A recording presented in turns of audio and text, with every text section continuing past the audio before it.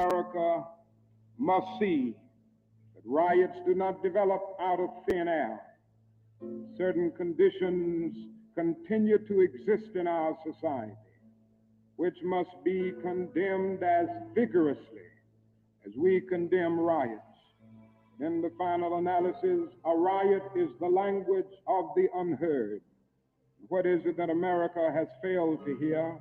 It has failed to hear that the plight of the Negro poor has worsened over the last few years. It has failed to hear that the promises of freedom and justice have not been met.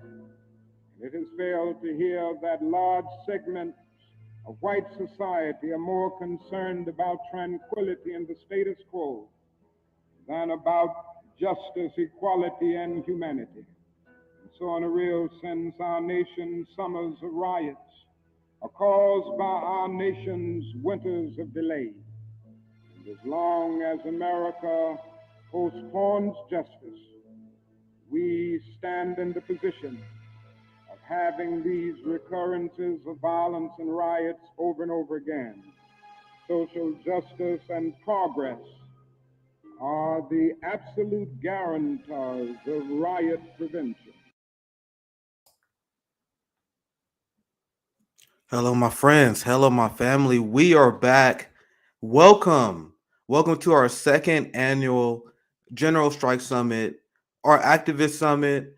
Thank you for joining us, CJ. CJ going to be producing this one. We have our first panel going to be on mutual aid. Now, what we are trying to do, we're trying to instill political optimism on the left, revolutionary optimism on the left.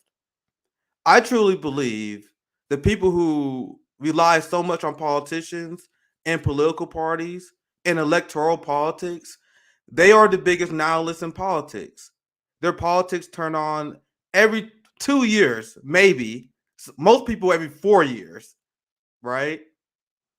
What we try and do, we try and let people know that we have the power, that we can impact the change that we need to see in our life.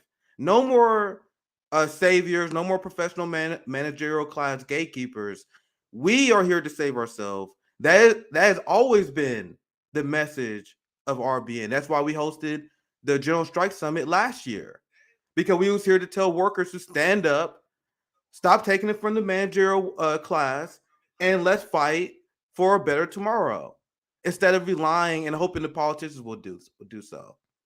CJ, do you have any words before I introduce our guest? Because there's no better topic to start this with than mutual aid. Because what other channel has educated people more on mutual aid than RBN over this last year? There have been so many people that say, "Oh, I've never seen any YouTube channel, never even heard of mutual aid before." So many people after our General Strike Summit mentioned how they didn't even know what a General Strike was. And it's not these people's fault. I'm not blaming them. This is the fault of the institutionalized managerial class left that has purposely misled workers over the last few years. Enough. Our opinion, we're here to change that. We want to get you guys engaged in mutual aid. We want to instill revolutionary optimism and discipline you guys. CJ, do you have anything you want to add before I continue? Yeah, I just wanted to say briefly, because we do want to get started, because this is a great first hour case. Happens to always start our summits, and always starts it with a perfect way of starting it, and this is another one. But mutual aid, let's just share, Nick, what mutual aid through RBN has done in just a year. How many Pampers have we delivered to the community? How many people have been fed? We went to Skid Row, fed people there, clothed people there. Raised money for Nickerson Garden projects, gave like $50 gift cards to 20 families during Christmas time to get those gifts for their, they got to worry about paying bills, living paycheck to paycheck, but kids need to have toys just so they can have a little dignity, right? So these are the things that mutual aid does. Now, if we didn't do those things through mutual aid, and let's say we were waiting for the government, they would still be waiting for all those things. So I just want to say that's the power of mutual aid. But you can go ahead and introduce Case. I'm going to sit in on this conversation because I've been wanting to hear this. Case and I have been talking about. just talking about this idea. So I've been wanting to hear it. I'm gonna be in the background helping, but yeah, I'm just here to hear. Listen. Yeah, I want to introduce our guests because there's a lot to discuss. Because I do want to dive into the question, especially with these summits. I want to set these summits in a way where I expect people to have no prior left knowledge, right? So we're gonna explain what mutual aid is as well. But let's introduce our guests because I think Case and Zaina would be great for this. Friend of our show, Case Study QB, and veteran of our summits. Yeah, that's right. How you doing, my brother? I'm good. I love starting off these summits strong, and you guys give me the pleasure of being on your channel and starting it off. Thank you so much for having me here. Yeah, it's great to have you, Case. We also have another great guest that joined us, friend of the show, that Case brought along, and I'm glad that you did. Thank you for joining our activist summit, Zaina. Thank you. Hey guys, thanks for inviting me, Case. Thank you for coming. I appreciate your great insight. You're going to be very helpful to this conversation. Absolutely. Because I love the messaging that you bring. Me and Zaina, we spoke quite a few times on Call-In on Revolutionary Discourse, heavy into mutual aid, heavy into community building. And that is the important thing with mutual aid. That's why there's no better topic for us to start out this activist summit. Mutual aid is going to be our number one tool to build this left movement up. And this has been something that has been neglected and miseducated. So many people in this country misunderstand. There's people though that don't even understand the difference between charity and mutual aid. Charity is top down, write-offs. Yep. Building up the top to make them look good. There's no movement building done with charity. When you have mutual aid, we talking about horizontal movement building strategy that is meant to maintain and help us survive while achieving a revolutionary goal. And this is something that has been left out for a long time in the working class. So I want to get Case Study in here because you do a lot of great work in conversation about mutual aid. I want to ask you guys this question because I want to frame all of my panels as if someone just learned these topics for the first time. So I'm gonna ask you guys each, and you guys can explain in your own words why you think mutual aid is so important, why we should move forward and promote mutual aid. And then Case, you can use this as an opportunity to introduce your idea if you want to as well. So we can start with Case. Why do you think we should engage in mutual aid? Why do you think it's so important? Well, yeah. So what I like to do is I'm going to answer your question, and then Zainab will go, and then I'll get into the presentation. I only have 13 slides, and as I go through the slides, we have plenty of time that we can have a discussion on each slide. And yeah, I first found out about mutual aid from RBN, and from there I kind of got obsessed. There's different things that I come across, and I can just get obsessed and just focus so much on it. I read a book called Mutual Aid by I think his name is David Spade. Now I might have I hope I got his name right. And it was just an excellent book. Please look it up. Get the Audible book if you consume books that way. And it was just like Nick said, it's just a different way of serving the people. You might think that charity is a virtuous way of giving back, but there's other forms, and there are other ways that are more direct and builds community and builds society and builds infrastructure. And that's what we're going to be talking about today. Zaina, do you have anything you want to add? Mutual aid is something that we didn't call it that when I was younger, but I'm from Appalachia. We used to, when it was time to do cannon, people would gather things from all their different gardens and come, and then they would join together, and we would have a big gathering with people from the community and family and can, so that we could live through the winter because everybody was poor. People would leave bushels of, cucumbers in front of their front yards, and somebody else would bring the corn. These were things that were built into the Appalachian community because of being from poverty, and similar to my Iranian family and built into theirs. But it's something that I feel like we've lost, and that community support, building community through mutual aid, through helping each other out, through what we can do, because we've had plenty of charities come in Appalachia. They take pictures of us, you know, like we're toothless, dirty people standing on our front porches barefoot, right? We can't do nothing for ourselves. They get hundreds of millions of dollars and they don't do anything for us, and we've had to learn how to take care of each other. But and to me, that's sort of the spirit of mutual aid, the soul behind it, where we lift each other up instead of reaching toward the millionaires and the billionaires and begging them for breadcrumbs. We find ways to lift each other up. Yeah, that's the important distinction as well, because when you have charities, there is a hierarchical structure involved, and there's a one-way relationship where you have the obedient people that you are helping out for publicity. But in mutual aid, it's a reciprocal approach where we all helping each other out, all for the goal of bettering society and achieving our political aims. So there's in charity, the goal of charity is for PR and for the tax write-off. So Bill Gates has a charity, so he can say he has a charity. Democratic politician number one has a charity, so he can say he has a charity. There's no movement building going on there. That is why it's so important. That's why I want to hammer in this particular panel, so you guys can understand the primary difference, because there's so many people on the left ruling class who engage in charity instead of the mutual aid with the working class needed to build a revolution that we need, right? And mutual aid, and I want to point this out as well, mutual aid, unlike charity, firmly believes that everyone has something to contribute, right? When charity in their organizations, they have hierarchies. Some people got certain benefits, and they're this very rigid top-down structure that is meant to benefit the people on the top. Meanwhile, in mutual aid, if you're someone who can cook a pie for people who are doing activism, who can help people, who can teach people to grow food, for example, that is your contribution towards the overall greater movement. There's a very clear difference. But I know we're short on time. I want to get to Case because I know you got a presentation I want to get to because I think you have a very interesting idea. Here we go. I want to dive into. We talked about it on the calling before, and these are the new kind of ideas we need, and we can brainstorm through this together.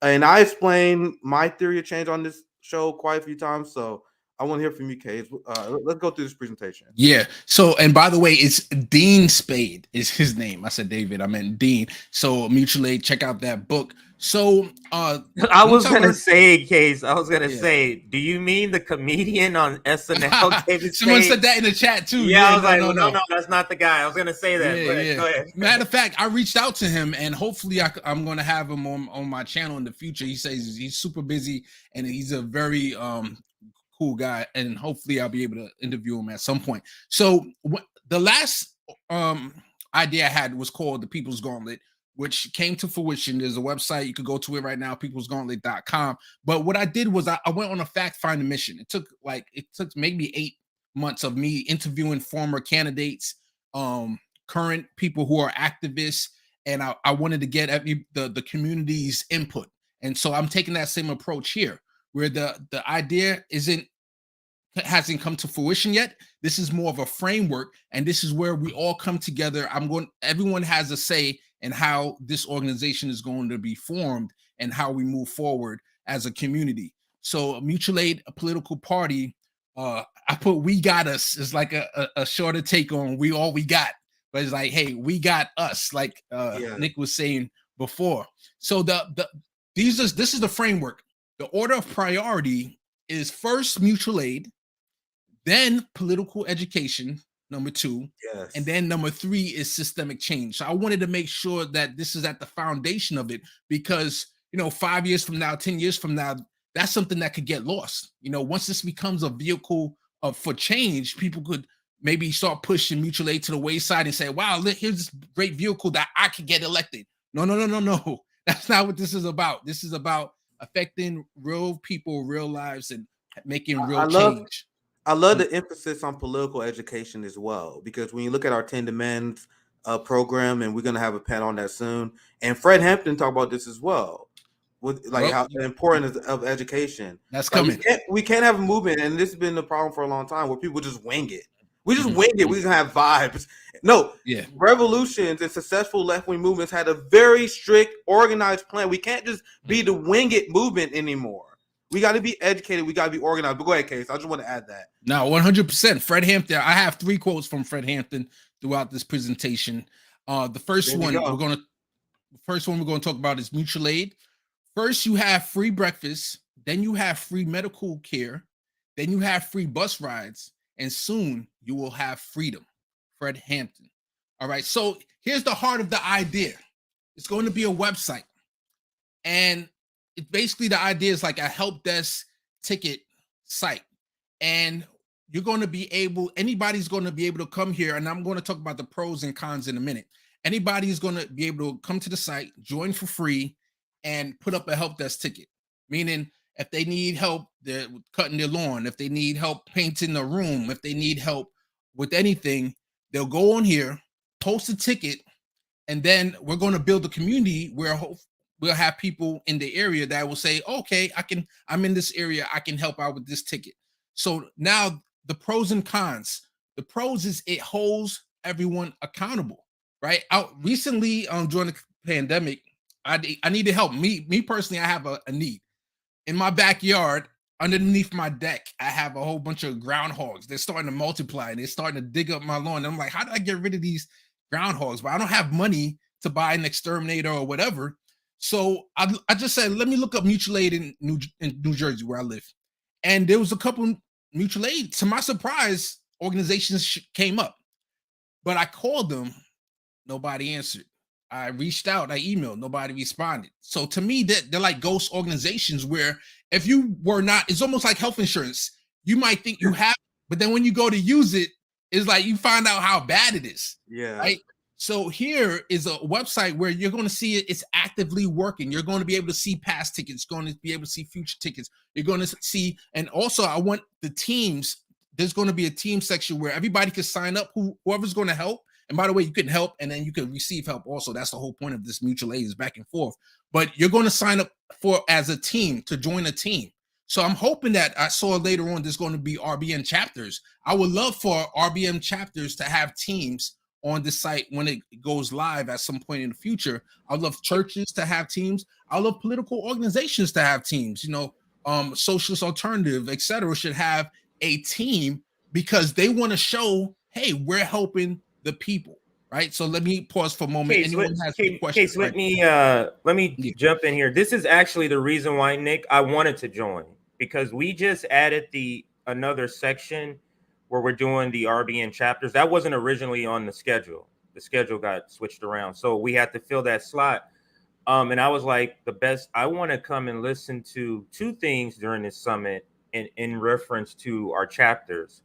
That's on Sunday when we have the Socialist Alternative, because I think I want to also model up after a lot of things they do. And we're going to talk to Kashama about that and helping us organize that. But also this idea is something I think maybe it could be a part of some of our chapters for RBN. So I just wanted to interject that. Go ahead. Yeah, I would love for other people to organizations to get involved. And here's a benefit of that. It's going to create a healthy competition, I think, amongst teams, right? You're going to have people say, hey, our team, we had more tickets than you guys this month. And other people are like, okay, come on, guys, let's have a meeting. We got to see how we can get out the word, how we can build. It's going to build a healthy competition. And also, we talked about a horizontal structure, right? So I don't want at all mutual aid political party to be this top-down organization like you have with other organizations. I'm not even going to name them, where you have one person at the top. And then if that person gets into a scandal, the whole organization is in flux, right? Well, mutual aid political party, you have the main heart of it is this website. And then the teams, you can join a team. You might join a team, local team, let's call it New Jersey Mutual Aid, right? You join the team, you get to learn, meet the people. You say, you know what? I don't like this team. I got to bounce. I don't like the way this person's handled it. Matter of fact, I might even start my own team. And then you can have your own vision for starting a team, whether it's more friendly or whatever. And so now we have different ways of creating teams. And if you don't like one team, you could join another one, and you have the healthy competition. And if there's scandal in one team, that could just fall to the wayside and you could just continue on. So I think that's one of the pros and cons of having a team. Now I'm going to talk about some cons. The first con is, this is a website. Unfortunately, we really want to meet the needs of people on the streets. There'll be a class of people like homeless people that just don't have a phone, they don't have access to a computer. So in those cases, what we'll be looking for is people who are willing to help, would have to be active in going out, helping those people, and maybe they'll fill out a ticket themselves and say, hey, I helped out this person. Then the other question is, how do you get credit? Maybe you take a picture with the person, but that's something that as a community, I like to get feedback on in this area, how we should handle this area. And then the second con is there might be malicious actors, right? So if you think about Uber, you had people that would pretend they're in an Uber car and they'll pick up people and kidnap them. And then the other way around, you have rude people that sit in the back who are drunk and they're rude to the drivers, or they hit the drivers and all this different stuff. Well, if somebody puts in a ticket to say, hey, can you help me paint my room? We don't want people to be put in a dangerous situation. So that's another area where I'm open to having the conversation of how do we implement those kind of situations. Like, do we make sure there has to be two people that go to one house so that they feel more secure, or even having people come to your house? How can we make that? Yeah, save some safety. Move on to the next slide. Some safety concerns may shape how the policy basically is you could ran. Just email me at case study QB any thoughts, and also if you're interested in taking part. All right. Hey, Case, you glitched out there for a second. Oh, where was the last thing I said? I thought it was on your side. I'm sorry. I heard everything, but you glitched out right when I made a comment. That maybe that's what you didn't hear me make a comment yet. No, I did not hear you. Go ahead. No, you can continue. It was just it was a small comment. It wasn't a question or anything. Cool. So let's move on. So out here I was talking about, so you're gonna have mutual aid tickets. That's for helping individual people, like going to someone's house to help their lawn. But then remember, we got like tour. Rome has tour for the poor. So in those cases, you have mutual aid events. So these are events where you have a big, I don't want to call it a party, but a big gathering. You give out the whole bunch of book bags and give out pencils and supplies. That's more of an event type of situation more than an individual ticket. We talked about mutual aid teams, establish churches, political organizations, etc. Now here is the accountability also. So for the people who are doing the mutual aid, for every hour that you spend doing the work, you get, and we'll decide how we want to call it, one labor dollar, one mutual aid dollar, 1 point. And that's how you hold people accountable, right? Because later on down the line, when we do want to elect people to the student board, the school board, and to mayorships, and they say, hey, I want the endorsement of the mutual aid political party, or we can say, well, how many points do you have? Did you do anything for anybody? That's basically going to be the first question. Go ahead. One thing I would switch about it in order to get rid of bad actors, or just an idea, would be the people have to nominate somebody. A person can say, I want to run. Because then the person can be like, you know what I mean? Like you have this now where people go and do internships. Oh, I'm doing this internship in the community. No, motherfucker, you preparing yourself to run as a politician. My you know what I'm saying? So we need to have community, like the people in the community. Oh, we need somebody to go run for the school board. Oh, this person is great. They're always helping here. They're always doing this. Are you interested? That type of thing. But go ahead, Nick, or Case, or Zaina. I want to hear from Zaina. Zaina, you about to chime in? Oh, I was just going to say, and I know we were on a call the other day where we literally, I think maybe it was me, Sabrina, and Case. I think you were on that call when we were talking about how at Brand New Congress, we had candidates that that were nominated by their communities. People like Anthony Clark, Paula Jean Swearingen, Rebecca Parsons. There were others that were actually nominated. Some of them we recruited. The people that we recruited and we had to talk into running, who had those community ties and had all those nominations, right? I think Anthony Clark had something like 25 nominations because he does a mutual aid organization in Chicago called Community. That's awesome. Like, they've been building fridges. He's been doing work like Rome's been doing now for 4 or 5, 6 years since I've known the guy. And that's why the community nominated him. Was so different than the candidates that they're finding now that wanted to run. I saw such a big difference from the people that wanted to run than somebody like a Paula Jean or a Eva Pitsova or a Anthony Clark that we had to talk into running. Because those people were nominated because they had those ties to the community. So I think that that's a really good point there, Jay. And then the second thing I would say is having guidelines is good. And then having, like you were talking about, how to kind of keep it from being sketch. One thing you could do is you in this, as you build this out, you can have another maybe page with different skills that people have that they can offer. That can either be on the front end or the back end. But, you know, if you know people that trim trees and they'll come out and they'll help people, you know, with those hours, that sort of thing, then you can also turn to potentially help seed co-ops too in the future. So no, 100%. When you sign up, especially as someone that wants to help, I think we're going to have a section where you can put your occupation, because most people has a profession. You know, mine's is IT, computers. So if I would put myself down in that realm, and if I see a ticket where somebody says, hey, you know, I got a virus, or hey, I need help with refreshing my computer, et cetera, I could say, hey, okay, that's my arena. I could take that ticket. If we have somebody in the chat right now who's a dentist, that's like very valuable. And you can say, hey, I'm the martial art trainer. There you go. Oh yeah, I'm gonna build a little army, man. I'm gonna use this website. Like, who want to learn Muay Thai? There you go. I might want to join you. I'm not in Kansas. Yeah, that's the way I'm gonna contribute. Exactly. I'm gonna teach you how to defend yourself. But go ahead. But I understand this cost to it. There's certain costs. But if somebody says, hey, I could donate, you know, almost pro bono or something, like I could do 10 clean-ins a month. That's great. Anything that you can do can help, because if you have one dentist, if we could get an army of dentists in New Jersey, I'll use my state as an example. You have 10 in different parts of New Jersey, that can help significantly, you know, and we could build up that way through occupations. Yeah. And there, I mean, this is the genesis of the idea. So there's going to be a bunch of questions that people are going to have. And this is how we build the idea, by answering the questions and deciding what we're going to do. And one of the things is, clearly, just like Uber, we're going to have to screen people.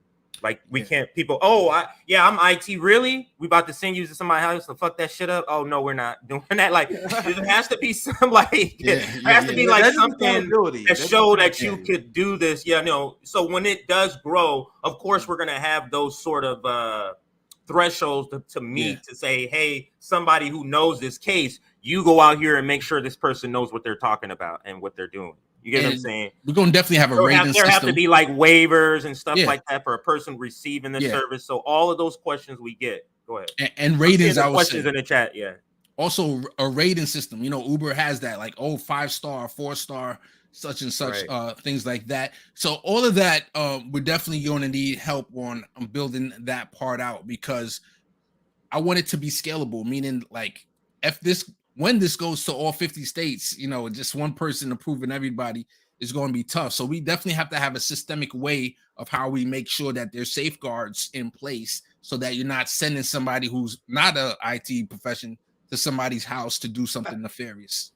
And what safeguard what we have in place to ensure that this doesn't fall into the hands of the red or the blue team, in particular the blue team, because when we're saying we're trying to elect people, so maybe the electing people may come further down the line. Maybe the mutual aid part and education will start for a few years before that, because you have to understand they have the corrupt system. So they require you to run red or blue in these districts in order to win sometimes. But so you get what I'm saying? Like, so that's the question.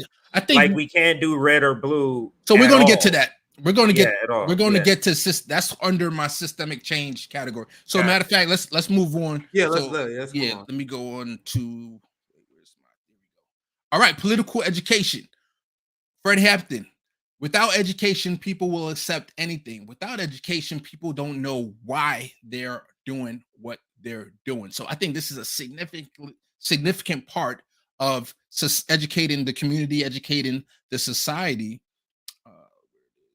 Going to the next one. Boom. Okay, political education. So we're gonna have. I would like to have workshops where one workshop. These are just ideas. We might have way more workshops than this, but this is just some initial ideas that I'm thinking that the workshop would be created and put up on YouTube. Maybe we'll create a mutual aid political party channel, and this is where we would allow the workshops to live. Here's a couple of ideas: how to identify propaganda. Isn't that so important for regular people who are not familiar to know, like, to identify? My thing is, I would love to tell people, as soon as you see a political commercial on TV, you have to automatically ask, how is it funded? Yeah, I want to educate people. Add this too? I want to add this, and I'll pass right to you, Case.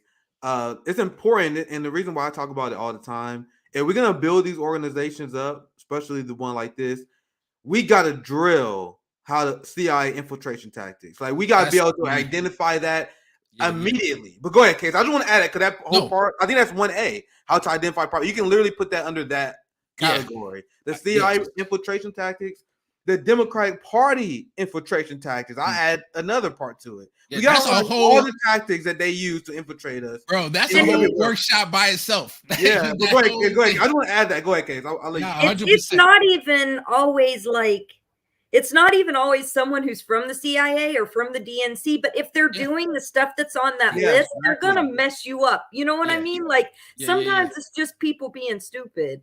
And 100%. Those things. That's one thing I love about calling is you come across different types of people in different bubbles.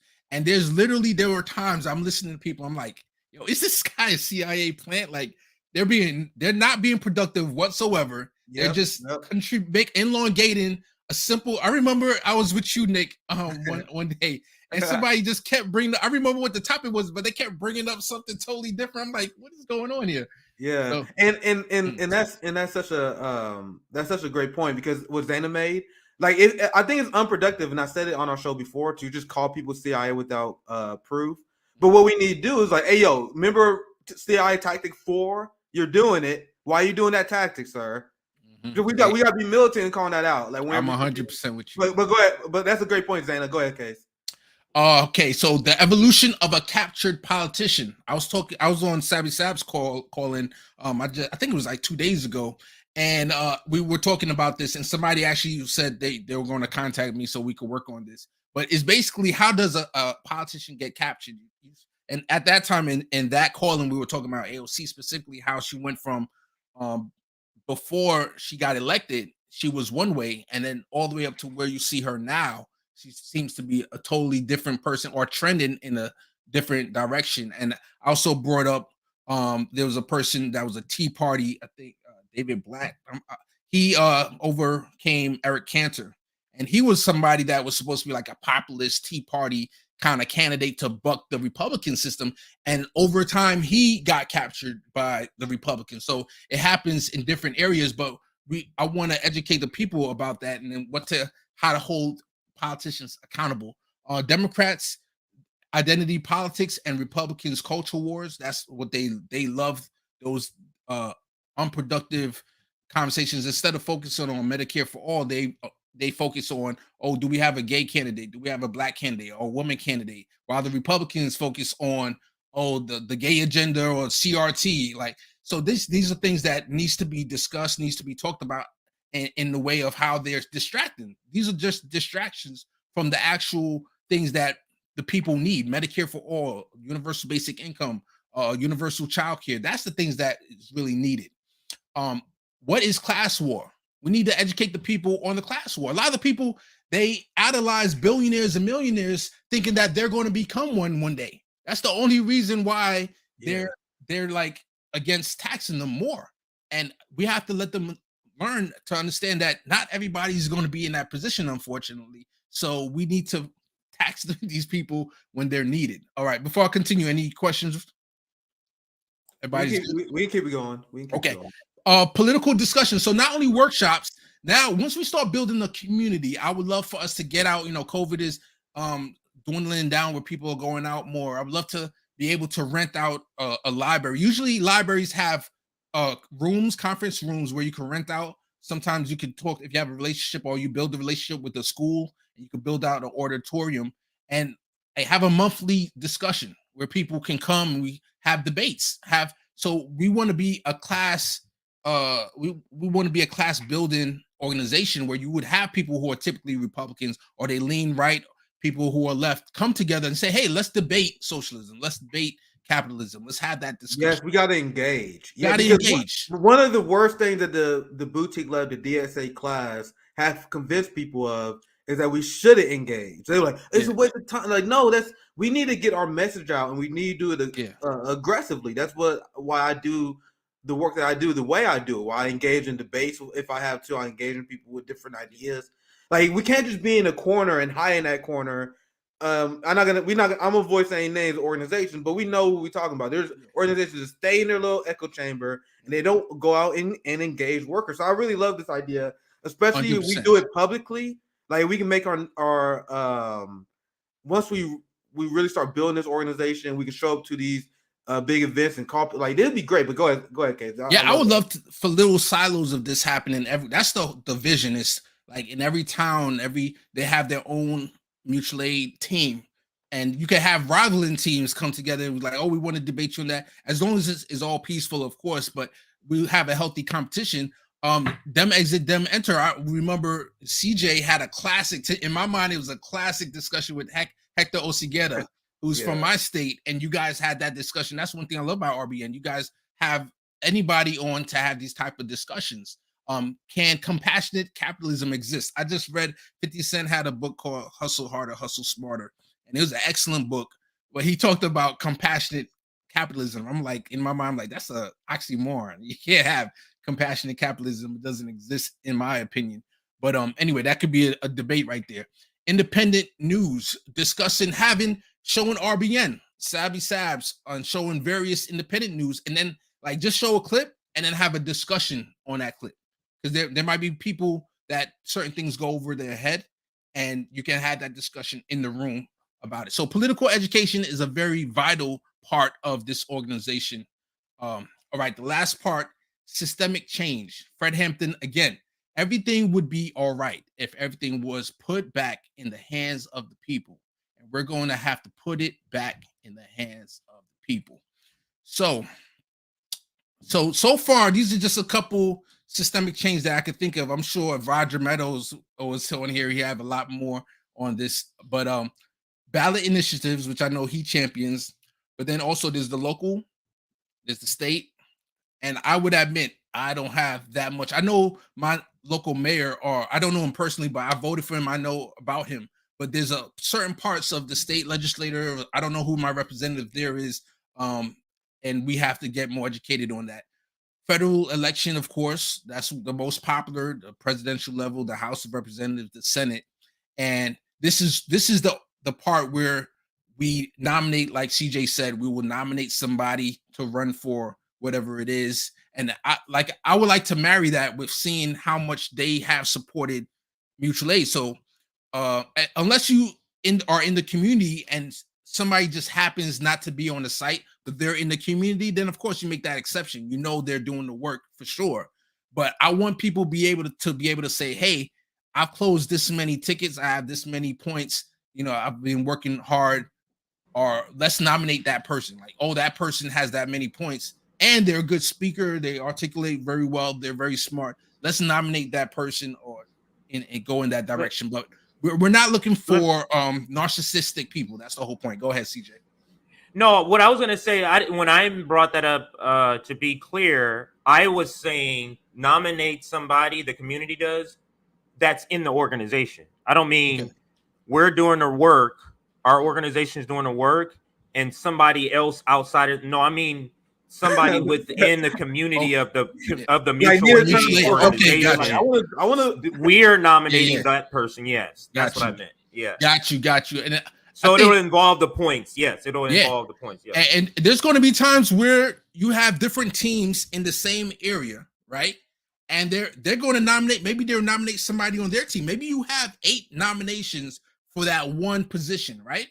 Well, in that case, that's where the People's Gauntlet idea comes in, and you say, okay, you got to answer all these questions. We want each of you all to go through the gauntlet, answer the questions, and then we'll all in this area use either star voting or ranked choice voting to then decide who we're going to give the nomination to, and then people can't be salty. That's part of this. When we come together and we choose somebody, we have to galvanize around that person. And these are all details that's going to be churned out later. Like I said, we're talking about the framework, but definitely I appreciate the feedback, and I love it. Case, there's one thing that go ahead, Nick, and then then I want to hear from you. Go ahead. Okay, are you sure? I didn't want to interrupt. Okay. They hear from me now. What? Go ahead. Okay, 9.3 billion was they're estimating in open secrets 9.3 billion on elections in 2022. So one thing you got to think about is a lot of these candidates, corporate money only takes up a very small fraction. A lot of what's given are small dollar donations. People don't realize that. People don't just sell out on getting these corporate donors. They sell out on, stock options and what they're going to get hired after, and their organizations and PACs and all that crap they start, right? So with this, though, it takes money to run. And when you're running for office, sometimes some of these offices like city council and stuff, a lot of rich people sit in those seats because it only pays $22,000 a year, $18,000 a year. And it's basically a full-time job. So who does it? It's like the wealthy people that own businesses or something like that go in and they sit on the city council because they can afford to do that full-time job for $18,000 a year. So when we're thinking about this, I think that for mutual aid, some of that will be like fundraising for staff for these candidates. So, and elections take advantage of volunteers. They take advantage of internships, with people not getting paid. Paying workers, I think, is important. But if we got a city council member that's only making $18,000 a year and they're already poor, or then we need to figure out a way to support that. If they're sitting on a school board and it's a full-time job, some of those school board positions only pay $11,000 or $12,000 a year. I don't think that people realize that. And that's why we have so many rich people in those seats, because they can afford to run. They can afford to quit their jobs and risk it and run, and then have this as a status symbol in their sewing circles with their quilting ladies that they're going and playing, I don't know, going and having dinner parties with to talk about, having something on their record that they're doing in the community that they feel good about, instead of actually doing things to help people. So in part of this, when we're building this out, I feel like figuring out how we can actually pay people a living wage that are doing some of those positions will be helpful.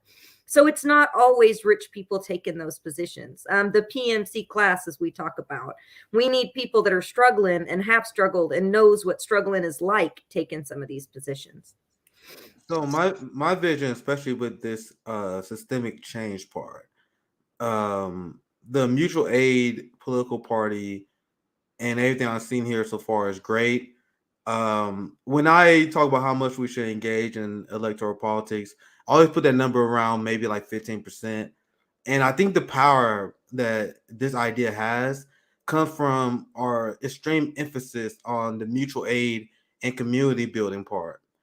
We don't, and once again, we got to talk about safeguards to prevent people from being corrupted, right? But the fact that we even have to have that conversation is concerning. The reason why I like this idea, because I want us to be so focused on mutual aid. Like I want Tour for the Poor to be running everywhere, and that's what our vision is with RBN chapter. Just for example, and then everyone can have their own local thing that they focus on.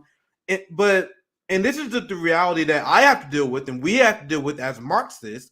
That people, they want a systemic change option, right? So even though I don't invest that much into electoral politics, people are like, what do I vote for, right? So our emphasis on electoral politics is just that, just so we can get some people, someone to vote for. I don't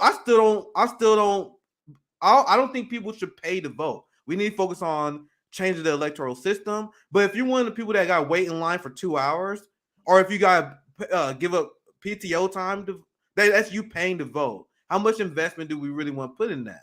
Now, if you can go out and vote and you got a lot, and like for me, I'm lucky. My library is literally 5 minutes away. I wake up pretty early. I can vote in like 5 minutes. But if you're in this situation where you want someone to vote, I want the mutual aid candidate to be there, that completely divorced from the Republican and Democratic Party. So, and then this person will be built up by the system in your building case.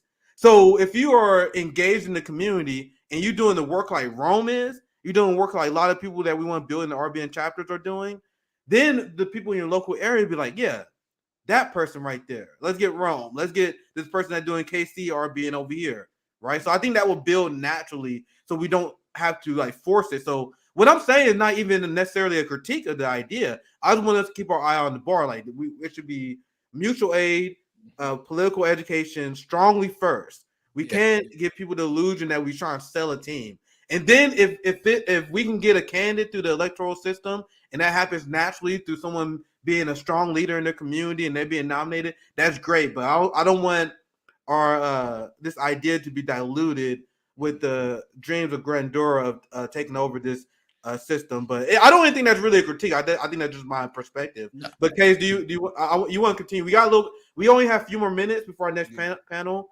But and pretty much this goes to anyone that's going to be on this activist summit. The invitation is always extended, like even after the summit, where we can always dive into these issues more. But Case, do you have anything? Let me actually chime in here, because for me, the reason this idea works is because meeting the material needs is the first step.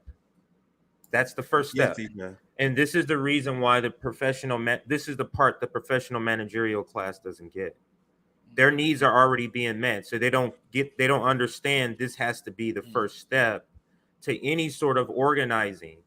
You want me to come out and do this? How can I do that when I have to go feed my daughter? How can I do that when I'm working 60 hours? How can I, you get what I'm saying? Yeah. The material needs have to be met first. We have to get out of the idea of everything we're doing in 4-year span is preparing for an election, when we live lives every day. That has to be first before any political sort of thing can even happen. People have to first, I'm not worried about my bills and my food. Okay, now let's talk about politics. Yeah, you get how that happens? No, 100%. Matter of fact, like, I'll be honest with you, the systemic side of things is not even on my mind. I know the ultimate goal is there. That's why it's third is all the way at the end. Because literally, if we go out tomorrow and I say, hey, I got somebody I want to run, we got no infrastructure. There's nobody that even knows what mutual aid political party is. Nothing.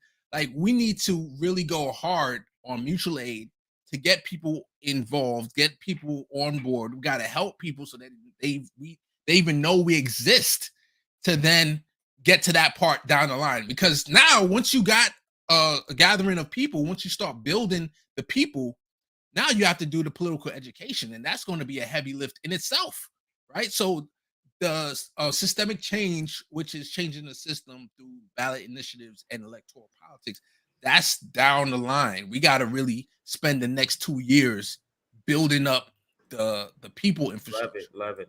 So this is what I'm gonna do, because we got some super chats, and I'm gonna read the super chats in the last 5 minutes while we transition to our I'll go over the schedule too, because we forgot. Can I do? I was about to put a schedule up, CJ. Yeah, I was just about to put. Okay, perfect. Can I do a rapid? Go ahead. Yeah, go ahead. I think I got like 3 left. Okay. Yeah, Case, let's go ahead.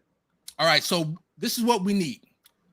Phase 1 will be building awareness. We will need people to canvass the neighborhood, libraries, establishments, putting up flyers, handing out pamphlets. But before we can even put out flyers and hand out pamphlets, I need anybody who's in the audience or anybody who might watch this video later on. What we're looking for is copywriters, and unfortunately, we can't pay anybody. That's the whole point, I guess, of mutual aid, is that we kind of mutually help each other out. If you can donate your time to help word the pamphlets so that it can be engaging and it can capture the hearts of people to be involved, that's what I'm looking for, copywriters to do so that we could come up with the pamphlet. So that's really the next step is to come up with the documentation. And then also I put lawyers because we will need a strong terms of service for the website so that we're not held liable when if something does go wrong. We got to make sure we cross all our T's.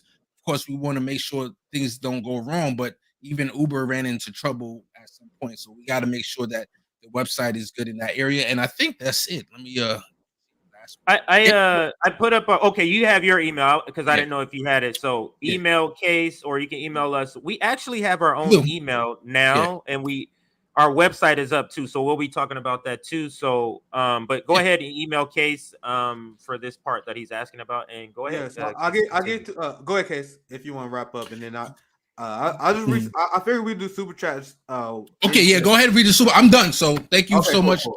So we got we're running a tight ship today. We got a lot of great speakers, guys. We're just getting started, man.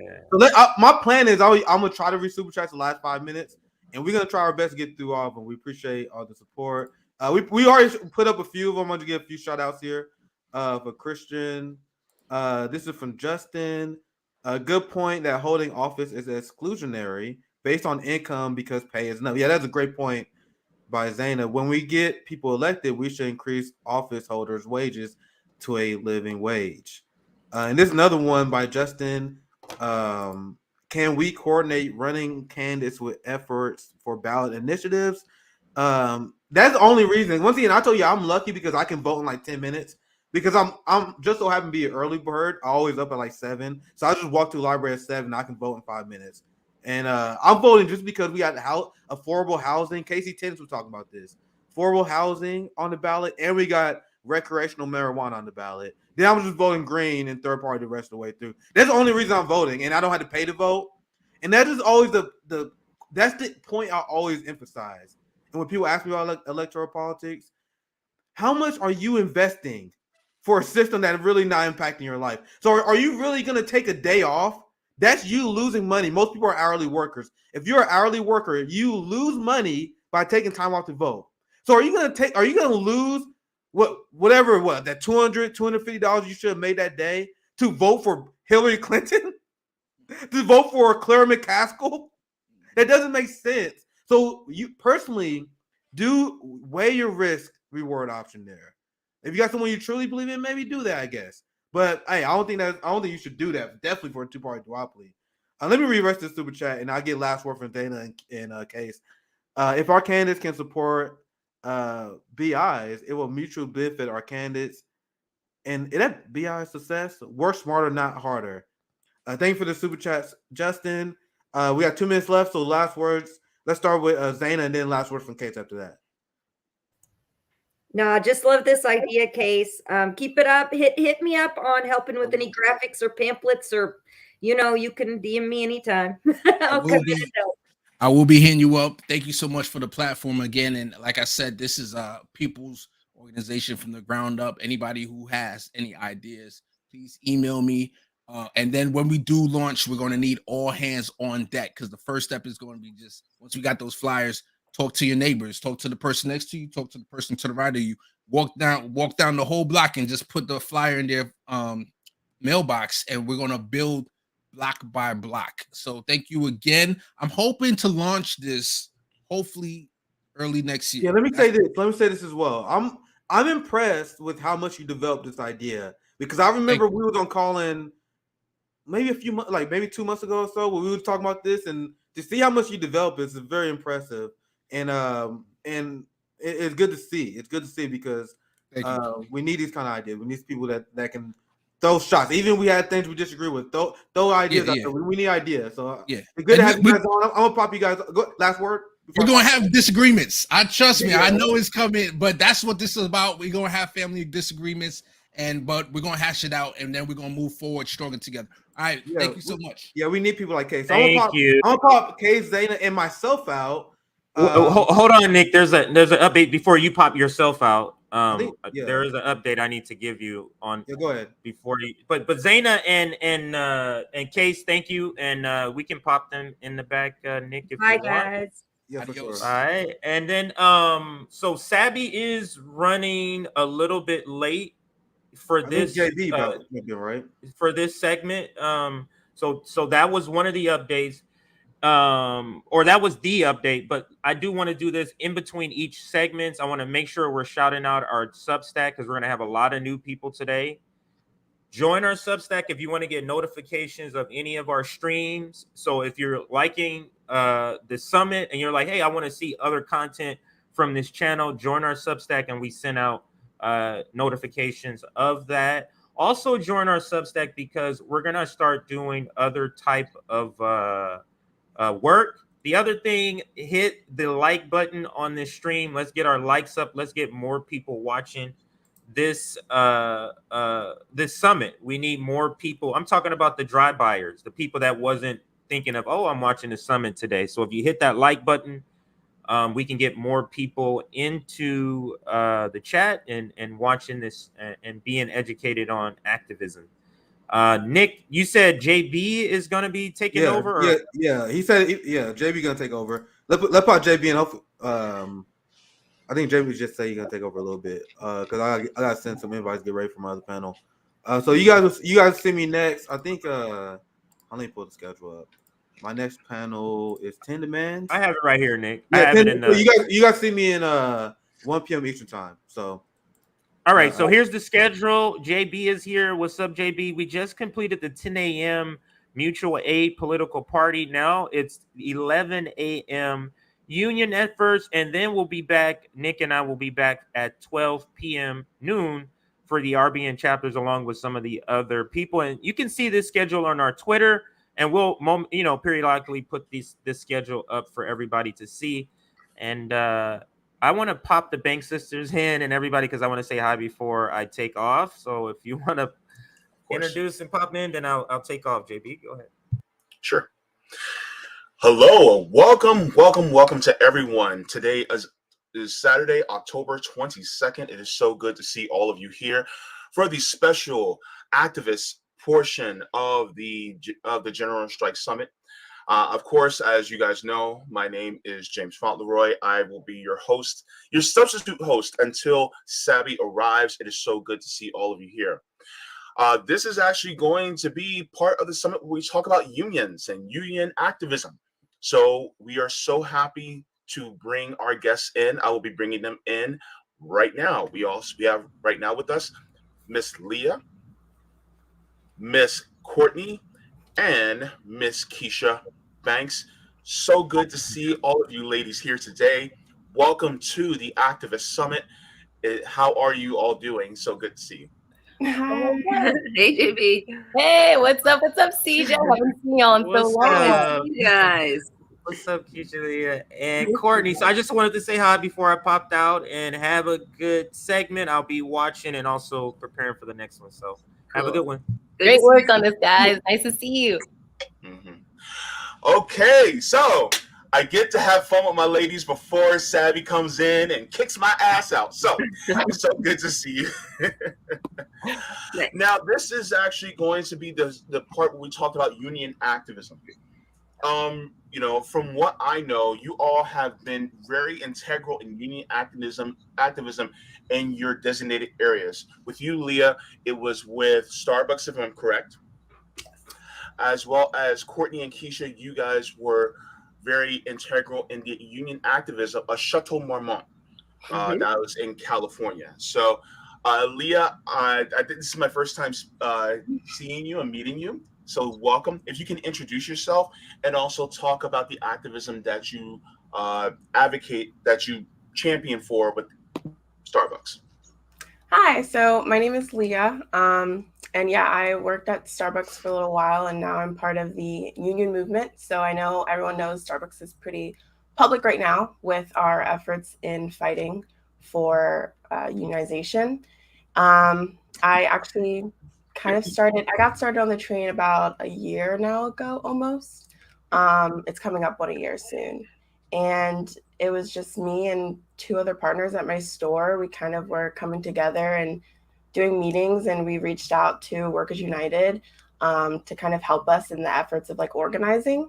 And then we were very hush-hush at the beginning of it because we didn't want our management to know, obviously. And then we went public around April, I want to say. And we voted and we won our election. So we are actually a certified union store. Congratulations. This Thank is so you. good to hear. Yeah. Whenever unionization happens, we're like this. So that's how we feel about unions, and so it's so good to have you.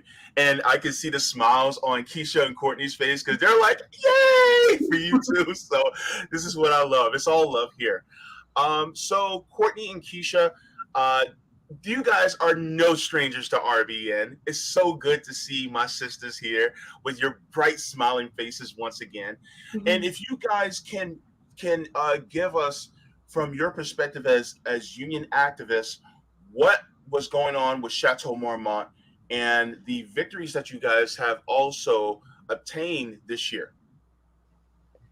Okay, so what happened with Chateau Marmont was it was kind of an interesting situation because it was during the pandemic. Well, it was actually right before the pandemic that some of the workers had even reached out to the local union to try to start to unionize. And then during the pandemic, we all got laid off, no matter how long you'd been there or, how much money you were making, didn't matter. Everybody got laid off.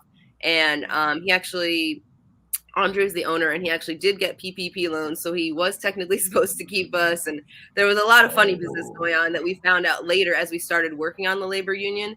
But yeah, it was about a 2-year process. And we only just, maybe a month and a half ago, 2 months ago, got our union approved and we all got emails from Chateau Marmont saying okay, fine, we're going to do this labor union thing. They were pissed, but Wow. Yeah, it was a really interesting experience because it was Unite Here Local 11 helped us unionize, and we didn't know that we were the lowest paid of all of the hotels. For me, I worked in the restaurant industry for a really long time. So when we went to Chateau Marmont, you could get they would give you a meal for work, and there was a dry cleaners there. So you would just drop your clothes off. And I was like, wow, this is great. But they were stealing our tips. We didn't know that. And there were other things where the thing that I learned was the people who were trying to unionize, it's because they had worked there for so long. And so they just knocked on our door and already had this effort going. So we joined an effort that was already there. So we were from the event staff, and there are a lot of different departments, and it really took all of the different departments coming together to get it over the finish line. Yeah. Wow. Okay. So yeah, and I think I was talking to you both about what was going on in regards to Chateau Marmont, and I reported on it too because it was a great victory, that you guys shared as well. So going back to Leah for a second, in regards to the Starbucks action, what was one of the biggest challenges that you had? Of course, we all know that there are challenges with starting union and doing union almost said activism. It's still morning. But as far as the union activities that you were involved in, what was some of the biggest challenges that you had? Because Starbucks is a very big multinational corporation. Yeah, definitely. I think personally for me, but actually not really just personally me, but other partners as well, felt that the retaliation and the union busting was probably one of the hardest parts for organizing. And honestly, there is definitely a disproportional rate of people being targeted that are Black, POC, and LGBTQ in the Starbucks stores. The amount of us that have been fired, me included, because of our organizing efforts is kind of really sad. The reason I even organized and wanted to organize in the first place was because of the discrimination and racism that I saw other partners facing in my store at the hands of not only customers, but management. So I grew up in a really conservative town. And so I do tend to see a lot of that here daily. And I grew up with it and I'm used to it. But when I had to work with it and smile and, make their drink and go on a happy day, it was hard. And yeah, the first time I really noticed that I was being treated differently was probably when I was wearing the same pants as a coworker of mine. Like literally, we both got them from Costco. We were talking about them and like, oh, you have those pants on. Oh, I have those pants on. And it was like a cute moment. I got told to take them off or that I couldn't wear them anymore because they looked inappropriate on me compared to my white coworker. Yeah, that was the first time. And then it goes on to so many different instances. From I had a manager, a white staff manager, tell me that he noticed I was being treated differently. And this is a white male. And so when he says it's because of the color of your skin, you know it's the color of your skin. Like it wasn't blinding to me at all once he told me that. And you know, when I brought it up to my manager, my store manager, she basically told me to give the girl the benefit of the doubt. You know, Starbucks policy is to give partners the benefit of the doubt. Cut her some slack. She's going through some stuff. But I didn't get cut slack and I didn't get the benefit of the doubt. And I was going through stuff and I'm still going through stuff personally in my own life, but I was still treated unfairly and I treated her with kindness. There was other instances too, where customers were coming into our store and screaming the hard R. But still being served and able to sit in our cafe. And when I approached my manager about it, her response to me was, well, we want them to be customers. We just don't want them to be racist to your face. Yeah, it's crazy. It's crazy. So when we finally came out and, you know, we went public with our union and it was outed that I was a pro advocate for the union. Targeted. I was looked over for promotion. I was defamed and villainized by my manager to my partners. And, you know, I was unjustly fired in the end. And it's hard, but honestly, I still feel that the solution to all of this is unionization. Wow. Wow. They wouldn't fight against you so hard if the answer wasn't unionization, right? I mean, wow, that's awful. Exactly. Oof. Yeah. You know, Courtney, Keisha, do you two want to add something? Because I mean, it makes me think of a lot of different things that we didn't have so many of the same issues of retaliation because it was already COVID and the pandemic. So, you know, everybody was fired and at home. The bigger struggles that we had were trying to convince people on our own events team to join the effort and at least sign up or talk to some of the union organizers. Hey, Sabby. Hey, Sabby. Hey. And it was hard in that way because for us, we were on the events team. And so we were there the least. I feel like we had the least amount of investment. There were some people who would work there forever and, you know, they would only get to be a food passer and would never let the black food servers move up to actually be waiters so they could make tips. They were only food passers. And food runners, yeah. Food runners. And I always thought that this one guy he had a great attitude and he never got everything. Yeah, but so we learned a lot more about the discrimination that other sectors were going through, and all the way up from, you know, people who were bellhops for 30, 40 years, you know, doing all of these. They did like an article about bellhops, Chateau Marmont, and how integral they are to the history and all of this stuff. And come to find out, they didn't have health care. They were and less than we were, and they were making longer. It was insane. Wow. Yeah. The amount of money that they were making. And that made it really hard to unionize too, because, you know, when we all kind of first started getting together and started meeting with Local 11 to even get started on convincing people about the union, we kind of we didn't have to, but we just ended up all kind of going around and saying how much money we made. And when we said how much money we made as the events team, which was like $25 an hour or something, the housekeepers, the valets, like the cooks, everyone was shocked. They were like, what are you guys even doing here? You guys are making good money. This is crazy.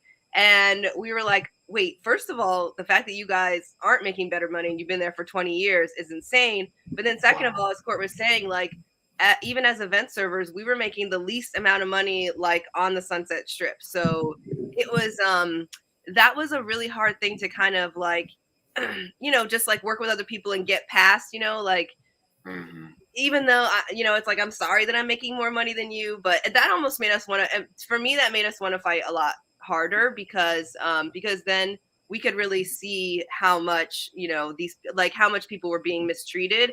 And, it's people that you just pass by, especially in a hotel like that. You're not seeing people all the time. You're not working the same shifts. Like, you're kind of just seeing each other in passing. So it takes a lot of trust to build that, because you have to just believe what the other person is saying about their work experience. Because for us, it was actually, not so terrible, but for other people, it was terrible. And we had to kind of fight on their behalf.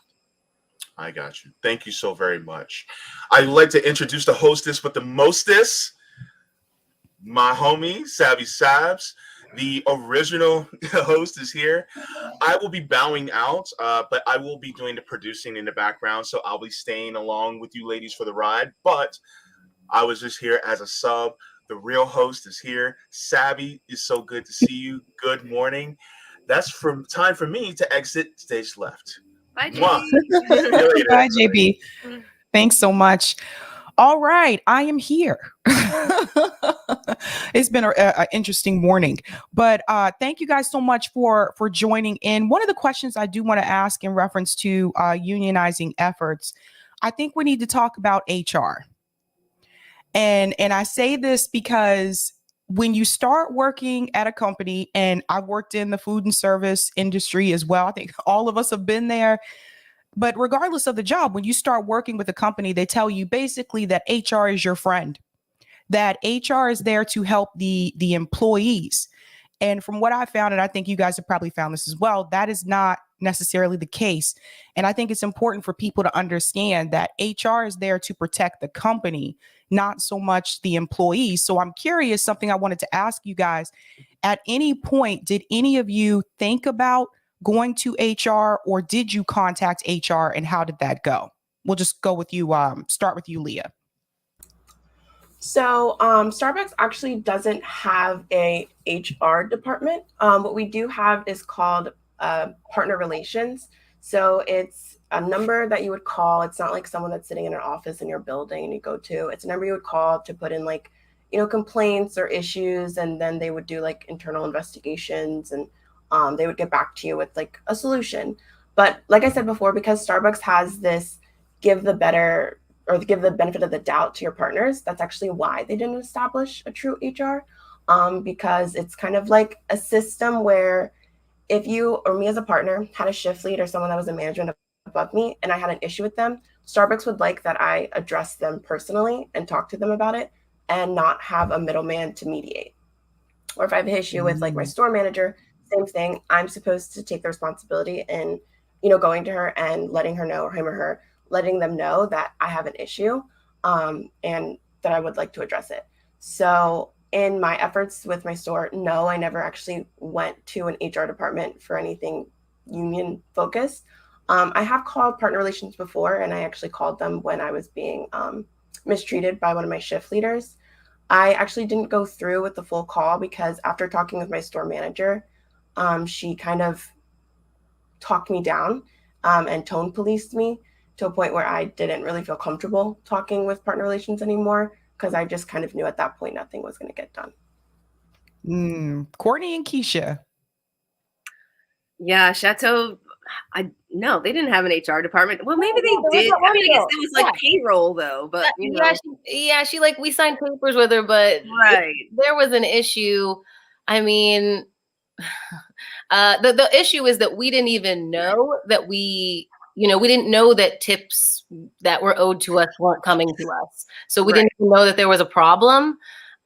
We did try to talk to our managers about certain things like sexism. Keach and I lived really close. We were like, hey, we'll come pick up some shifts. We'll help move furniture. And always it would only be given to the men. And it's like, we all had to be hired based on kind of the same, I can lift wicker furniture too. Or like do an extra shift of just like, washing glassware after a party or something. Like that's an easy shift. You're pretty much just standing around, and then you have to lift, a couple of racks up and down to a flight of stairs. But people would get overtime and yes, exactly. And the guys would always get overtime because they would be asked to move the furniture and stuff. So, I mean, we certainly brought it up. It was absolutely never addressed. And if anything, totally dismissed, like, oh, that's definitely not happening. I think most of us tried to stay out of the way of management. Like there was one woman who was like very terrifying.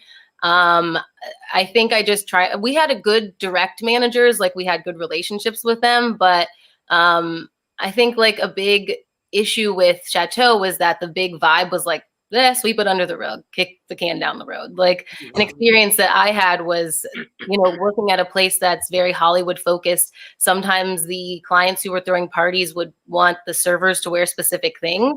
And one party, they wanted us to do our hair a specific way. And it's like, I am Black. I have curly hair. If you want me to wear my hair in a low bun or something, you have to tell me that before. I'm coming in. And then they had women there to do our hair, and my hair looked ridiculous. And you have to understand, I'm an actress. I'm there like, you don't know who you're going to see. I feel like I look terrible. I feel singled out because nobody knows how to deal with my hair. Like it was so degrading to me in a way. I was like, why not have just warned me or told me or something? And I directly told that to my manager, but I don't think that anything was going to change with that. I actually talked to Aisha Tyler later in the bathroom that night because I was so upset.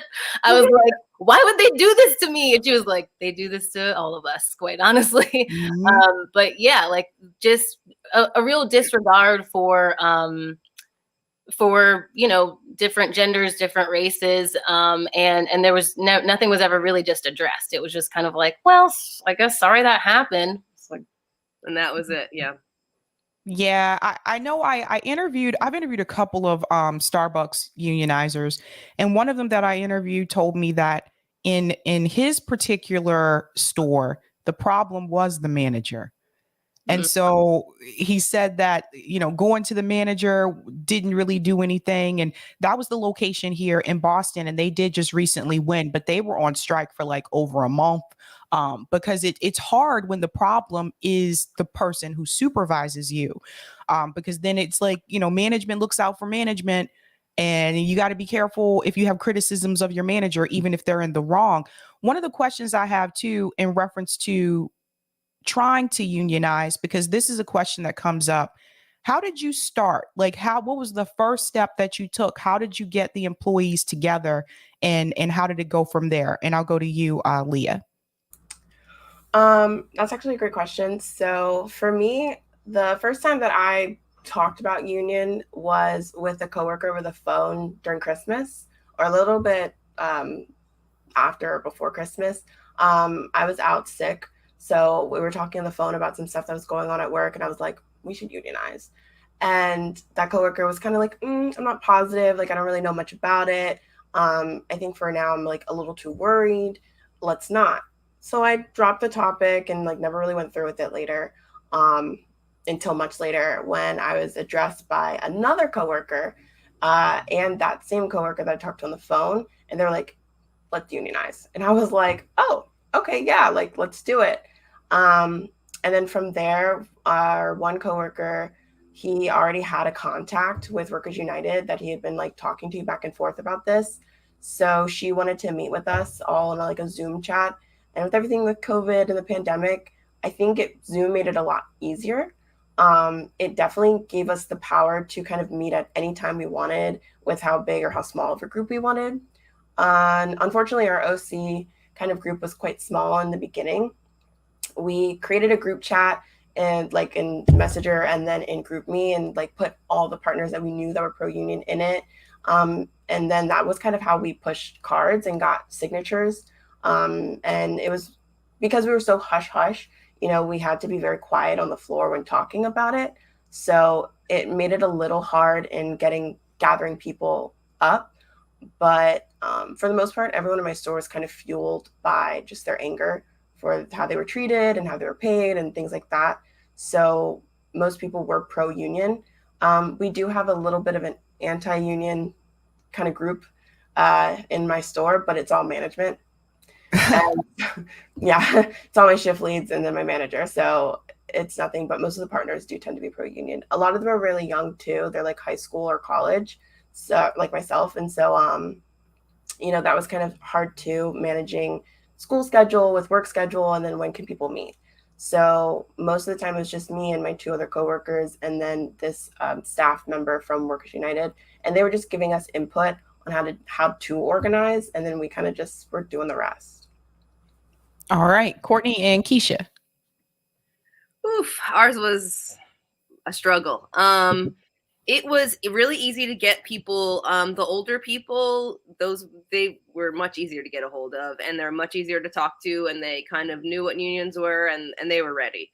The people that were kind of in the mid range or like early 20s, forget it. They could not care less. It was very hard to get them organized. It was very hard to get them to have empathy for other people and care about other people, and maybe this job is okay for you because you're just using this as a part-time job, but Carlos over here is trying to raise 3 kids, and we had crazy stories like workman's comp things that weren't paid off, like a guy like cut his hand and never could get paid back for the stitches, and there were things that were like really affecting people, and it was we organized over even though it was over COVID, we tried to do in-person meetings.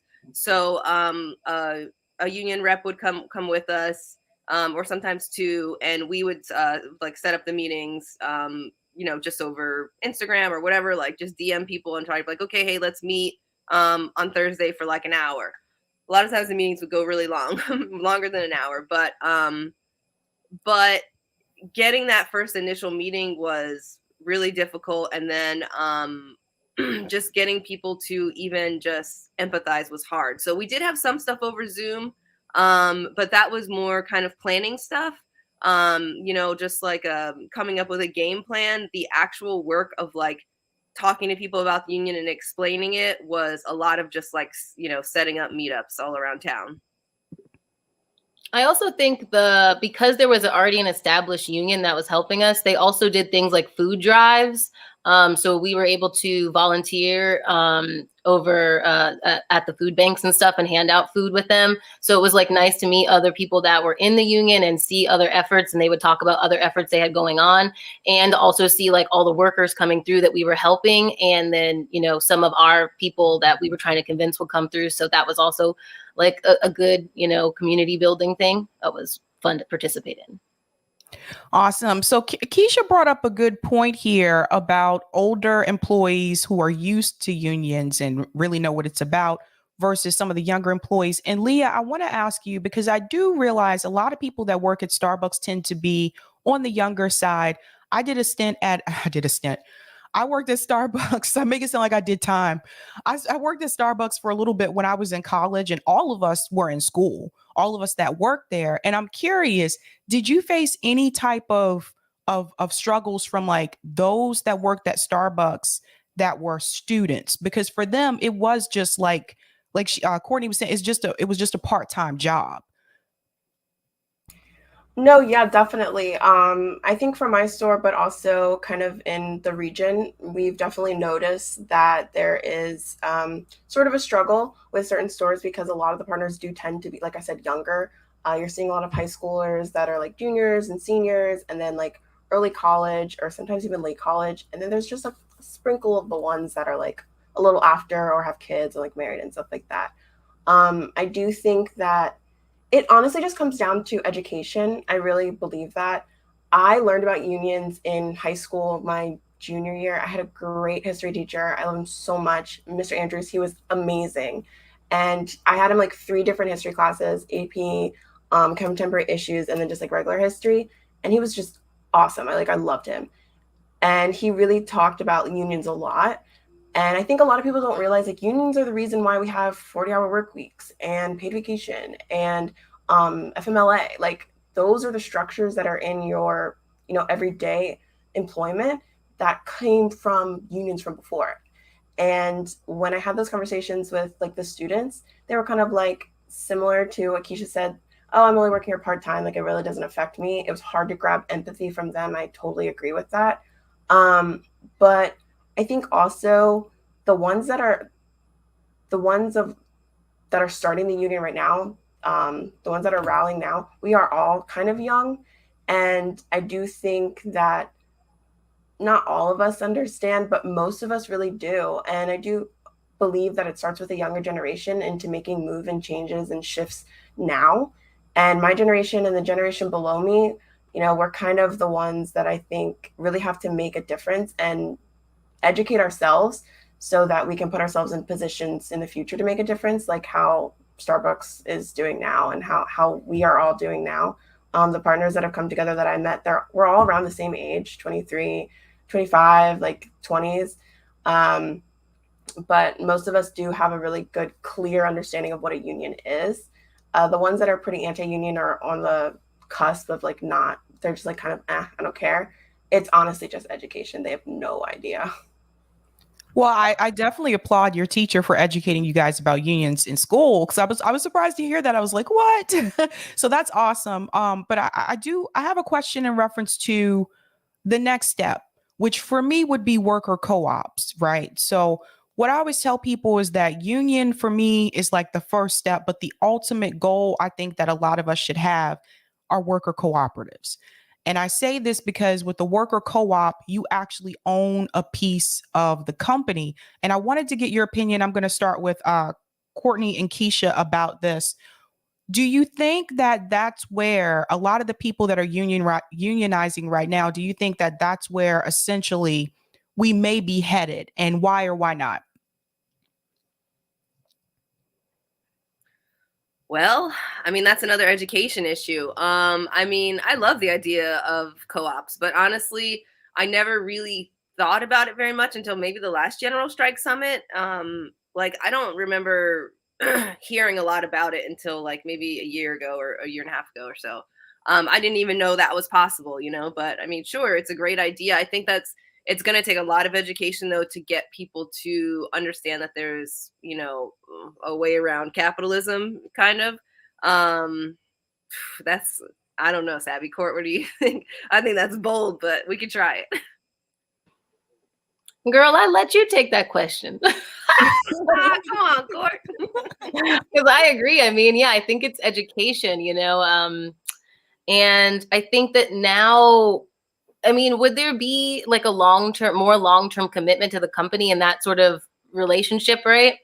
I think that now, you know, I mean, I think people long for that kind of stability, but also I think people are scared of that because now we've been trained to live in such a gig economy, you know, and there's so much trauma, you know, and PTSD with all of these jobs, you know, it would be a big trust. But I think, yeah, like people would want that kind of stability. It would, yeah, I think if we could get more companies that we'd have to restructure a lot of things, I think, for people to trust the process. But I think it's good to like get that topic, you know, starting to marinate in people's minds. Yeah, I didn't, you know, Richard Wolff was the one that educated me about worker co-ops. And now I go to him all the time. Like I go to Economic Update all the time to learn more and more about worker co-ops. And then also Roger Meadows, who I do see is also in the chat, where the workers can have some type of ownership. Lee, I want to get your take on this as well. I know very little about it, but I know Starbucks kind of does have that. So we do have like a bean policy where when you get started, you kind of own a share, and they call it like a bean share. I think they do it kind of similar to what Courtney said. It's for the longevity of like wanting people to last in the company, because the longer you are, the more you can invest in your share and the more it grows and you have like a part in it. That's actually why they call us partners and not coworkers or employees. We're called partners because we have a share in the company. That's their kind of mentality about it. I do think it does slightly work. I know Costco, you know, there's a lot of Costco's that are unionized, and I know from personal experience, like they also do have, like you get a portion of the company too when you work there, and the longer you work there, that grows and you can invest into it too. Most Costco workers that I know seem pretty happy, at least prior to the pandemic. I don't know about after. But, you know, I do think I don't know if it's vital. I think it's like necessary. I would just like to be more educated on it, I think. I want to show a clip here. I'm not sure if everyone is familiar, but the railroad workers and the truckers, the Cisco truckers. Sorry, this is playing on its own. I don't know why that's happening.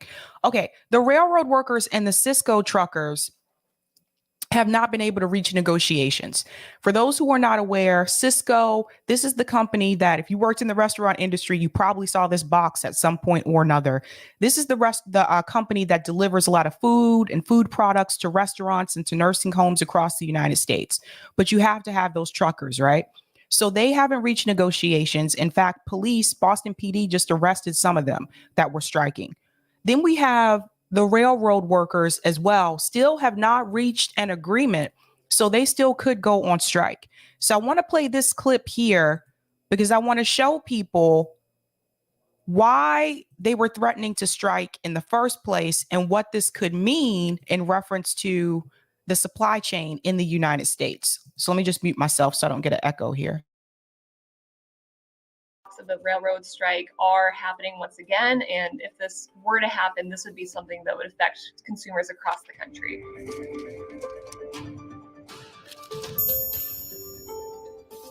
There's not a strike yet, but there is a potential for a strike. So there are a total of 12 railroad unions that are working together. They represent about 115,000 employees, and they are in various stages of negotiations right now, pushing for better working conditions. All these unions are in various negotiating stages, and if these two sides between the unions and the railroads don't come to agreements, the unions are saying that workers are ready to strike. This is all happening after more than 3 years of failed contract negotiations among unions and the railroads. So the unions are pushing for a pay increase and better working conditions, and say workers have been unable to take time off for medical visits and family emergencies without fear of punishment. So that's one of the things that they're really pushing with these negotiations. The U.S. economy has gone through a lot over the past few years with the COVID-19 pandemic, and the threat of this strike would just add more stress by shutting down 30% of the country's freight. We saw the president and CEO of the U.S. Chamber of Commerce say that this sort of national rail strike would be an economic disaster, where she pointed to this would be something that would freeze the flow of goods, empty shelves, shutter workplaces, and raise prices for families and businesses across the country. So I want to get your take on this, because if they do decide to strike, the railroad workers and the Cisco's truckers are striking, but if they don't reach negotiations, you have the truckers and you have the railroad workers. These are two industries that do affect the supply chain in the United States. And so one of the things that I've said is that if those two were to partner up, this is our way to a general strike in this country, because you have to affect the supply chain in order to have an effective general strike. So, and I'll explain that to people who are not familiar.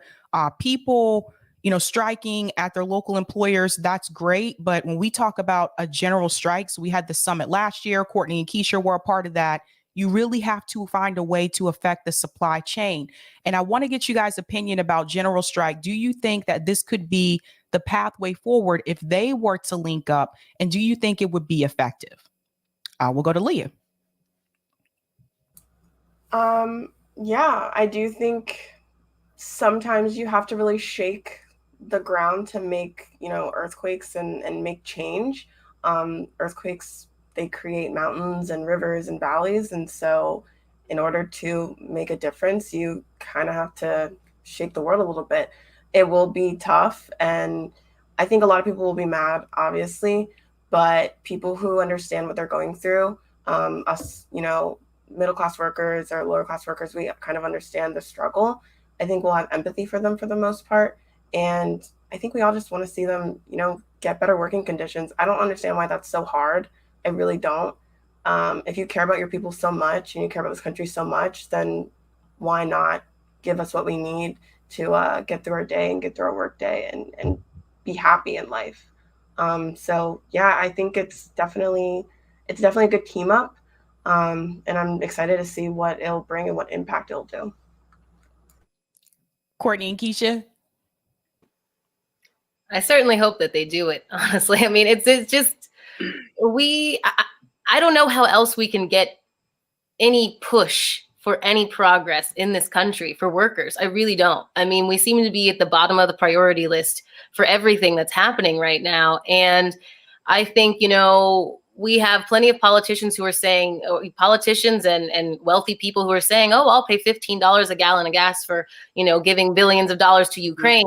But for some reason, when the workers of America ask for healthcare or ask for a raise, when they know that the minimum wage hasn't been raised since like 2008 or 9, I mean, they always look at us like we're looking for a handout. And I just don't know how else you could ever shake these people up unless you just piss them off and just halt the economy. I don't know how else you could do it. And they would really, really help. And I like what Leroy said too, like just more of this cross, working together of different kind of industries. It really would shake everything up. Yeah, I mean, I think we really have to be strategic. I think that's kind of like what we've been talking about more, since the last summit, is how we can be strategic. And, not everyone's in a labor union, not everyone's even, has the opportunity. So the more we could do this kind of cross-pollinating and, like have like a buddy system or something, and like these two unions are going to strike at the same time, and then these two unions are going to strike, and kind of attack them that way. I think we could get enough people involved to make an impact, but not so many people that we'd have to do like, a 3-day general strike where everybody in the entire country, stays home from work. That might be more difficult to coordinate. But if we can use kind of existing systems and pair them together, I think it could be really effective. Yeah, I was thinking about something recently because Chipotle has been having a difficult time. Their employees have been trying to strike. One of the Chipotle locations in Maine decided to close to prevent those employees from striking, just close the whole location. It's crazy. But I'm curious, like, would you have been interested in doing that type of partnership? So, for example, Leah, if there were employees at like your local Chipotle who were thinking about going on strike, do you think some of the Starbucks employees would have been interested in saying, you know what, let's do this strike together to have even a larger impact? Do you think people would have been interested in doing that and combining their efforts? Yeah, I think it's definitely something that if it came down in my area or my region and we had enough stores that were close enough to a Chipotle, they would definitely do it at the same time. I don't see that being an issue at all. Helping each other make change is honestly the way to go. I know when my store, won our union, the teachers union came from down the street and they supported us and they cheered us on. And ever since then, they've always advocated for if we ever do a strike or anything like that, like they're going to come, they're going to cheer us on, they're going to be there. So I don't know. I don't see why we wouldn't do the same thing, especially in my town. That would be funny because my store manager husband is the store manager of Chipotle. So it would be hilarious if both our stores went on strike. They would be double mad and it would hit home very close. JV's silly. I didn't know that. For those people watching, I did not know that. Courtney and Keisha, would you have been interested, or you think the employees at Chateau would have been interested in partnering up with, let's say, another local hotel employees wanting to try to unionize as well? I mean, I'm not sure if it would have really hit people as much if the PPP loan kind of situation wouldn't have happened. I'm not sure. What do you think, Keith? I mean, we did kind of similar to Leah. We did have a couple, like the strippers union came by, and some workers from other hotels came by. We did have that, but I think maybe what could have been more impactful, I guess, would be if we had a, like Starbucks and Chipotle. So that's like, drinks and food, so maybe for Chateau, we would need like, hotel workers and, maybe the Uber Cisco drivers. trucks or Uber drivers or something. Yeah. Like maybe, you know what I mean? Maybe two more disparate things, to shut down. Like, I mean, for us, we try, they tried to shut down like entire parties. Jay-Z and Beyonce had their party there, and as they always do. But that could have been something where, yeah, like if like the Uber drivers would have, been on strike and the people couldn't get to their little party, then maybe that would have been a little bit more. Well, they're not doing Ubers too. Well, okay, yeah, I guess they're not. Okay, so I guess drivers, maybe drivers generally. But one thing I was thinking when Leah was talking is like, what about some of these stores that don't have enough workers almost to like advocate for themselves, because now, you know, we live in Virginia and there's a lot of Dollar Trees, dollar stores, Dollar Generals, and they purposely make it one person working at a time, and, you know, one or two people, and they just keep it bare bones. And I wonder, you know, like that might be something that we need to start doing, is like striking on behalf of, in a way, you know, like helping people organize, because literally they work them that way so they can't advocate for themselves. Like I know there was one girl that worked at Big Lots, and she was trying to get something going with the union, but it was really hard for her to, you know, get her coworkers on board. And I'm not sure if she's still trying, but, you know, I don't know, like if you have this kind of information and you know how to do these things, or you have the skills to help organize, it might be worth it to, you know, strike up some conversations with some people in your town at these kind of places, because how do you have time to advocate for yourself, you know? Right. Yeah. Right. And maybe it's not. Oh, go ahead.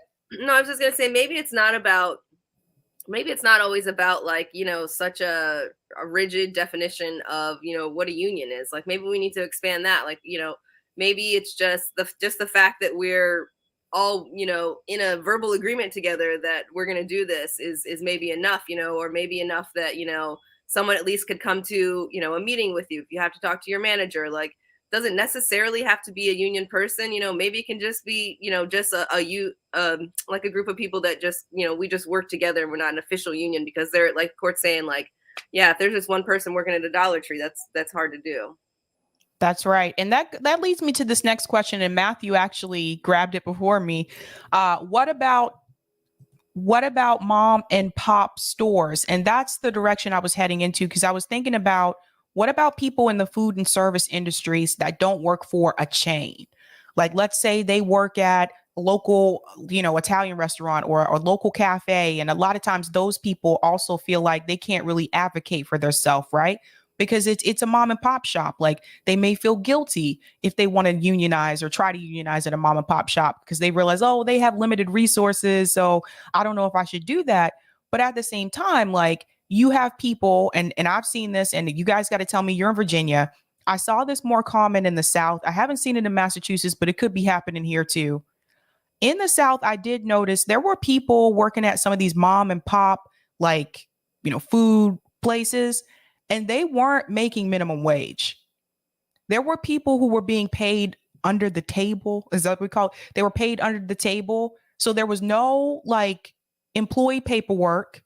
And they were just kind of, you know, it's kind of come and go kind of thing. You come in for a couple of hours, I give you this amount of money, which it's not legal. You're not supposed to do that, but it does happen. And those people, a lot of times, will definitely feel like they can't advocate for themselves. And people may wonder, well, who would work that kind of job? Someone who has a record, a criminal record, someone who may have, you know, their immigration status may be kind of sketchy, or they're in a difficult situation with that. And so those people are also still exploited. So what do you think about like the mom and pop stores? Because that's another one where people have made this argument that you can't do $15 minimum wage because the mom and pop places can't afford to pay it.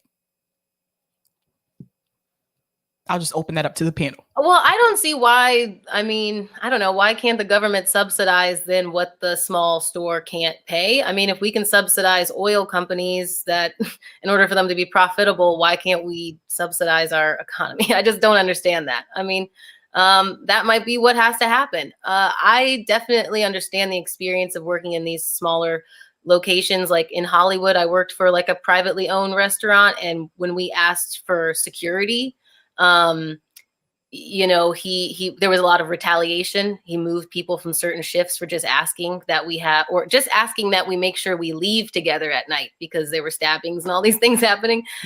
So it would have been nice to have, like, I know that there's like a restaurants association, but I feel like that's kind of, not really sure if how much that is for the workers and like workers' problems on the ground. But if there were a way, like in that Hollywood area, there's like an association for all of those people, because you're going to have a lot of the same problems, you know, because you're in the same area. That would have been nice. So yeah, I mean, if we could organize outside of what Keisha was saying, like a regular definition of what a union is, and just make like some sort of official community outside of that, that'd be helpful. Yeah, it's the kind of thing where, like, I mean, you know, we talk about this every now and then. It's like no one's gonna do the work except for us. So you know, if we have an idea like this, it's like somebody just has to do it. I mean, somebody just has to, like, you know, start making the flyers and, you know, start planning meetings and just keep having them until people show up, or, you know, like, it's really going to take like some serious initiative from somebody. I don't know, somebody who's got the energy. I hope there's somebody out there. Yeah, and I think in terms of what you said, Sabi, and people feeling like, oh, you know, I feel bad for these mom and pop shops, and Courtney kind of saying like, why doesn't the government just subsidize it? I think too the idea that, like, you know, we should feel bad for like the management and stuff like that. Yeah, you might be close to your manager and you might feel like, oh, you're hurting them, or you're like hurting their feelings, or you're hurting their business. But the reality is, if they really cared about you as a person and as like a worker, they would do what they should to take care of you. And if you have to like go above their head and kind of, you know, unionize or do a community kind of like, you know, partnership, then it's kind of something you just have to do. And it's not really about their feelings at that point. It's just about your own, you know, your own health and your own benefit and your own reflection of how much you value yourself as a worker and employee. And like, if you feel like you're getting paid correctly or you're getting the right benefits, it's something that we kind of just have to do. I know there's a lot of stores at Starbucks that like, they felt bad. They didn't want to hurt their managers, you know, feelings, because they liked their manager. They actually didn't really have problems with their managers. And one of the things that I would say would be, you know, managers would be a lot happier when their employees are happier, to be honest. Their employees aren't calling out or coming in late or, you know, leaving early because they don't want to work, because they don't really care about the job. They wouldn't have such high turnover rates if they just had better conditions. So in terms of hurting their feelings, I mean, maybe a little bit, but I think in the long run, they would actually be pretty happy with having a solid staff. That's right. And one thing to keep in mind is that turnover actually costs more money. Every time they have to bring in a new employee to train, that actually costs the company more money. So you would think they would care, they would care more, so they didn't have to pay more money. What advice would you give to people who are watching this now and are thinking about trying to start a union? We're like, okay, who wants to go first? Hold on to your britches, I guess. No, I would say,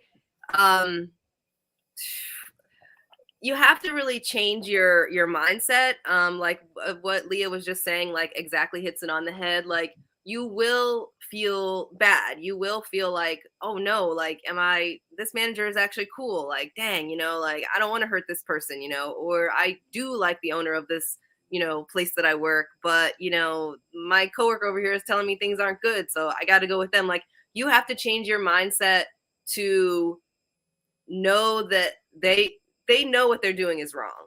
I know it might come across as if they're friendly to you and they, you know, they're trying to like butter you up, but in reality, they know what they're doing is wrong, and you just have to get it in your mind, because we've been, you know, trained to just like work and not make any complaints and not say anything. You just have to, it's really hard to change your mindset, but once you change your mindset, then you can convince other people, and then you can start asking them those questions like, okay, well, if they do care about you, then why didn't they give you that raise? Or why didn't they offer you more money? Like, you don't think they have it? You know, you have to start kind of getting people to think different. I would say maybe like two things. What were they? Oh God. Okay. One of them is be able to adjust. I think that one thing that bothered me a little bit about the union's technique was that they had like very union-y, organize-y language, which I don't respond well to. So, you know, like Chris Smalls, I'm more of a Chris Smalls approach. Like, if you need to smoke weed with somebody and go talk to them and see what's going on, have a beer, do that. Be able to adjust. You know, if some people like talking via text and don't like meeting in person, just do that, because you're gonna push people away. So I would say be able to adjust. And the other thing I would say is for anything, this also helped with our eviction. I would say document everything. The other side has lawyers. They have teams of lawyers. You do not have anything. So I would say when stuff starts happening, start writing it down. Keep a little journal. say, okay, this thing happened, even if it didn't happen to you, it might be, it just will help in the end, because you've got to have proof of certain things that have been going on. And it's always just good to document those things, because the other side has, tenfold, 100-fold the kind of money, energy, and know-how with their lawyers teams. So especially Leah probably knows, with something like Starbucks, like, they're huge. So document everything. Yeah, I definitely agree with that. Document. I did that personally. I know a lot of other coworkers, we were told by Workers United to do the same thing. I think the advice that I would have is to remember that the union isn't a third party. You guys, like anyone in your store, in your business, you guys are the union. So anything you want to demand, anything you need, like, you vote on it, you get to go through with it, you get to come up with the ideas, you get to create that contract. Don't make the business or the union that's helping you organize a third party. And don't let management tell you that they're a third party. You are the voice, you are the power, and collective power, honestly, is big change. I do think it's, I'm not gonna lie, hard work, and it can be scary, and it can have consequences. But I think at the light at the end of or the gold at the end of the rainbow kind of thing is, you will be respected and you will be treated better. And it's going to help not just you, but like future generations that work at that business or store or corporation, whatever, to also, have a good work environment. So that's right. And one thing I want to add too is that just because the company that you work for offers benefits doesn't mean that you shouldn't unionize. And I say this because, like I said, I worked at Starbucks when I was in college for a little bit. Starbucks had a lot of benefits for the employees, but that still doesn't mean that you shouldn't start a union. And I heard like Howard Schultz, that's one of these excuses that he tried to use, is like, we offer all of these benefits. Why would they even want to try to unionize? It's like, that doesn't mean you're being treated fairly. So that's just something to keep in mind. I want to go to some of the super chats really quick before we wrap up here. Beastmaster, thank you so much for the super chat. Should be a co-op to be considered mom and pop. That's a good point, Beastmaster. This question here from Candleboat: how do you fit in the elderly and disabled in the mutual aid structure? I'm disabled, but maybe there are still things I can do to help. JB, if you, because this is, that's a good question for JB. JB, if you want to pop on and answer that question, because you've had experience with that yourself. Yeah, so I was letting Candles Go 504 know that we'll be doing a disability panel tomorrow. That's going to be at 4 p.m. Eastern Standard Time. But the question is actually a good question. Fitting the elderly and disabled in a mutual aid structure is something where, a lot of us who are elderly and disabled, we have to be the ones that actually are leaders within establishing that structure so that we know how to fit things into where we need them to be. And the thing that I would like for you to realize, Candles Boat, is that there's a lot that you can do. It's just your abilities are different. So there's a lot you still can do, and you're still deeply useful even within the activist structure. Your voice matters. So we'll get more into that on Sunday, but there are definitely, and this was actually earlier for case study for his panel that they were asking about the mutual aid structure. And I was trying to keep that on so I can answer it. So there's a lot that you can do, but stay tuned on Sunday at 4 p.m. Eastern where we actually talk about this. So thank you very much.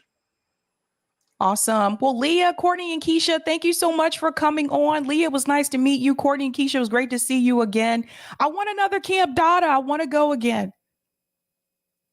Well, you saw Zainab on the panel earlier. She's going to be, I think, helping to lead the like a Southern Appalachia kind of a situation.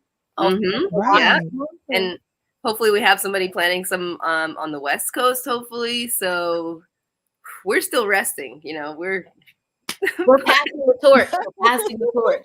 But yes, we would love to attend one as well.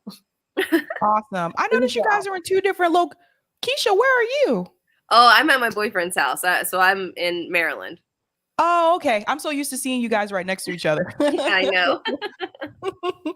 All right. Well, thank you guys so much for coming on. I see CJ's in the background. I think we're going to move on to the next panel. Thanks. Bye. Nice to meet you, Leah. Yeah. Guys, Keep up the fight. thank you. What's up, Sabby? So RBN chapters is next. Are you coming back later, Sabby, or are you joining us for this hour or for this segment also?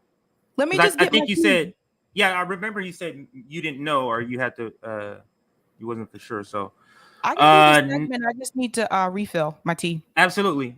So that'll give me a chance to do all the announcements. So let's go to announcements. Really, I'll put you in the back, Sabby, while you refill your tea.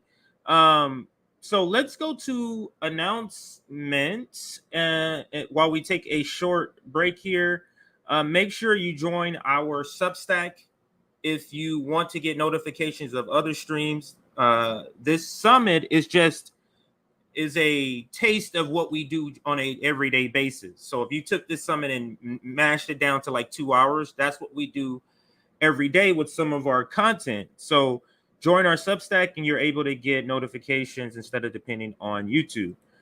The other thing is, the last time I checked, we're at subscriber count was 23,741. So if you are new, please subscribe. If you are pro-proletariat, if you are pro-worker, this is the channel that you're going to want to stick to. And then also just making another quick announcement. And I think, Rome said he's also joining. So I think Rome will be there in just a moment. Thank you. And what was right here. So I'm going to put this graphic up again just to show you the schedule. So we are at the 12 p.m. noon hour. That's noon on the East Coast. It's 9 p.m. here where I am. So we're going to be talking about RBN chapters for this hour. Then we have 10 demands. Then Verizon strikes.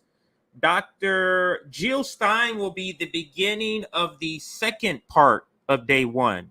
You're watching part one of day one right now. Then we'll have a short break. And then that's when Jill Stein will come on to begin the second stream. Then we have our Marxist roundtable LGBTQIA panel, anti-war, war propaganda.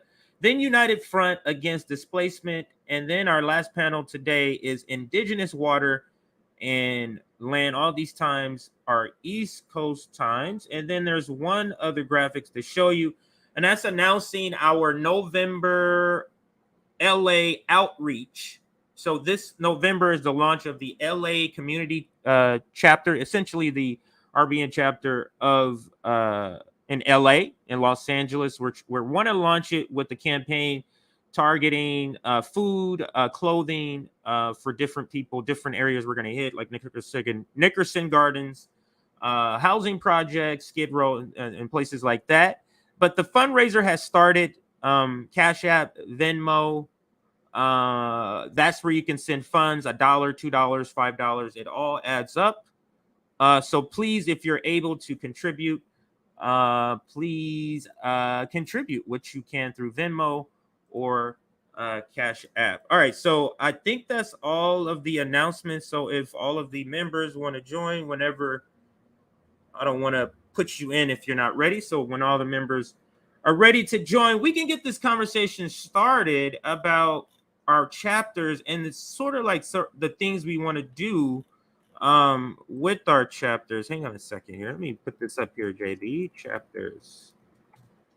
So, JB, I'm launching, or we're launching, because it's not just me. I'm just the one that's it's in my city. So, you know, I'll be running the LA RBN community outreach. And by the way, the LA chapter, some of the people we already have, we have a stream tomorrow. think it's at 11. So that's 2 p.m. Eastern. 2 p.m. Eastern.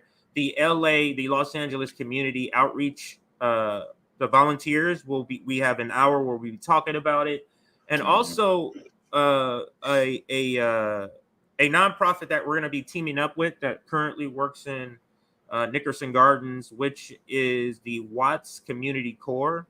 They'll also be joining us that hour. But I had a question for you. Sure. I don't think we've ever talked about this, but what are some of the things, because you would be running the Orlando, right? Yeah, you would be running the Orlando chapter whenever it launches in Orlando, because these chapters are going to be specific to areas. Yeah, we're overarching doing sort of the same thing, but there may be a bigger need in Orlando that's different than it would be in LA. Like LA, homelessness is a huge, like probably one of the top problems. But what would be some of the things that would be unique to Orlando that the chapter in Orlando would be reaching? Well, one of the things that I would like to emphasize in Orlando, well, one of the things that I am that I wear the hats of is I'm part of the LGBTQ plus community. So, of course, as you know, the governor of the state is Ron DeSantis, and so he has a vested effort to silence those of us who are part of the queer community. And so I would love to have some support there as well. There's also a big, huge housing explosion that's happening here in Orlando, especially. We have a huge influx of people who have been moving, a lot of people from up north, particularly the Northeast, partially because of the weather. A lot of people, we have a lot of snowbirds. We have a lot of people who are moving down here because they just do not like the winters there.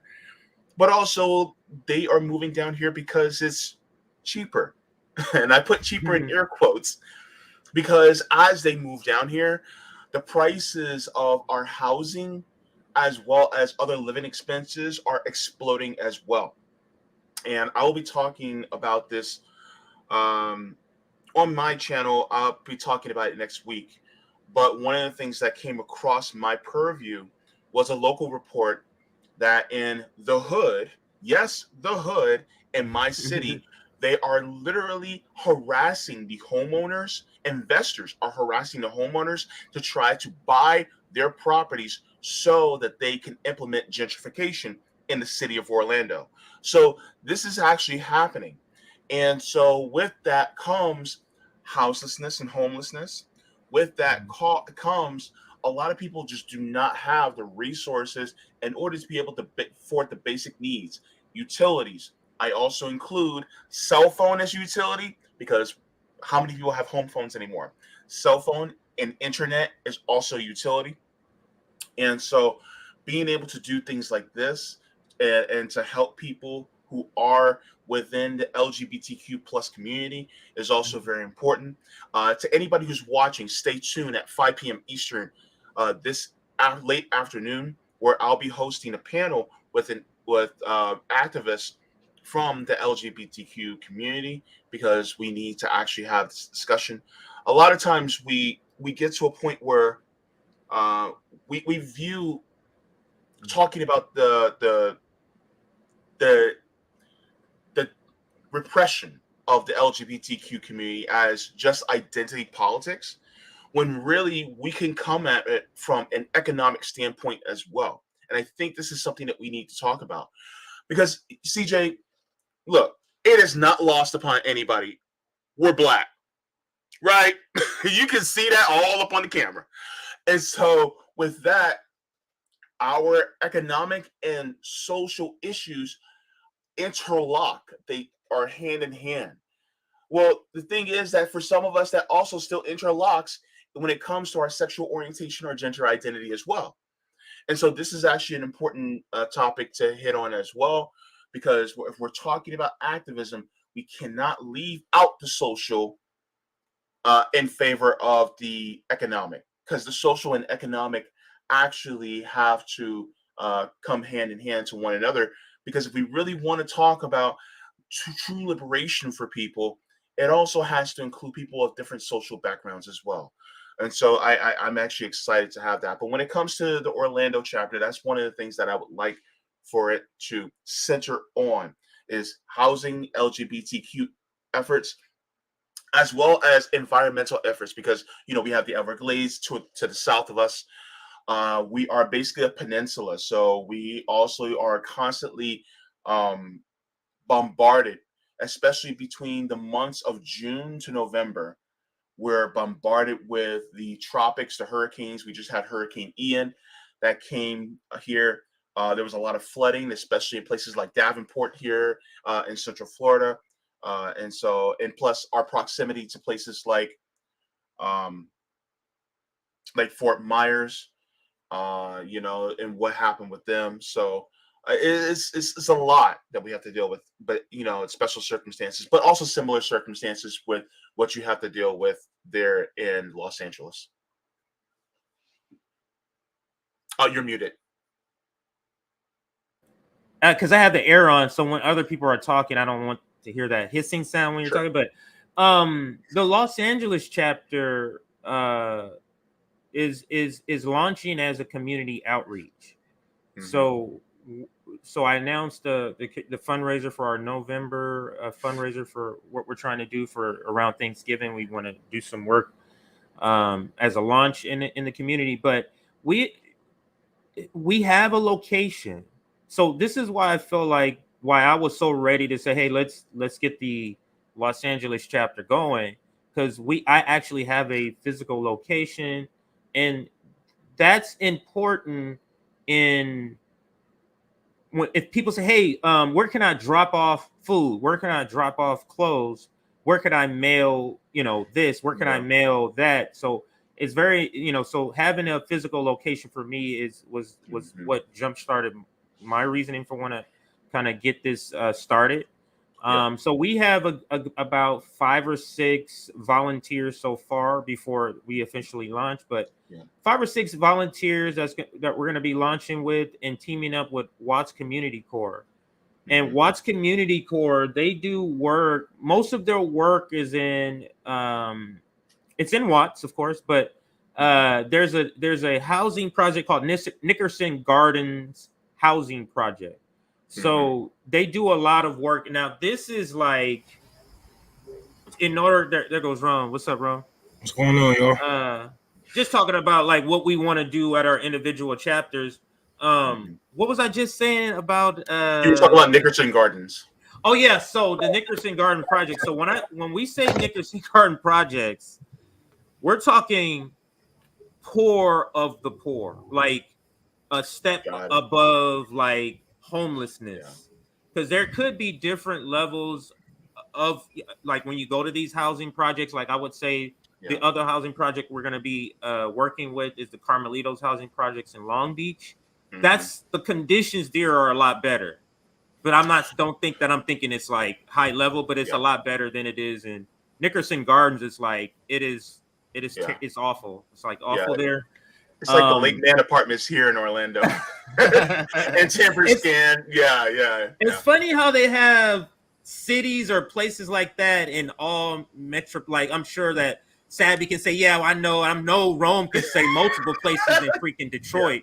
I know you can say this is happening, but so we're going to be targeting there. Now with Carmelitos, what I want to try is this pilot program of, we're going to go door to door and ask people what sort of small bills are outstanding, to sort of like a bill paying program we do in the projects for small bills. Like, we can't do, like, if we're trying to help 50 people, we have to, narrow it to like a bill that's like $50 and then maybe raise $2,500 to accommodate that. So, we'll start small, but that is the beginning of, like, what I want to do in the LA chapter.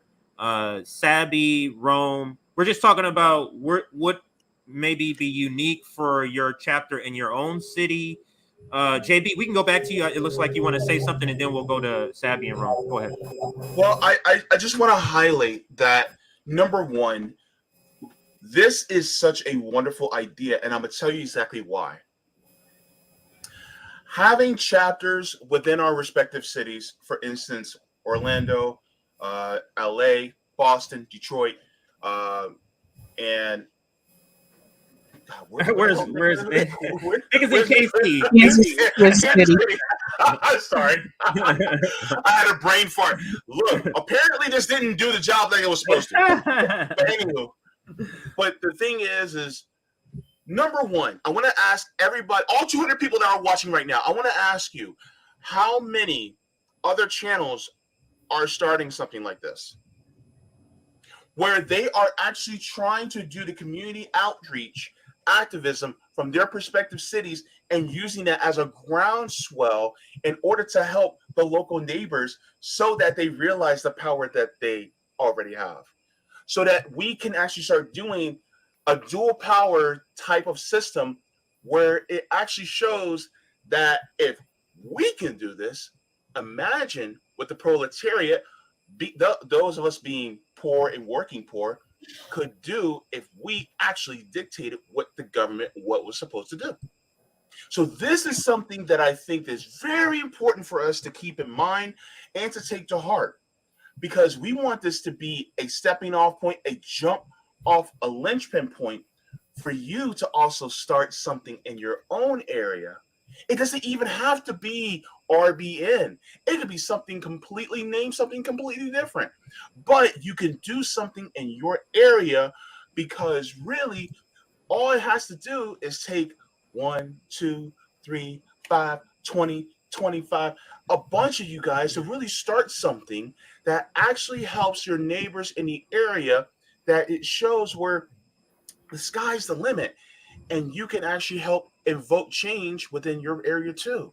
So I love this idea, and I'm glad that we're doing this, and I'm so proud to be with RBN in order to be able to do this, because look, we're a bunch of poor Black people. That's what we are, right?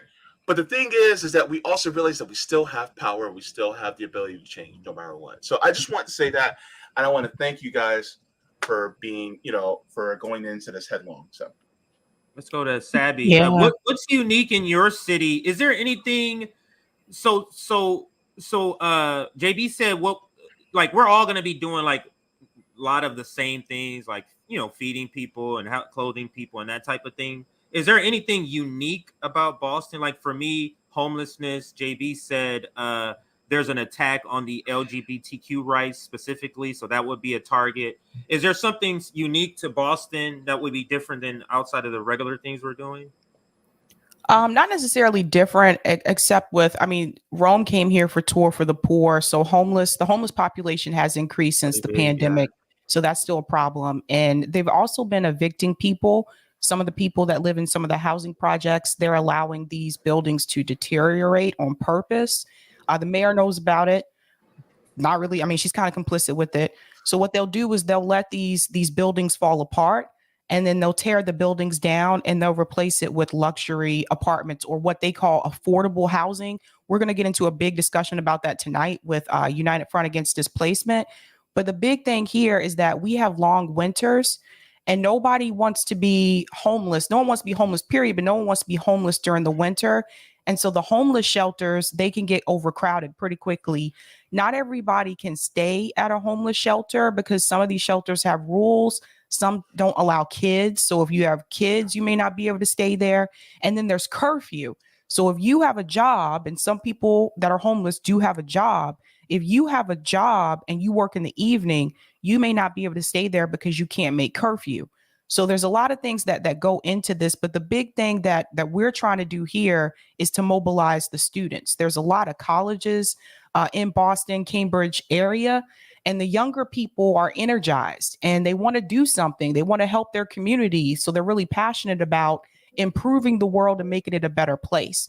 So what I've done is I've spoken to United Front Against Displacement. Oftentimes I talk to them probably like once a week, actually. But they also do mutual aid. And so what we're trying to do is to get something going with them. And there's other people, part of the RBN community, that have already reached out saying that they want to help with the chapter here, and try to get something going with the students, because it's their future. Like, they're the ones that are going to be, changing like the world for the better. So all of them, most of them that are a part of UFAD and Revolutionary Student Marxist Group, they're college students. So I really want to get them to mobilize other people. I told you guys before, one of the things that I would like to do, if we're ever able to do it, is to do like a RBN college tour where we reach the young people to spread this message, because they're the ones that are going to be coming, after us. But homelessness is a big one.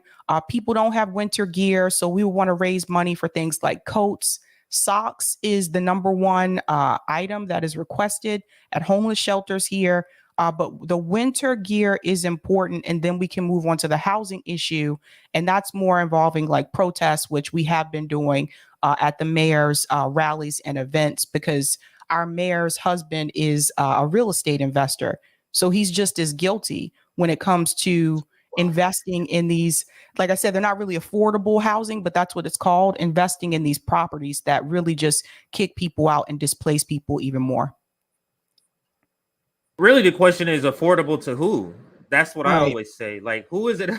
So you never know who are they referring to, but that sounds great. But that one idea that does stick out to me, that college tour, that would be absolute flyer if we're able to travel. Maybe we hit 8 colleges. Some on the East Coast, down South, West Coast. Hit about 8 colleges, some in the Midwest. Maybe that's 8. And it's just, talk. It doesn't have to even be anything set up officially with the university. Just find a Marxist group on campus, a socialist group. Hey, where can we actually talk? It's not going to be a problem on campus. Oh, over here back, because I know spots, Cal State Long Beach, where I went.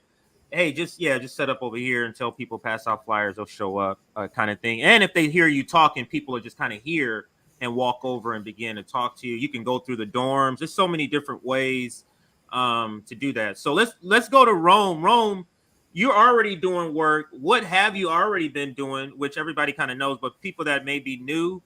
And then what do you want to do when we officially launch a chapter in Detroit?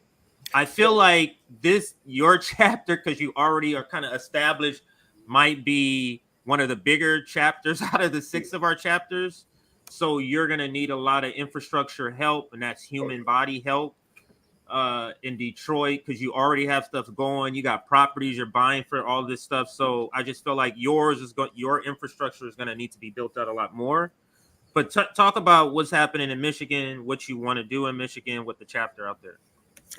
Like right now, we just got access to this building to make a library. So that's what I'm going to be focusing on right now, is trying to propagandize the younger children into communism, get all those banned books that they banned from schools and whatnot, and I can use that as as one of my chapters. I'm gonna also use the property for the garden for a chapter also. So we're gonna be going back and forth. I'm gonna be teaching kids about communism, socialism, and then teaching them how to grow and raise their own food in the garden. So it's gonna take a lot. I just basically ended up, all the money is gonna cost me to rebuild this building. It's gonna take tens of thousands of dollars, but it has to be done, and there was just some sacrifice that we got to make to see a better future, So I had to GoFundMe up. I'm working on some grants. I'm working on connecting with some more people, try to scam some rich people out some money and whatnot, so we can get this going by next year. So hopefully, I like how he says "and whatnot." That's such a black thing we say, and whatnot. It's like when we say Kim and them. It's like, and who? It's just Kim. It's like Kim and them. Like, go ahead. I'm driving with Earl in them, but yeah, we're getting a couple of things together, man. It's gonna be it's hard work. I ain't gonna lie, even just getting the building, just talking yourself into certain places, what I'm saying, it's very hard to do. You don't know the right words to say, you damn near gotta have a fucking portfolio of work before you even can do something like that, So if you want to get into it, just do it. Just go for it, what I'm saying? Don't even second guess it. Just keep going. You might fail sometimes, but what I'm saying, only thing that matters is the wins.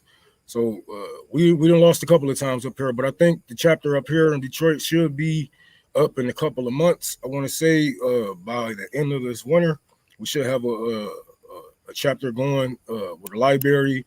I'm also doing like a getaway out the streets type of deal in the basement for the children. We're gonna have TVs, arcade machines, games. You know what I'm saying? Something for them to get away. They go upstairs. They can learn about Marxism, socialism. They go outside. We go take some trips around the city, et cetera, et cetera. Show them,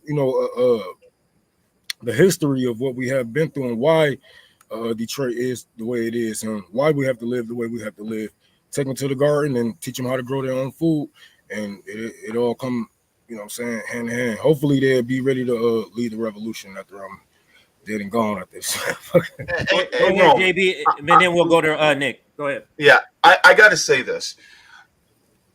Now, you've talked openly about, being in gangs and, and gangs really have to recruit, especially a lot of young men. Yeah. And really, it feels like you're taking the recruitment aspect, but then you're making the application into things that positively uplift your neighbors. Bro, we need gangbangers for the movement. Yeah, because you never get out of a gang. I'm kind of still a gangbanger. You it's blood in, blood out. You can't get in, you can't get out of that type of shit, right? So you just use the tools that you were that you was given with the gangbanger, like how we used to move with the GDs. We took care of our neighborhood. We made sure our block never got shot up. We made sure our people ate. We made sure we policed our neighborhood. And I'm just moving this on over to communism. It's really nothing new with the recruitment tools and whatnot. And like I always tell the young men out here about actually fighting and and leading for liberation. Like, you can't be afraid to lose your life when they will literally send somebody out here to kill you. You can't be afraid to take somebody's life when they are literally sending people out here to kill you. This is, live or die situation. And, in their eyes, you might be an evil man. In their eyes, you might be whatever the fuck. But look at Nate Turner. Look what he did for his people. Now, in our eyes, he's a hero. In their eyes, they ate that man. They ate his body. That's how much they hated that man. Right, but he's still a legend, and he's still alive here today. We don't die. We live through the revolution. We preach about Fred Hampton because he lived through the revolution. Mayo, Marx, Lenin, all of these men, all of these women. The women that carried the Soviet Union. We talk about it today because they actually, are still here with us because they did what needed to be done. Man, we need gangbangers for the movement, man, because that always drove me crazy. Now this is part where I'm gonna scare you motherfuckers off. Because I see like, why y'all gang banging in the hood, man? We need to gang bang to make some change. Like, this non-violent shit's gonna get us killed. So if we're gonna gang bang on any motherfucker, shouldn't we be gang banging on the people who killing our communities? Mm-hmm. Right? You know what? Rome and I had this conversation down on Skid Row. We're walking down there, and we're like, the people that's gonna be for the revolution are not the partisans. It's the people that's down here. This is the people and the people in prisons. This is the exact conversation we had. But Nick, what we're answering is like specifically in your specific area. So you're talking about KC. Like Rome was saying, like some of the unique things he wants to do in Detroit, and then Savvy said that some of the things, and then I have like a real big homeless issue, housing projects. What's some of the things? How do you want the chapter to look like in KC? And then we got to talk about names. Yeah. So everybody, if you have suggestions for names, we're not going to just call it Revolutionary Blackout Chapter. We want a name that reflects, the proletariat. So put your names out there. We got to talk about that. But Nick, talk about what you want to do in KC. Well. What do we have planned in KC? We're gonna see how we did in KC when we was down here. Cause I remember when me and Ron were first talking about how we're gonna do the RBN KC tour for the poor event. He was like, "Are we renting out a park somewhere?" I'm like, "Nah, we good." He's like, "We ain't working. We ain't renting no community. Nah, I'm just hold barbecue at my place." That's because Kansas City realized we are a city that gathers and we love barbecue. We are a city of barbecue people. So I told Ron, like, "Hey, it's good. We do it at my house. We're gonna have barbecue at my house. I'm gonna call the homies up, and that's exactly what happened. Like, hey, yo, we got barbecue at Nick's house. We giving away diapers. Then all my homies was like, hey, yo, Nick throwing the barbecue. We giving away diapers. Lewis sent out the message. The message spread because I'm full of people that have kids that are broke. So I was like, bro, this is going to be the easiest tour for the poor you ever did. Just watched it. And we set up the barbecue here. Literally just sent the word out. And then we had all these people. That's what we gave out. We gave out thousands of diapers that day. Just because I knew I would know someone who knows someone who knows someone, right? And that's how it's always been. And I talked to people in Kansas City. And we always been inherently socialist with a hint of capitalist brainwashing, right? And I'm like, and when I had the community event in Kansas City, and people loved it. People, and I still to this day, people like, man, I love that diaper giveaway you did in August. My brother loved doing it. My sister loved being a part of it. She brought my cousin who needed diapers. She drove him down and helped her out. And then I had people like, when the next event coming up? Because this is the important part, the empowerment part. There's so many people in my personal life who are non-political, don't give a fuck about politics. That's just my experience. But when I did this event, it was like, bro, how can I help the next one? I want to help. I want to do the next diaper run. People were like, I'm immediately getting engaged. So we're gonna spend on that, and we're gonna be a mutual aid based organization in Kansas City where we do diaper runs and we help provide for the material need for the people. And also, the battle against housing is giant. There was a giant Casey Tenants rally that I attended. I covered on the ground. I'm going to help them expand that. I talked to Brandon, one of the local leaders. They mostly working in northern Kansas City right now. That's where a lot of the struggle against the development companies and the landlords started. But they plan a citywide tenant union. So the Kansas City RBN chapter, I already talked to the guy in Casey Tenant. He was like, bruh, I love that idea. I'm like, bro, I want to help you guys sign people up. We're going to start a tenant union down in South Kansas City. So we're going to, RBN chapter of Kansas City is going to play a big part of that because I already helped Casey Tenants a lot. I already know a lot of people there. And I was just at the rally talking to many people that were like, yeah, yo, I love this plan. And we just spend from there. Like, because my main thing is the electoral part, the systemic change part is something that people are going to ask for. But once we establish the community that we try and build in on the issues that are important, and then I'm bringing people like I'm telling you, the people who love that barbecue that me and Rome did, the people who are looking forward to the next event, these motherfuckers, and this is me. I know people are surrounded by people who vote Democrat. I'm not. Like, that shit is foreign to us. Like, and the people who do vote, they don't vote out of loyalty. Like, they don't do it because, oh, I think Joe Biden's great. They do it because, oh, I got civic duty, so I guess I vote for this motherfucker because I have to, right? So, but they love this shit, and I already snapped out a lot of people in my personal life that's why I love RBN, and I take pride in what I do, because just the fact that I'm able to pull people out in my life out of that shit. Like, my people will not invest in that electoral shit no more. They're all about mutual aid, community building, and that's what I'm gonna continue to expand on. So I know that's a long ass answer. I got a lot of shit I'm working on. Me and Rome, we were talking on the phone one day, just getting each other hyped, talking about ideas. Me and Rome, we were talking about this, like, man, nigga, we can do this, nigga, we got this coming, bro. So that's just and the good thing about your neighborhood is like everybody down there know everybody. It's like, so everything is like closed in. You say one thing, everybody hear type shit. Yeah. So it's gonna be easy to build, but we're gonna have to finance and maintain the motherfucker, you know what I'm saying, and really get people going. Because if we have the people that's willing to get on the ground, then we really have to push to get what they need to stay on the ground. Because, you know, like I have my auntie out here, she about to get a foot chopped off damn there. She was out here, she ain't know a damn thing about, you know what I'm saying, Fred Hampton or socialism. She ain't know nothing about communism. She just been voting, just like, yeah, whatever. And, you know, I'm really talking to her about the movement and liberation and stuff like that. She like, you know what? Yeah, fuck that. I'm coming to your next event. You know what I'm saying? She heard me talk. This at the diaper giveaway I did up here when we shoot my documentary. You know, she was listening to me talk. She was like, you know what? I never thought about it, but yeah, death to America. Like, you just helped the whole community. And we've been asking for this help. We've been asking for this type of help for years now. And you just went out and just did it. You just asked people for money. What's going on? I was like, yeah, I just asked people for money on the internet. They give me money. I deliver to y'all. I'm gonna add just an anecdotal experience, just pure anecdotal. Trump radicalize the shit out of normal people. And I feel like people don't realize this. Because I remember I was talking to my dad one time, who is not a socialist by any means, right? But he was like, yeah, I think people should have health care, and I think people should be taking care, should have living wage. And I swear to God, the only reason he believed that shit is because he saw Trump and Republicans demonize socialism. So then he was like, well, if Trump don't like socialism must not be that bad. and there are a lot of people, I swear, who having that counter reaction, because my dad had and it's still to this day a strong sense of Trump derangement syndrome. So if Trump said green, this motherfucker's gonna say red. So Trump and the Republicans used to speak out against healthcare. And he was the Bernie campaign, and then I'll have a conversation. I heard my dad say something I never heard him say before. He's like, man, yeah, I think it's fucked up that people get paid a minimum wage. Yeah, people should have free housing. People should have free healthcare. I look at my dad like, holy shit, this motherfucker just turned the corner.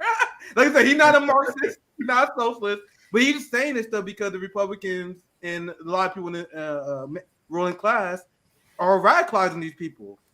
Yep. Now we can take this opportunity. I just gave that one example. And see, the thing is, that's not like this, you know, housing, healthcare, and stuff like that. Yeah, this is a basic. This is what humans need. So, you know, as we living in an empire and seeing that the proletarian doesn't have these things, it's easy for us as Marxists to push this propaganda and take advantage of these times just to say, like, yeah, everybody should have healthcare, et cetera, et cetera, et cetera. So either you're being called a commie or you are a fucking commie. Because this is what, you know what I'm saying? This is what the commies are presenting. This is what we say that we want for the people. And we say it the loudest. You know what I'm saying? We might be a minority in America, but we are the loudest on those issues. And when it's time for us to speak up, when it's time for the proletarian to speak up and they say, hey, we need housing, they're like, oh, that's communism. And everybody be like, well, fuck it. I guess I'm a commie then, bitch, give me a house. That's how my mom feels. She was like, shit, I don't care about, you know what I'm saying? I'm learning communism through you. I wasn't even read up on Marxism. I'm Marxism and learning if it wasn't for you, doing the things she was doing for the community and whatnot. And that's what it's going to bring, you know what I'm saying? A lot of people is not going to sit here and just be like, oh, let me read some shit that I've been taught to hate my whole life. Let me just read about some shit in good faith. Yeah. You know what I'm saying? Like, no, that's not going to happen. You're going to have to show these people how socialism works, how we will actually work if we had control of the government. Because Tour for the Poor is a great example of how your taxes should work. Yes, right? Well, you guys know I'm an advocate of reading, right? But Rome is 100% on point. There are the people, and we all seen them on social media and left spaces, where they just say, "Oh, just read Mao, read this person, read it." Like, you're not gonna reach. You're gonna we read this shit. We love reading this stuff. We love debating these ideas. But if you're gonna spread the idea and convert people to our side, it's not a good idea. Just like, oh man, you just reason Lenin, man. Lenin do a good job explaining my ideology for you. Our job is to be the educators and lead by example. Rome got people interested in communism just by people saying, "Oh, that's what a communist does." A lot of people in my personal life had no idea. But people had no idea in my personal life what a socialist is, and then they know that I'm a socialist. They're like, "Well, Nick a socialist. This is not crazy." And they know me, right? So they wake a lot of black people up by saying the Black Panthers were communists and socialists. They'll go, what? Yeah. Or say Martin Luther King was a socialist. They'll go, what? Yeah. Just say that to the average black person. Go ahead, JB. Well, there's one thing I wanted to also add on to what Nick was saying about reading theory. Here's the thing. If all we needed to do was just throw a book at somebody and say, read this and you'll know what you need to know, then there would be no reason for teachers at school. Yep. Exactly. Because all they would need to do is take a textbook and say, here, read this, and now I'll give you everything you need to know. But they don't do that. Why? Because when it comes to actually taking what's written and giving it proper application, some people need that to be explained to them in many different forms. Not everybody learns the same way. See, you know, what capitalism dictates is you push out the same information and you try to dispense it to people so that you can get a blanket amount of people to understand it. The people who don't understand it, the hell with them, throw them by the wayside. And then the people who do, then you can prop them up and keep on moving. The thing is that that's not how we work. We work because we want everyone to have an understanding. So that means you have to adapt the way people learn. That being said, like for instance, I read a couple books on my channel so that, you know, you have some people, they can't just sit read. They go to one paragraph in a book. Next thing you know, they're like me. They're because I do that. And so what has to happen is some people, they need to be read too, almost like an audiobook. Some people need to have a paragraph explained and explain to them after reading it so that they can actually chew on the information that was given to them. So with that being said, I think that it's great, to pick up theory, but at the same time, how is it being disseminated to the people so that they know not just what it is in an academic aspect, but also how it is in a practical aspect, how they see it with their own eyes and see how it's done on the ground. Because I can read to you how the process of an engine works in a car, but I also need you to be present in front of that engine to see how it works, and then for you to actually hands-on work on it in order for you to be able to get the proper application of it. So that's one of the things that is very important that I also wanted to harp on with Nick. JB with the powerful analogy as always. So if you're just telling people to read instead of educating people, you're not an educator. You're like a glorified librarian or whatever. like our job, and once again, I told you guys, I love reading theory. I advocate for reading if you have the time. But our job is to educate people. Like, you don't just throw a book at a motherfucker. We should take what we know, take what we learned through reading and educating each other, and then translate that to ordinary people. I think that's what we should do. Rome, I think you want to chime in, and we get CJ in here. Somebody's talking to him. Yeah, somebody's talking to him. Go ahead, Rome. All right. All I was gonna say is, Nick, you say you have to check out. Go ahead. Yeah, I'm gonna just check in with my guests, make sure everything's good. Go ahead. I just wanted to jump in so I can explain my vision for the case but I'll be right back in like 15 minutes for my next panel. I'll be right back. Yeah, oh, my bad, CJ. My bad. No, because I was gonna change it to the names. If you wanted to chime in on that last part, you could do that, and then we can go to yeah, because I wanted to say, people, we read a lot, you know what I'm saying? But you got to understand, look at it from the point of view of Americans are dumb.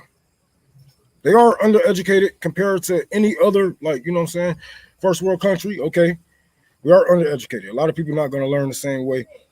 Not only do black people have, you know what I'm saying, and had black socialist leaders, they lived at the same time. We can go back and listen. How many black people hang up Malcolm X's picture, but they're not a black nationalist? They're not a socialist, right? How many of them just vote Democrat?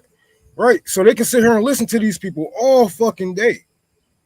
That don't mean shit. You can listen, but are you learning? You know what I'm saying? And the best way of learning is hands-on. It's damn near, you know what I'm saying, the first way humans actually start learning is like, touching stuff and knocking shit over and be like, oh, do this and do that. But we got to be hands-on with this more than anything, because I'm telling you right now, a dumbass nigga like me ain't reading that many books, bro.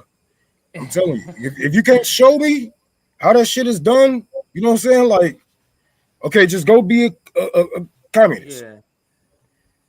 If you can't show me, yeah, I'm just gonna be like, okay, they don't do nothing. We'll read books. I want to share something just to show people what that difference looks like. So everybody knows that Jackson, Mississippi has a water crisis, right? What has the government done to significantly help them? So Rome, for Tour for the Poor, went down to Jackson, Mississippi to hand out water. And Rome, from what I understand, didn't some RBN viewers show up to help? Oh yeah, my boy Stan and Purple, he should be in the comments in here. A couple of people, Stan housed me while I was down there, looked out for me. You know what I'm saying? Shout out to him and his family. They made sure I ate, made sure I, you know what I'm saying, had a car to get where I needed to go. Even pitched in a lot to make this happen. Helped me with the U-Haul.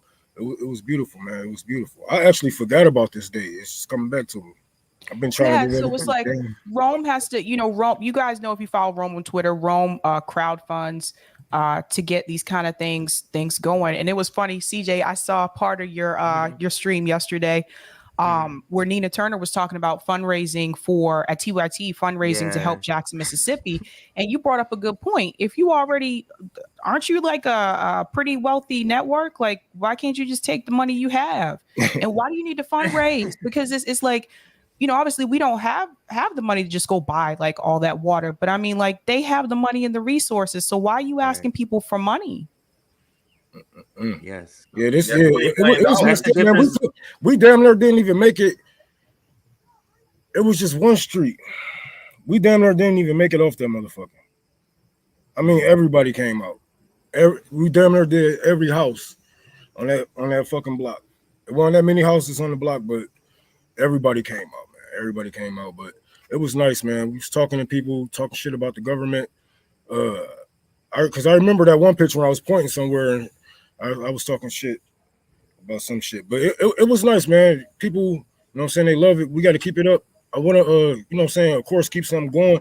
I want to throw my clinic up in Boston. If anybody don't have a job, can fucking just, like, even if you do have a job, if you have a Saturday and a Sunday off, please, I need you to run my tent clinic in Boston. We're going to be, what I'm saying, transferring needles, giving antibiotics, and all the good shit.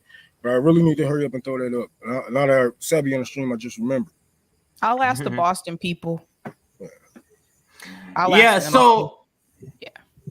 So there's two things we got to get to is names and the website. I just want to kind of throw my 2 cents out there. Since Rome said that, or since Rome volunteered to give RBN Tour for the Poor, that could be the name, and we can just go off that, or we can do a spin-off of it and call it Tour for the Proletariat. We can do that, so we can have the Tour for the Revolution, Tour for the Proletariat, Tour for the Revolution, like some kind of play on that. So that's my 2 cents. Did you see any good comments? Anybody see any good comment? Any good name suggestions in the comments that you might like? If you have any name suggestions, let's put them in there now. And this is the names for our chapters. So names for our chapters, and I can put up the website as we're talking about the names. I'll put up the website to kind of do 2 things at once here. So our website is up. It's the full name, revolutionaryblackouttnetwork.com, or you can just go revblacknetwork.com. Either one of them will take you to the same place. Now, we haven't really officially launched because it's still some things tweaking we want to do. Like we want to add more content, more pictures of all of the community outreach we've already done. That's still not in here, but let's just look at some of the website. It talks about strategize nationally, organize locally. So that's very important because you want to be in your local community doing the work, but you have a national sort of camaraderie, sort of solidarity. Yeah. So that's what chapters are. The website talks about our story. I won't read everything, but it goes over like our story, some of our main beliefs, of course, like who we are. Then that's like a loop video of all of the last clips that has been uploaded, our mission statement. I'm quickly going through this because of time here. Then it talks some of the things we believe in. We use the death to capitalism quote from Rome right here under capitalism that you see. And then like you can meet the collective, which is us. And then it shows us and click on us. Let's click on Sabby, for example. And then it gives like a write-up about Sabby. And then if you want to go and watch her, listen to her, or, go to her Twitter account, all of those connections that's there. wrong. Oh, some of this information is wrong, you said? I think that's Rome's bio because it says hailing from Southeast Michigan. Oh, I'm not that's RJ. Oh, that is RJ's. Oh, yeah. That's so as you can see, some of this is mixed up. Then if that's wrong, then that might mean that's you. Yeah, okay. All right, so as you can see, so my sister's actually coming tomorrow to help work on some of these. So that's one of the things, Sabby. I'm sure you sent it to her though, so that has to be a mistake. But that's our website, so check it out, revolutionaryblackout.com. Like I said, it's still a lot that needs. Yeah, revolutionaryblackouttnetwork.com. or the shorter version of revblacknetwork.com. You can use that too, and it takes you to the same site. But names, questions of the website. What do you think? People, any names? Did you see any names? What is this? This is one of the names that they're suggesting. Yeah. Mutual Aid Populist Party. I act like I can see these comments. The sun is like beaming on me. We can read it for you. My brother playing fucking music and my kids running around. It said, can we read that? What was that last one? Just read it for Rome to know what it was. It said Mutual Aid Political Party. I think it said, or Populist Party. Mutual Aid Populist Party. Yeah. And then now we have Anti-Imperialist Movement. That's the second name suggestion. Any other name suggestions? I starred them. You starred them. Okay, thank you. I starred 2 at the All right, let me take the website off just so we can focus on the names. Hang on, give me a second. My computer is moving slow. Oh, I'm not thinking that's one of them. Oh, thanks for that. So, Revolutionary Help Out. That's nice. That's actually not that bad. That's actually not that bad. So let me write that down. Revolutionary Help Out. Who gave us that suggestion so we can always credit it? E. Heller. E. Heller. E. Heller, thank you. You ain't getting no money. No, I'm playing.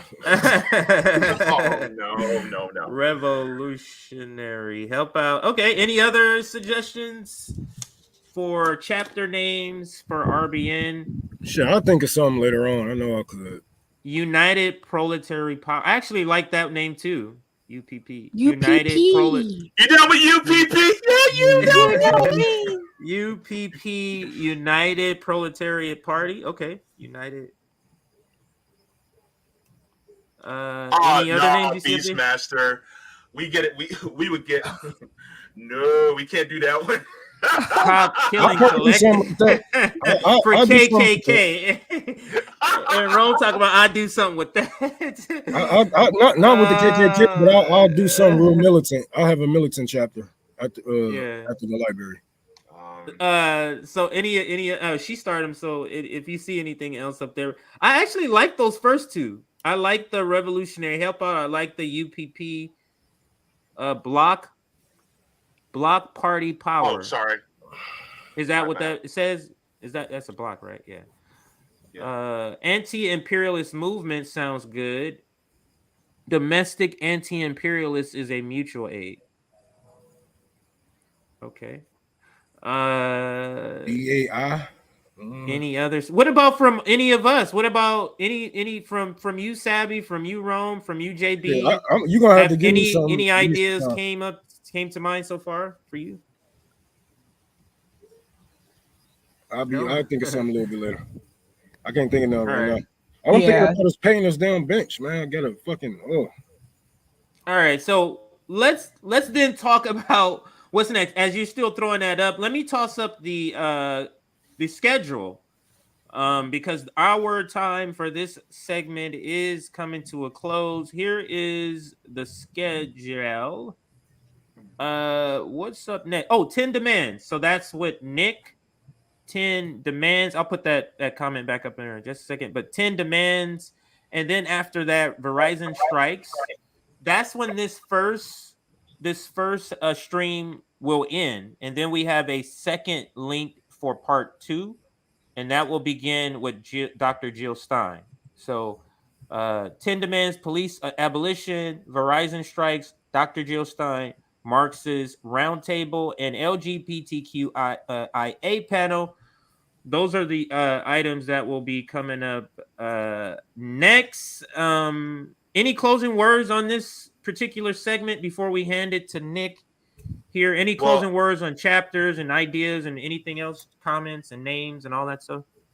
I do have a few tips on Rockfin as well as some super chats to get to, if that's okay. Yeah, let's do super chats while I get the next panel ready. Okay. All right. So one of the things I wanted to get to was a super chat that was directed at me. Actually, first let me do this one because I think this is a very good compliment to you, CJ. Nubian X says, CJ only started getting involved in politics just 2 or 3 years ago, and look at where he is mentally now. How can we get thousands of more people where CJ is at? It should not be too hard to do. So I think that's a really good compliment to CJ, because CJ's evolution, just like a lot of our evolutions, has been very recent. And it just shows that when we start to look at how the world actually works, then it moves us within our spirit to actually do better for our communities. And I think that's a big compliment to CJ. For me, it was an acceptance or a realization. It could have been a combination of both, that the Democratic Party was not helping me. That's what it was. It's an actual, and it could have been an acceptance, something I already knew. It's having to just accept reality that this is not it. So that's what propelled me. But go ahead with the next super chat. This one is kind of funny. It says, I can't wait for the PMCs to criticize this, saying you aren't professional activists. So that's gonna be funny. We didn't go through the right avenues. Hey JB, you were just bringing that up this morning before any of this started, so that's just piggybacking. Beastmaster X says, should be a co-op to be considered mom and pop. That was from earlier. I just want to make sure I give attention to that. Look at this one. Look at this one. The next. Oh, sorry. Do this one. I got the next one because there's a new one. Yeah. Justin B says, JB, the Lavender Greens caucus in the Green Party, the LGBTQIA plus caucus, might be interested in working with you in Orlando. Can I get in touch with you or them if you like? I already messaged at Justin B already, but I wanted to thank you for the super chat as well, and we will be getting in touch. I can't wait to hear from them. Look at this one, and you can do the one after that, JB. This one just came in. Thanks for the 199. We need savvy sabs, a powerful savvy sabs. We need savvy sabs to take Ayanna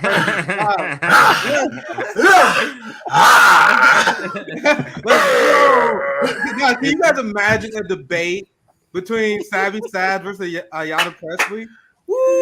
Yeah, the way she was backpedaling in that video, she would not last 2 minutes.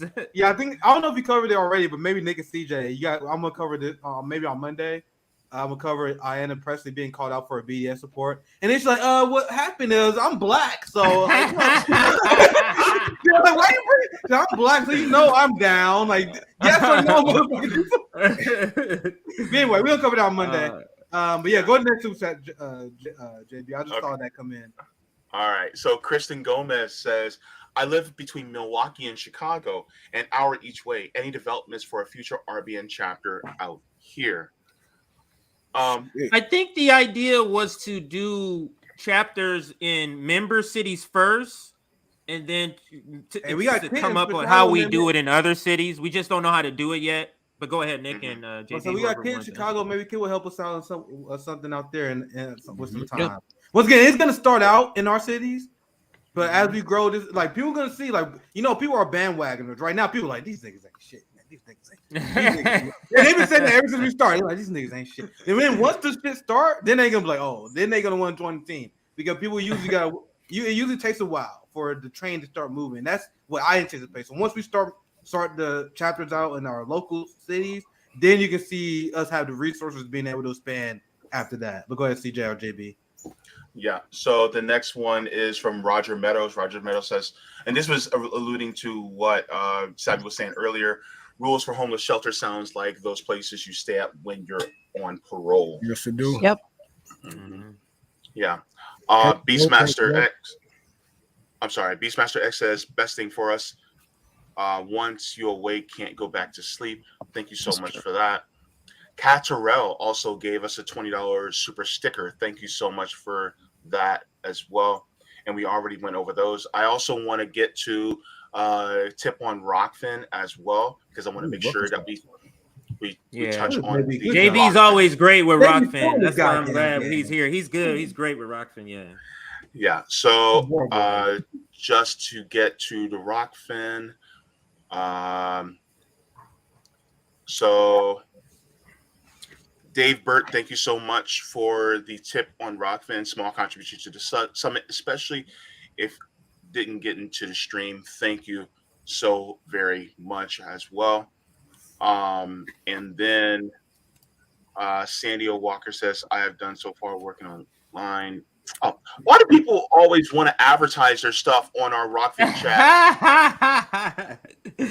Because they know people are gonna. They know people read our. They know people read our chat, so they know somebody might come across it. You So. put some. Y'all don't pay no attention to too much that. communism going on over here. Put some capitalism in this motherfucker. Yeah. Fred Edwards says Mutual Aid Revolutionary Network. So that's a name idea. Yeah, that's a name idea as well on Rockfin. Mouthful. Thank you so much, Fred Edward. But yeah, I want to make sure I get through those before we continue. Yeah, we can get to the rest of the chat at the next panel. So I think we got our guest on. Yeah. We can get ready to transition to the next panel. Yes, let's transition. So we'll talk more about chapters. But as we transition, during the transitions, I always bring this up. Let's hit the like button for the next stream. Let's get some more people in the chat. Make sure you join Substack. Make sure you join our Substack so that you get notifications of our future streams. And we launched today the LA, the Los Angeles November outreach that we're going to be doing. So make sure if you're able to support that. And here is the content, or here is the item. So if you're able to support this, please donate. We're going to be helping out people in the Nickerson Gardens Project, Skid Row, and Carmelitos during Thanksgiving. So if you're able to contribute, please contribute, and I'll pass it to you. I'll pass it to you, Nick, to continue. Oh yeah. Now we have our next panel coming up. You guys can pop out as you guys want. I'm gonna pop my good friend. She co-founded 10 Demands with me. You guys know her. Zoya is love. Zoya is life. Welcome to RBN's Activism Summit. And you guys have no idea how much Zoya has helped us, especially with this panel coming up in particular. But welcome to the Activist Summit, Zoya. Hello, everyone. Welcome to the 10 Demands Abolitionist panel. I'm so happy to be here with you today. We have a lot of great guests joining us, and we're ready to have a powerful discussion with solutions and activists. Yeah, the goal of this panel, because I explained many times before, we're not going to have a true movement for the proletariat, a true movement for the workers. There is no anti-establishment movement that's happening unless we address the police state that we live in right now. The police do not protect you. They exist to serve capital. And they will always turn their back against the workers and fight against the activists that are fighting for change against the system. That's why you see countless videos of these police state goons beating up protesters that is like Marshall for Line 3, indigenous activists, people that are demanding change. The police hired by the capitalist thugs are there to squash that protest. And I want, before we get started, there's a lot to say, because we got a lot of great guests that we want to introduce. And we also got a great video that we want to play. So let me know if we should get to that as well, if we still have Alice coming through. Because this panel, big shout out to my friend Ak, who helped us pull this new panel together. Ak was originally scheduled, but he had last second changes, but he helped us get a lot of great guests for this panel, because what the focus is, how do we organize against this police state? What are the steps that need to be taken so we can challenge this law enforcement system that is imposing regressive fines and fees on the working class via civil asset forfeiture? They constantly impose and violate our human rights. So we got a lot of great guests. Zoya, I want to allow you to introduce them, because Zoya, once again, I cannot emphasize enough, Zoya and Ak really saved this panel, because we have a few guests pull out. And I want to thank every single guest that you guys see, that you guys are going to hear us call up, because they kind of agreed to this last second just because they're very passionate about this issue. So every single person that joined us today, I want to thank you guys for making time for us here. So let's start with Carl. And since you know them more than I do, Zoya, let's start with Carl if you want to introduce them. And I want and then I want to introduce the roundtable that we have. Welcome to the RBN Activist Summit, Carl. Do you want to introduce yourself for an audience who may not know your work, kind of what you kind of activism you engage in and what you advocate for? Carl, if you want to introduce yourself real quick. Sure, I'm gonna be humble about it, because I don't like introducing myself, but that's fine for the movement. So my name's Carl Williams. I'm a lawyer an activist organizer. I went to law school so I could, support the people, support our movements for liberation and freedom. And I at Cornell University at the law school here, and I teach a clinic and have students work on issues of social justice.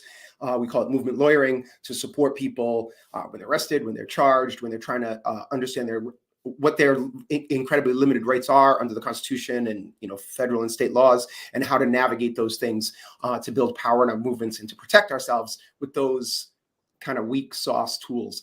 I've been part of the National Lawyers Guild for a long time. I sort of hail from Boston. Generally, I'm in Ithaca, New York right now, actually at Cornell Law School. Yeah, thank you, Carl. And once again, and that's same to go to all our guests, because I know you guys agreed to join us pretty last second. And I'm very interested in hearing you guys' perspective, especially on this issue. This is an issue that we focus on a lot. Our next guest that we're bringing on is Alan Detlef. Hopefully I'm saying that correct, sir. Thank you for joining us. In the same, just because this is an introduction for you guys, if you want to introduce yourself, don't have to be too long, very brief, and how you got into this, interested in this topic and the kind of work that you do. Yeah, absolutely. My name's Alan Detlef. I'm Dean of the Graduate College of Social Work at the University of Houston and a 10 Demands endorser. And I'm also the co-founder of the Up-In movement, which is a movement that seeks to abolish the child welfare system or the foster care system. And I really appreciate the invitation to be here, because I think it's important to point out that the police state includes Child Protective Services. Absolutely. Disproportionately surveils, separates, punishes Black children and families, and has been doing that since its origins. Child Protective Services separates over 250,000 children from their parents every year, and it goes largely unrecognized. Wow. So the Up-In movement seeks to abolish the Child Protective Service system, but also frame it in this larger abolition movement.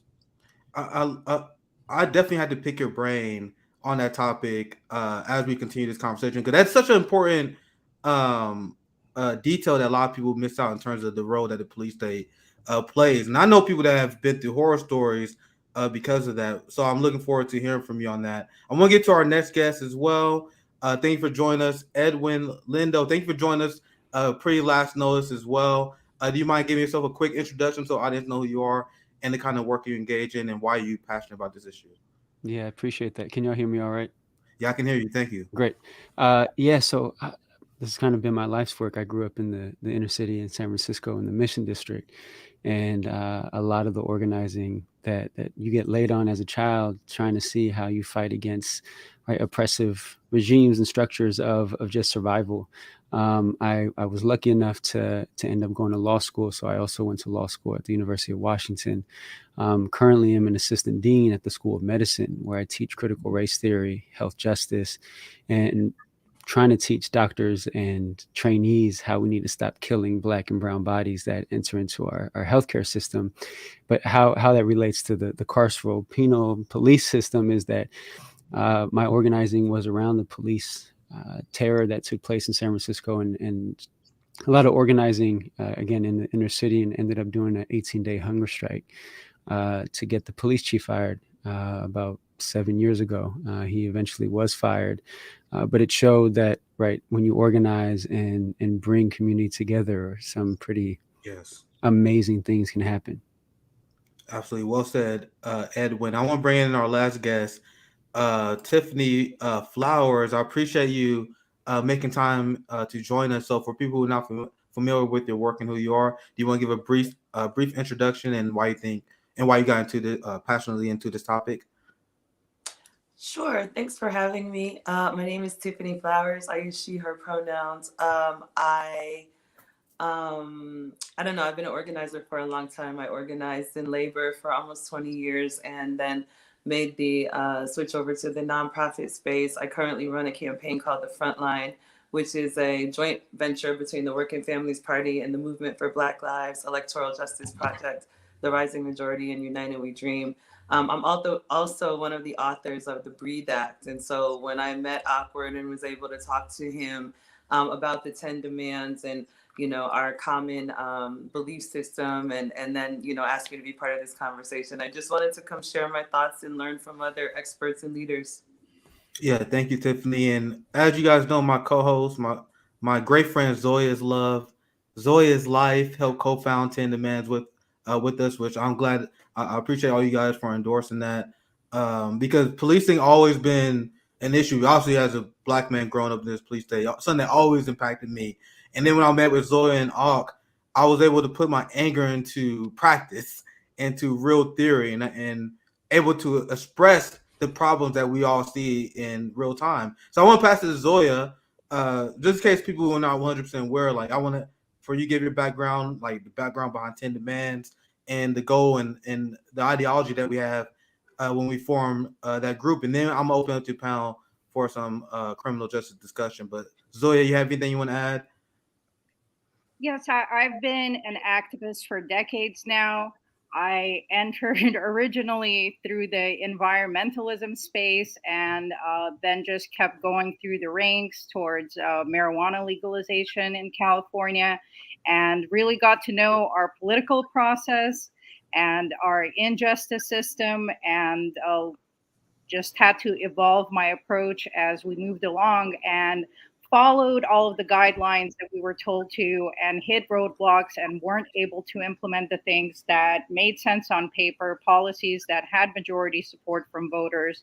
We were able to make some gains because marijuana is now legalized in California, and we are pushing for nationwide legalization. But also we realized that community organizing is really what needs to happen on a local level, and we need to help each other and ourselves. And that's why it's so important. And I'm so happy that we're all here to join the second annual General Strike Summit, the Activist Edition, to share our thoughts on our activism and resources, and let people know how they can get involved locally in their communities, because this is something we need to build up from the grassroots, from the ground up. And I'm so happy that all of you guys are here to share your valuable knowledge and insights.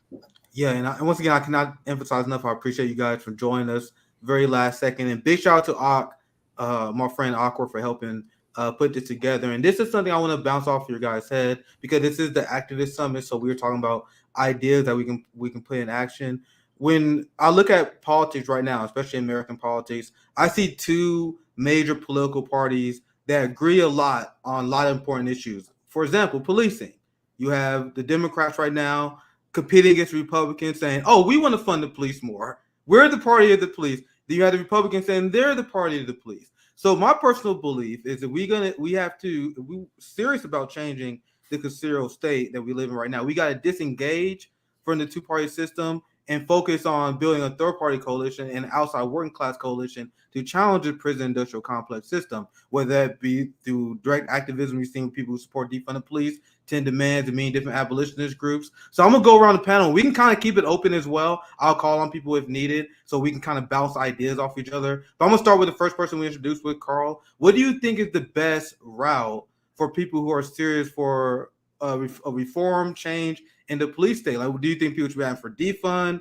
Like, what do you think the proper route that activists should be taking right now? If you want to take that topic on broadly, and we can bounce some ideas off each other.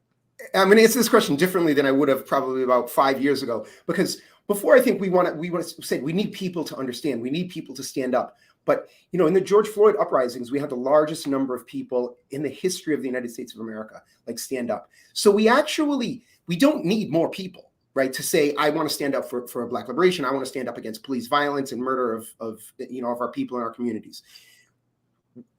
What I think we need is for those people to understand their own power, for us to understand our own power. Because I think if you talk to a lot of those people, I do talk to a lot of those people, people they say like, well, it would be good if police weren't allowed to choke us to death. Maybe it would be good if they had cameras on them. Possibly it would be good if they weren't allowed to hit us over the head or use chemical weapons on us. And we're dithering around the edges, right? We're whittling at these things, right?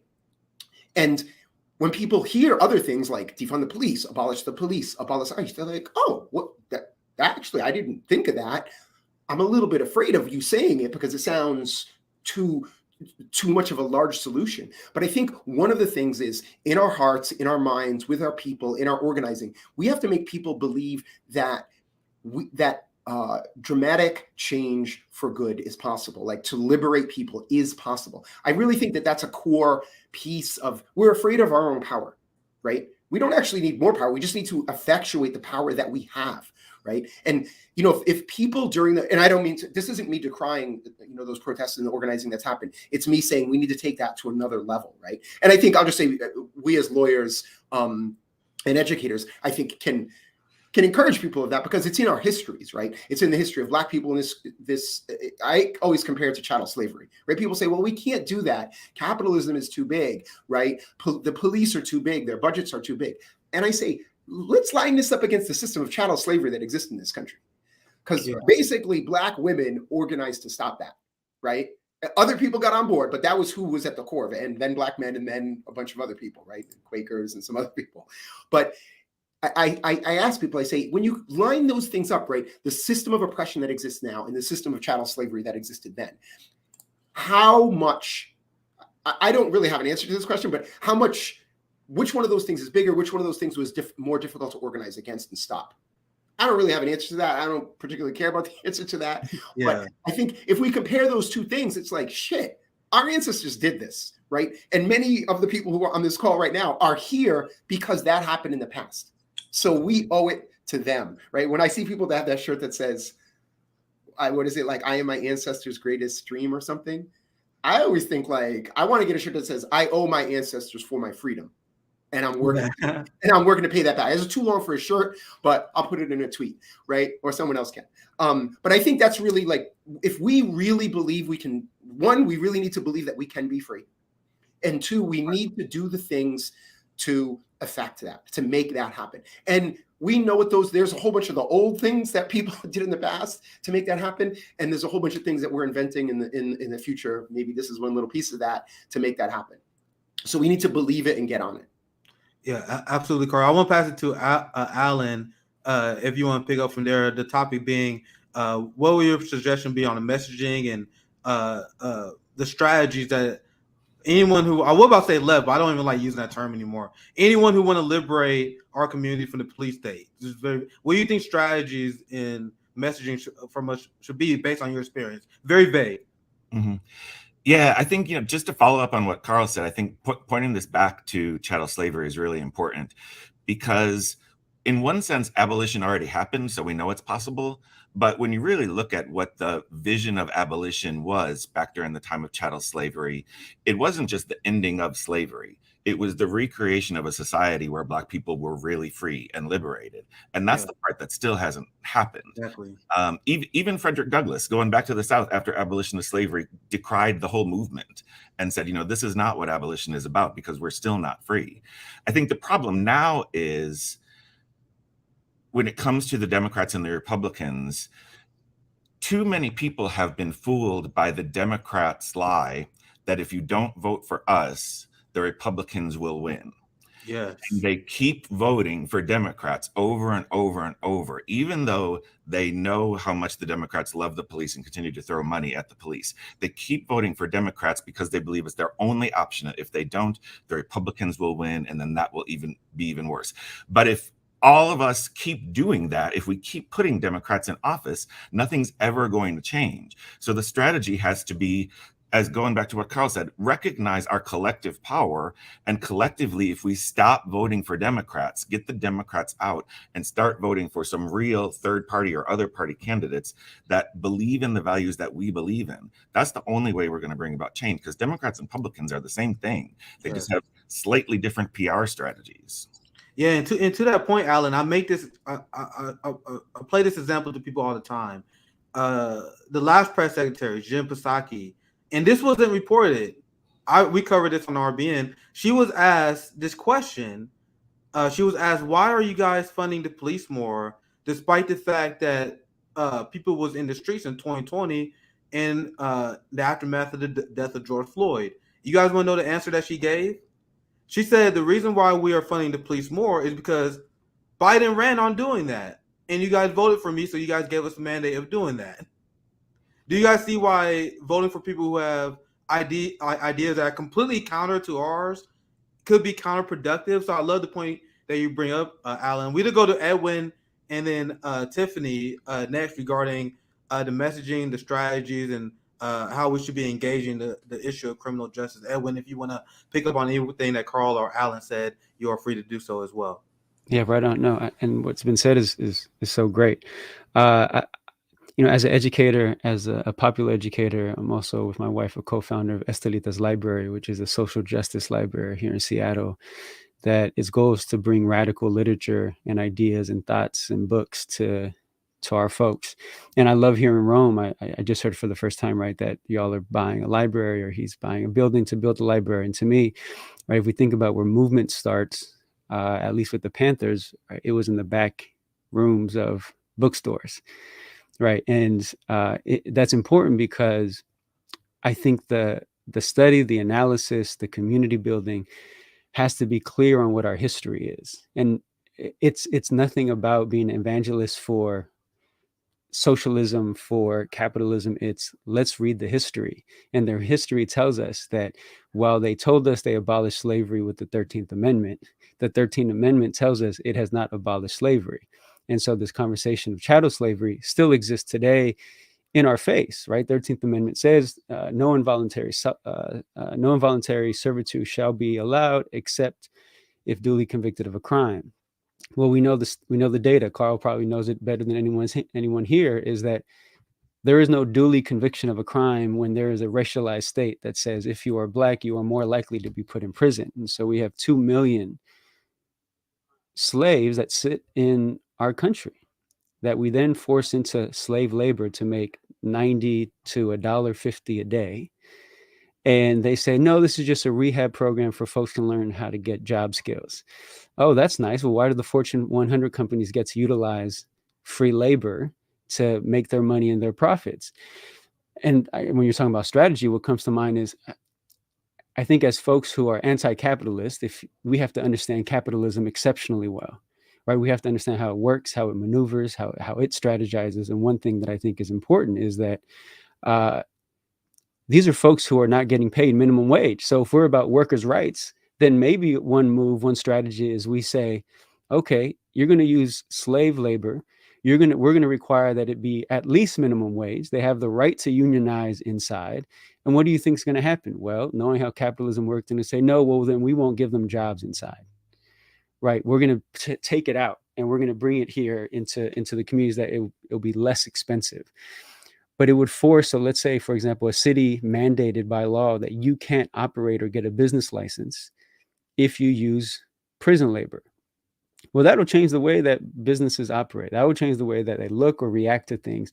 And so that's one strategy that has always come to mind. I think additionally is realizing that prisons and jails throughout the country are used as a tool of overrepresentation in Congress by rural communities that will get grant money to build prisons, get prisoners into those beds, and then use that as the population for congressional representation in Washington, D.C.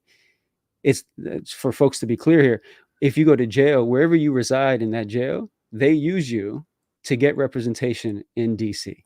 You don't get the representation in the community you grew up in. It's in the rural Boudonk place that is literally the most racist place you can imagine. And they're making not only money, they're also getting power in DC to make sure they can get more prisons, to get more of our folks inside. Yeah, thank you for a lot of insight. I want to get Tiffany Flowers in here. A lot of the work that you do on this topic, I would love to hear what your thoughts on in terms of what our movement messaging should be, our strategy should be, and how we should approach the issue of policing in a very vague way. Go ahead, Tiffany. Thanks. Yeah, I would going back to what Carl was actually talking about in terms of I think really baseline education, and accessibility, I think, is also a huge issue in terms of power building, right? Helping folks understand our power lies in very, very baseline and incremental ways. I think one of our strategies should be to, and it's such a cliche to say it, but it's really about meeting people where they are and understanding how much we already do to keep our own community safe, how much work we already do to naturally interrupt violence and keep people safe, right? We actually keep us safe. And so one of the things I had talked to when I spoke to Ak was about one of my favorite exercises about abolition in community spaces when people are just starting to really grapple with this concept, is to have people close their eyes and imagine what is the most beautiful day, a really beautiful day in their community. What is it like? And oftentimes people will lift up, laughing children and food sharing and cookouts and block parties and all of these beautiful, happy things. And they never, ever, ever bring up police. They never ever bring up, handcuffs. They never bring up mace. They never bring up tanks. They never bring up all the things, the features of the police state. And so I think helping people understand when we talk about abolition, when we talk about changing paradigm shifts and big, big changes from what people are used to, I think it's incumbent upon us, the organizers, the leaders, the people that are engaging this conversation, that are leading and pushing this fight, to make it very, very accessible and make people understand and have a true vision for what that could look like, as opposed to like policy jargon and some of the fear mongering, doing the work of the other side, but actually really, really making it plain how life could look, what our lives and communities would be like, what opportunities that would create for freedom, and helping people really, really, really grapple with that vision. Yeah, thank you, Tiffany. Now I'm gonna pass it to my host, Zoya. Anything you want to add to that regarding what our messaging should be and our strategy should be in terms of engaging our police? Anything you want to add before I move on to the next part? Yes. So just to touch on what everyone was saying, absolutely, we have to meet people where they're at. I strongly agree with that. And I'm not so concerned where people are right now, because our system indoctrinates people with propaganda and through many ways to support the police. It's a fear-based system where people think that police are the only things that are protecting them. But in reality, when we look at statistical data, we know that police only solve 2% of crime. And the people that are being held in jail, 75% of them are pre-trial and have never been convicted of a crime. So we have criminalized poverty in this country, simply keeping people behind bars that couldn't afford bail. We know the racial disparities in policing. So when we talk about defunding the police, we're looking at city budgets and acknowledging that over 50% of funds go to policing who actually don't prevent crime. And we're ignoring funding policies that we know stop crime by funding education, job opportunities, healthcare, housing, things that actually prevent people by meeting their needs from going towards performing anything that's criminal. Also, 1 in 5 people incarcerated are incarcerated for drugs, because our drug policies serve the carceral state. So when we talk about defunding the police, we talk about funding community. That's really what it is. We talk about reallocating resources to where the community needs are. And that's what I want people to really understand about abolition. And I'm very proud of what we put together at 10 Demands, which is a road towards abolition. And we go step by step, addressing structural problems and how we can practically change them. And as you see here, as you see in our 10 demands, demand number 1 is defund the police and reallocate resources to impact the community. Now I'm gonna go the other way. I'm gonna go backwards this time. So I'm gonna call on Tiffany first. I debated our friend of the show, Garland Nixon, who's very passionate about criminal justice reform as well. But there are a lot of discussions about the term defund and the slogan defund. And what I've seen from the mainstream media is attempts to demonize and scare people away from using this. And my personal belief, I think it's important for us to engage the fiscal conversation when it comes to policing, because when you look at military budgets, our policing will be the 3rd highest military budget in the world. We spend more on our policing than other countries do on the military. The NYPD spends 3 times more on their policing than the DPRK spends on their military. The country that they demonize as being militaristic, one city spends more than their entire military. So I want to pass this question around to the panel, because the media has been doing their best to not only demonize the movement, but demonize abolition, defund. And I don't. And if you guys disagree, feel free to speak plainly about it. But what do you guys think about this whole debate about slogan, messaging? Tiffany, do you want to take that on? Now we go pretty much the exact opposite order this time. Sure. I mean, I think I'm going to give much of the same answer in terms of meeting people where they are, law and order, the implications of the media using defund as a weaponizing defund is none of it is new. Everything that we've done in our tradition of our Black liberation struggle and general liberation struggle work is always demonized. So I'm not surprised, but I do think, again, it's incumbent upon us to really, really, really help. I always think about my little cousins, the people in my neighborhood, right? If they don't understand what defund actually means, then we're not doing our work and we're leaving people behind. And so really what we have to do is say, when we say defund the police, we're actually talking about the fact of, if your brother, if your sister, if your community member is in crisis, and we can clearly see that something is going wrong with our good neighbor, and we want to see them get help, and we don't want to witness violence, we don't want to put their life in further danger by calling 911, wouldn't it be nice if there was a number that you could call and that somebody would meet them with compassion and somebody would meet them with care and really try to help this person figure out what's the best thing to do to get help?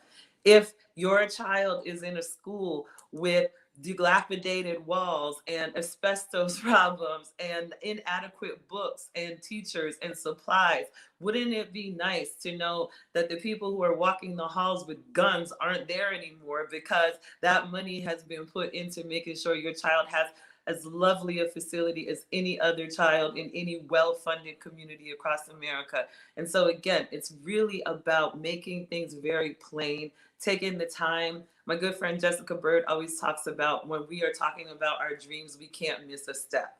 And I think that's so important for us to understand that, like, we may have intellectual understanding, we may have policy jargon, we may have facts and figures and numbers and all of the things that make our argument right to us, right? But if my grandma, my aunties, and your uncles and cousins and young adults in your family don't understand that defund actually only means, again, funding war on our communities and taking that money to actually support healthy, vibrant, well-fed, well-educated, safe communities, that's all that means. And that when people hear us say defund the police, and they're very clear on what we mean, that it's actually a war on our community and keeping us left behind.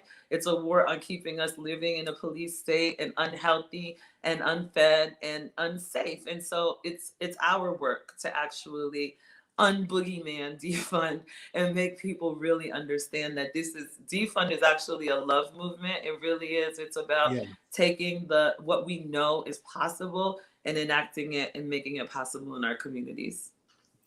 Very well said, Tiffany. I want to go to Edwin, and then we go Alan next. What are your thoughts on the demonization of the defund movement, the slogan, and what are your general thoughts on that, Edwin? Yeah, I mean, it's expected, really. The truth is that and some of the folks on the panel were saying this, is we have to imagine a future that we've never lived in. And that's a scary thing to do. That's actually the most difficult work, is that this freedom, the liberation, is something we haven't felt. And it can be terrifying to a lot of folks. And you say defund the police, but I've been told my entire life, but they're the ones who protect me. And Zoya brought up the stats, right? It's how do you protect me when the thing already happened and you show up as a detective now? You didn't stop the crime. You're a detective. So why are you called a police officer? What are you actually doing? And then two, it's then saying, if you're supposed to stop crime from happening, additionally, we also have recidivism rates of 75%. So that means our prisons aren't supposedly working according to how they say it's supposed to work. And that's why being an abolitionist, it actually only makes sense, because we're giving money to folks that come out of taxes to literally terrorize us. And so when we say, and I've heard some folks say, not only do we defund, we want a refund. You've sold us a fake ticket that you're supposed to protect us, and you haven't done it.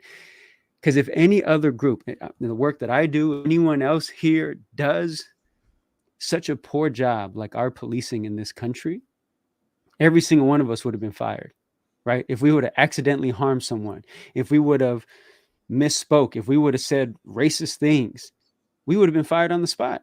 These folks not only not get fired, they have police unions that make sure they have money in the bank to protect them with the quote unquote best lawyers in the country. And then the last point I would make is that they also have run a game on the understanding of what it means to be workers, right? Police have somehow convinced the world that they are part of the workers class.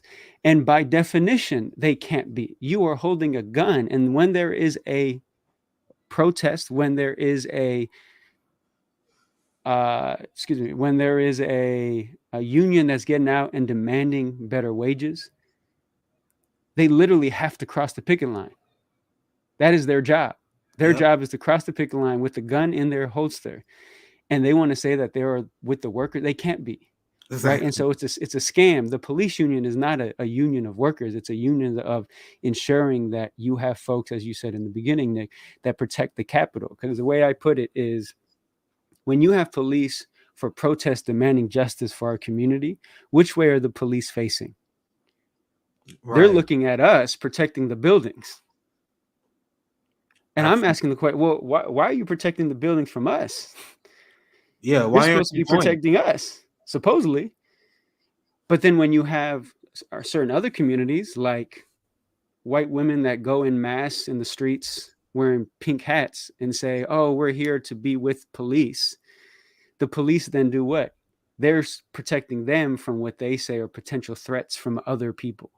And I'm like, yo, y'all have made it very clear where your interests lie. And it's not with actually the freedom of communities that have been oppressed and put under. So I think it's when we make clear, and it's made clear when we get in the streets, who they're there for. Because I have never, at least in the organizing I've done, I've never seen a police officer. So you know what? I'm done. I'm protesting with you. I remember Edwin on that. That's such a good point you made, because I remember I hosted my call and I talked to a lot of the viewers of the show, and maybe people who just so happened to see the show as well. Some guy was asking me this question. He said, do you think it's a good idea to try to organize with cops who may be discontent with the system? And my response was, hell nah.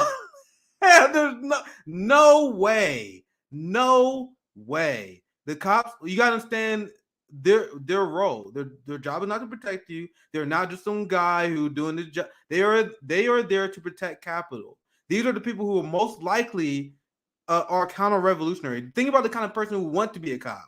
They see the system and they love the system so much they're willing to kill to protect that system. These are not the people who built revolutions. I just want to bring that up because that's such a good point you bring up, Edwin. And well, and I'll make the last point on what you said. But they've convinced our youngsters, they've convinced our community by some high level incentives, right? You'll start off at $100,000 in San Francisco. You'll get a pension at 75% when you retire. You don't need a college degree. You can graduate high school. Yeah. And you get a job. And so for many of our folks, they're like, well, if I can't make it out, this seems like a great avenue. The same is true for the military. Like it's a game they play with our folks, and it kills us. Yeah, absolutely. I want to get Alan in here, and then we go Carl next. Anything you want to add? We were originally talking about the defund slogan, but anything you want to chime in on based on what Tiffany or Edwin said, feel free to do that as well. Go ahead, Alan. Yeah, I think, when it comes to the defund slogan, my view on that has always been that anyone who wasn't part of the organizing that led to the development of that term doesn't have the right to critique it. Yes. That term was developed specifically to accomplish a specific purpose. If you weren't involved in the development of that term, you don't have the right to critique it. That is the term, or that is the slogan. But secondly, I think that, back to, what both Tiffany and Owen said, there's a both a misunderstanding problem, but there's also a values problem that I want to mention. And I could give a Child Protective Services example. A lot of people don't probably realize only 16% of children in foster care are in foster care because of what the state calls physical or sexual abuse. 70% of children in foster care are in foster care because of what the state calls neglect, which is largely related to poverty. So what we do in this country, we take children away from their parents because they're poor, for poverty, and then we put them in a home with a stranger, and then we pay that stranger money to take care of someone else's child when all that child's parent needs is money. In Texas, we give foster parents $900 a month to take care of someone else's child. What if we just gave that $900 a month to the mom who's struggling to meet their child's need? We wouldn't need foster care. But that's where the misunderstanding is of what defund is about. But there's also a values issue. We're okay using our tax dollars to give $900 to a foster parent, but we're not okay giving that $900 to a poor mother who needs it because of all of the things that we've been constructed to believe about poor mothers and particularly poor Black mothers. When I say that, often in other sessions, people will say, well, if we give it to the mom, how do you know she's not going to spend it on drugs? That's what people believe about mothers in society. How do you know the foster parent's not going to spend it on drugs? We don't, but we're okay. We have a values-related problem that we're not willing to use the resources that we have to help people in poverty. Instead, we punish them. So there's a values-related problem in this country. Yeah, that's a great answer. I'm gonna go to Carl here next. You can chime in on and respond to what anyone said, or you also can respond to the main question about the demonization of defund. Do you agree? Do you disagree with that?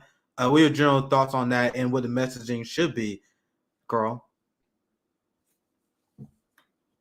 Sorry, I was muted. Thanks a lot, Nick. And I was going to add to a little piece of what Alan just said. So we create this system in the United States and take children away by it. And I've seen that in criminal cases that I've defended before. People are like, I don't care. I've had mothers say to me, I don't care about my criminal case. I don't care if I go to jail. They took my kid away. That's the only important. And I'm standing there as, as a criminal defense attorney. I'm like, well, I represent you on a criminal case. And they're like, it's my children. Right. When I had a case, I wasn't representing on the taking the children away, but one of the things that they said on the list was the person didn't have headboards on their bed. I didn't even know that was listed. I mean, that wasn't the single reason, but that was one of the reasons they were saying, like, these children are living in poverty and they're not getting the things that they need. I didn't know a headboard on your bed was that important. So one of the first things I wanted to say is, for all of this, when we say the word crime and when they say the word crime, it is a canard. It is bullshit, right? Because crime is the thing that they want to use. It's the thing that they made up as an excuse to control underclasses of people, to control undesirable people. Right. So when they say, oh, this crime is increased here, or crime is decreased there, or Democratic cities have less crime, or Republican cities have less crime, all of that, whenever I hear those statistics, they say crime is on the rise. If we think of this comparison, like people that live in Anacostia in Washington, D.C., by their standards, there would be a lot more crime there than there is on Capitol Hill in the building of Congress, right? And all of us would laugh. They would be like, of course. I mean, they're committing war crimes, right? They're doing massive things. But those in the FBI, standardized crime statistics, all of those things don't exist, right? All the crimes of the Trump family, or I'll say of the Biden family, or of foreign policy of the United States, right? Those things, by definition, are not crimes. Right? Yes. They're not crimes. So we're saying, like, well, how would we reduce? When people say, well, what would you do without the police? What would you do about crime? I say, well, first of all, let's start talking about what you mean by crime, right? Because if someone is shoplifting from a store food, right? The first case where I went to law school at the University of Wisconsin, and I was I worked in a clinical program. That means you're a little law student and you're going to get your first case. My first case was a mother and a father who shoplifted food. Oh no, she wrote a bad check to buy food at a 24-hour grocery store. And it was in the middle of the night. They went in there because it was snowing, and she had an infant child, and they were homeless on the street. And she wrote a check for food. I even now, this is still like 15, 16 years ago, it gives me chills, because if you're that mother or you're that father and you have a checkbook right? And you're standing outside and it is literally snowing, right? If you go into the supermarket, I'd be like, that's a good parent.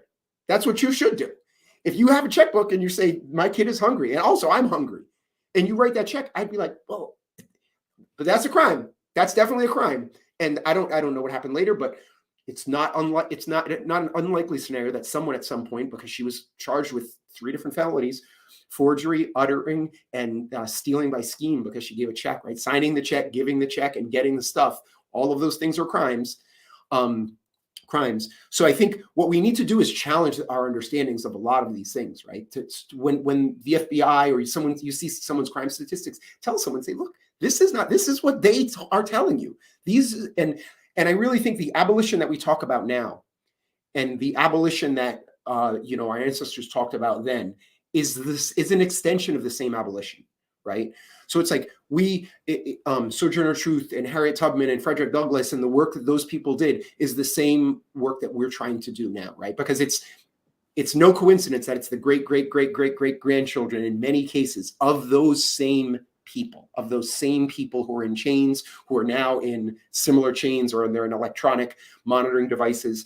But I had a long conversation with an aunt of mine. Shout out to my aunt, who will name this right now if she's watching, about defund, and was very upset. She said, we shouldn't say defund.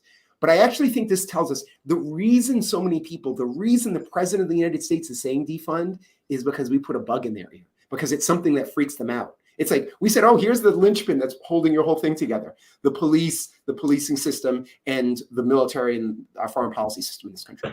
Those are the foot soldiers for internalized oppression and externalized imperialism. And we're like, boop, and we push that button, and they lost their minds. They're like, please stop saying that. If you look at the Democratic tacticians, the people who really, for the Democratic Party, the people who really decide what things are going to happen, those people despise the word. And that is a compliment.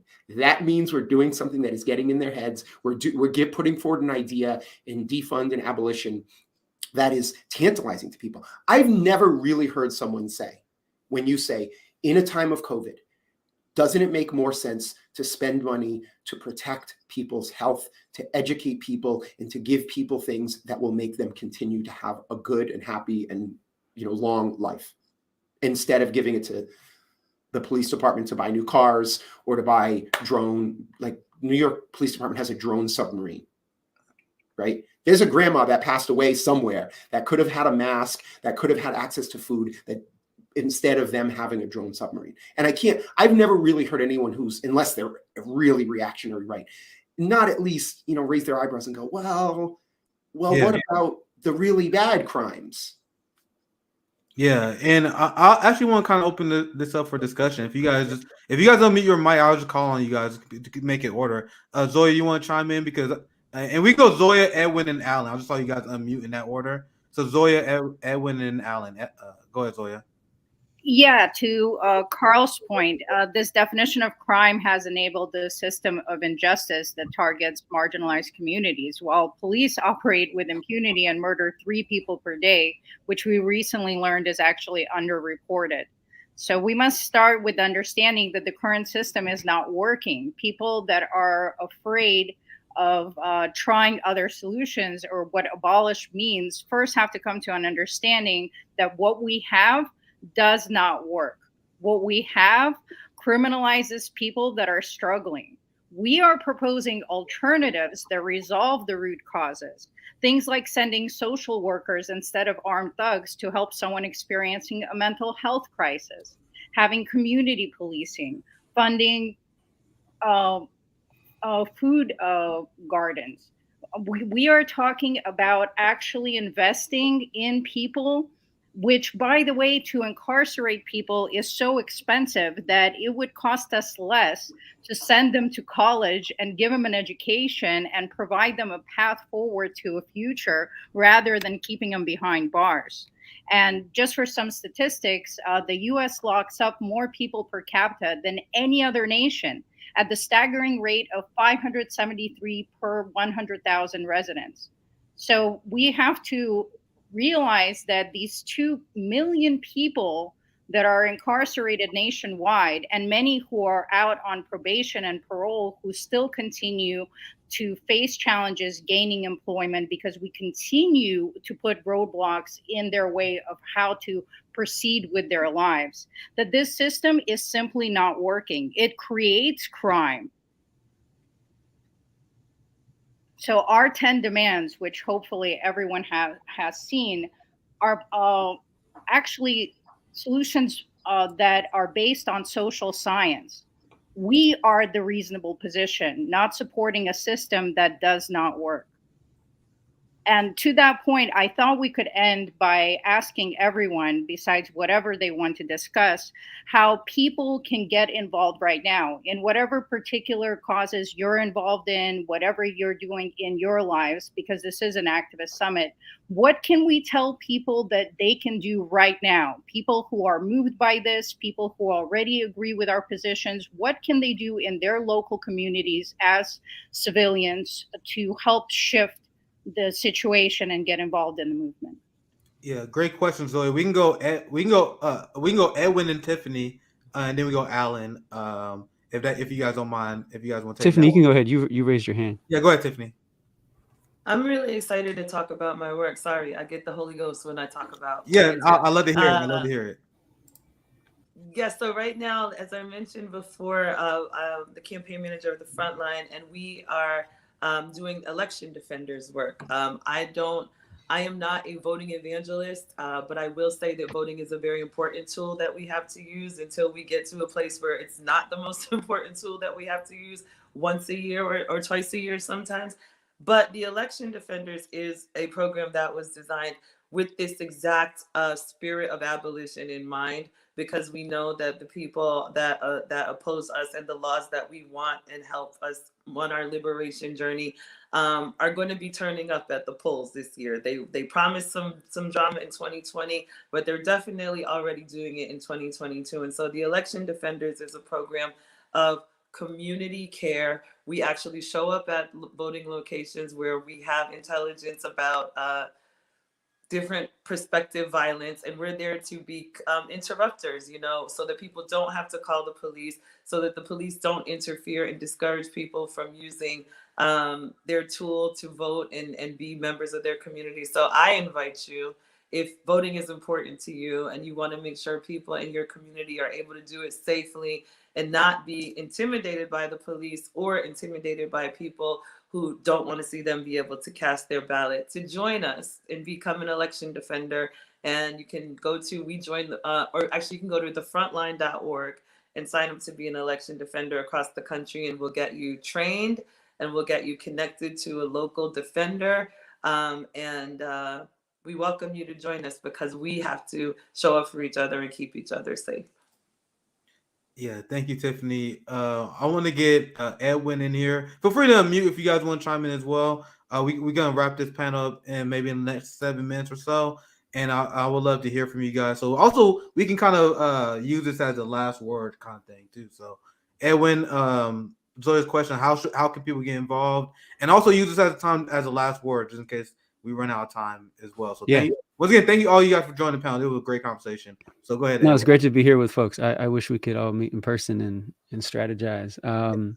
Really. To be honest, as far as what to do, I mean, there's so many folks. Tiffany mentioned it, the work of Carl, Alan. I mean, I tell folks, as far as a popular educator, right, you plug in where it speaks to you and not say, oh, this is the only thing I'm focused on, but realizing, as the Panther says, it's this work pending revolution, right? And we continue on that path. So if it's children, if it's the carceral system, if it's education, I mean, it's plugging in, because at the end of it, there is unfortunately a connection with policing, right? Folks mentioned schools. Tiffany mentioned schools, and Zoya, like, why is there people again with handguns, loaded handguns, roaming the halls of our children? We talk about hospitals, right? I work in that.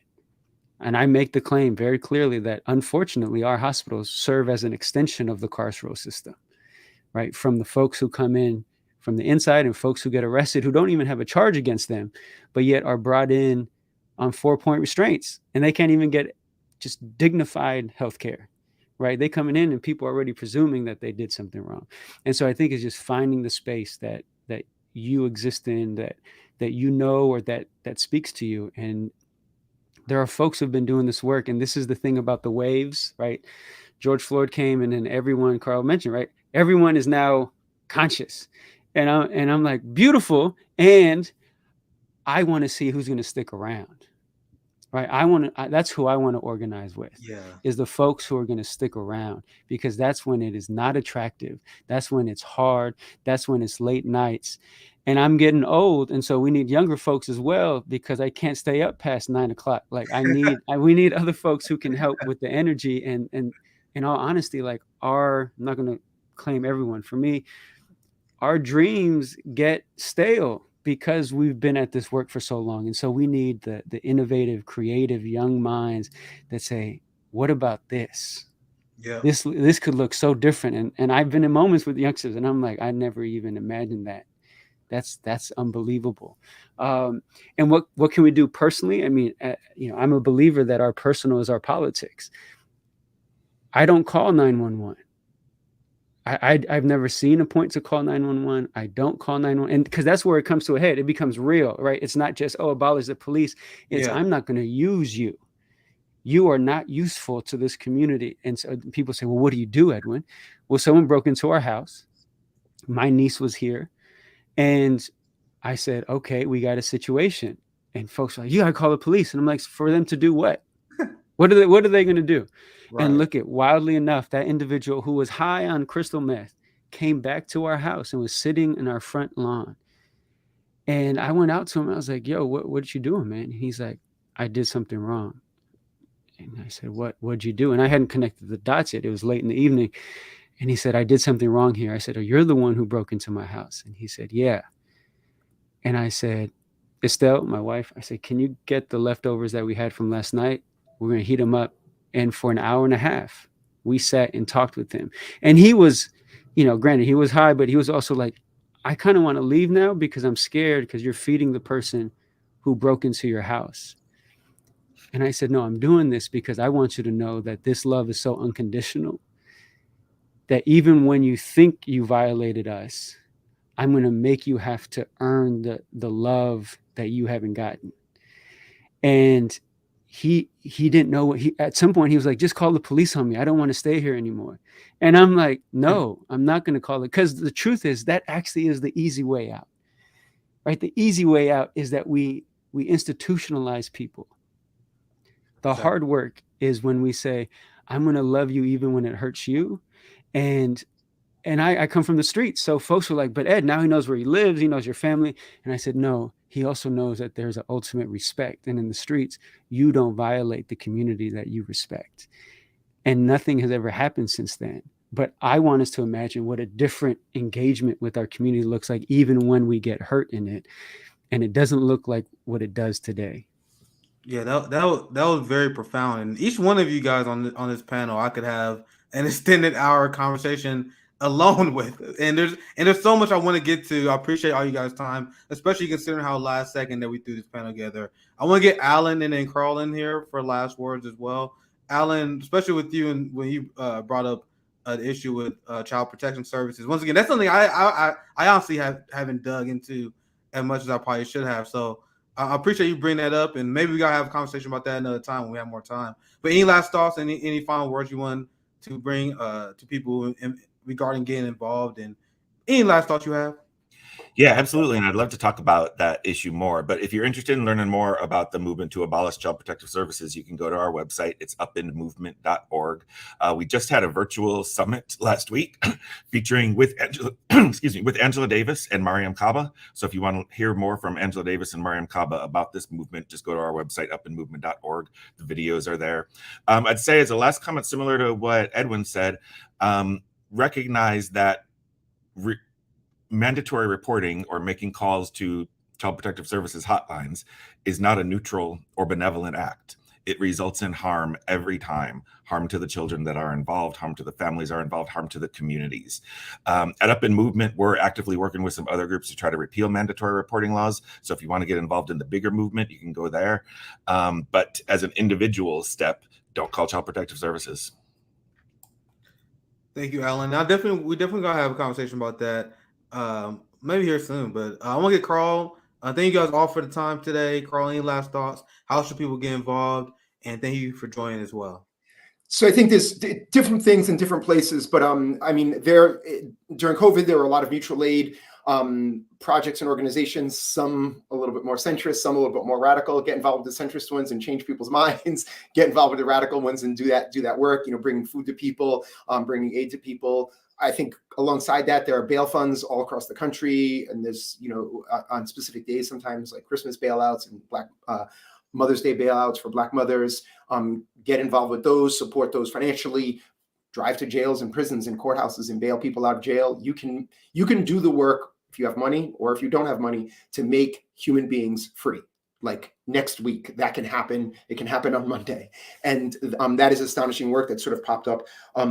There's people doing cop watch and court watches all across the country. You can get involved with those. If people are a lawyer, a law student, or even if you're not, you can get involved with the work that the National Lawyers Guild is doing, being legal observers. People have probably, I might have a green hat somewhere in my office. People have probably seen us with the green hats, trying to make sure people are protected and documenting what's happening at protests.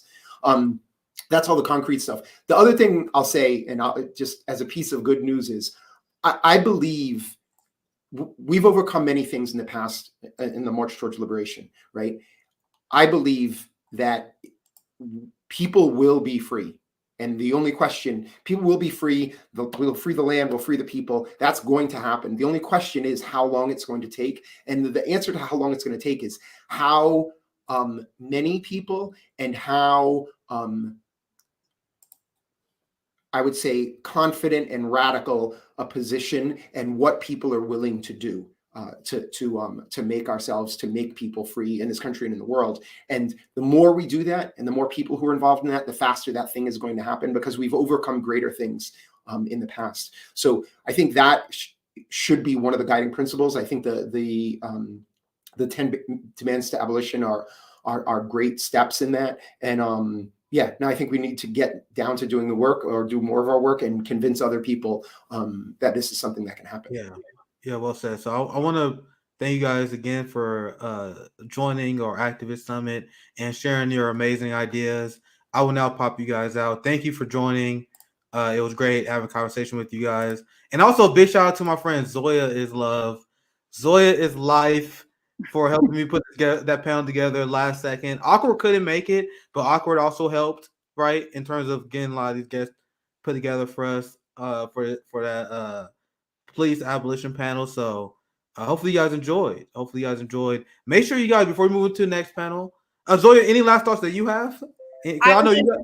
Go ahead. I was just going to say, everyone, please stay tuned for the rest of the summit. It's going to be fire conversations like this on abolition. None of us are free until all of us are free. Please check out our website, 10forjustice.com. That's the official 10 Demands website, and it has a take action button for how you can get involved today. All right, absolutely. Thank you, Zoe. You also on another panel tomorrow, aren't you? Yes. Yeah, so they're not gonna be last we see from Zoya. So I can pop you out. Well, unless you want to hang out, but I can pop you out to give you a break, and I will get into our next topic. But before we do that, make sure you guys like and share the stream. And this will be the last panel of part one.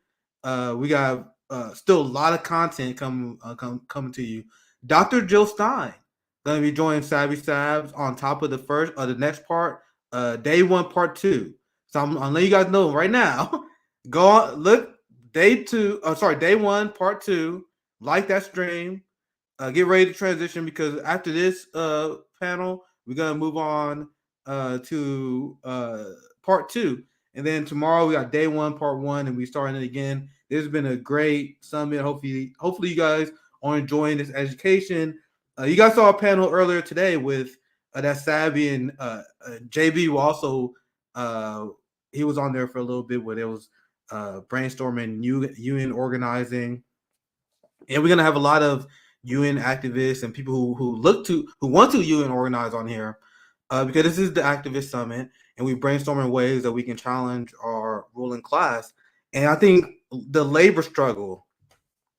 The labor struggle is obviously our biggest tool, one of our biggest tools that we have, because as I cover on this channel all the time, there is an active, ongoing class war that has been waging my entire life.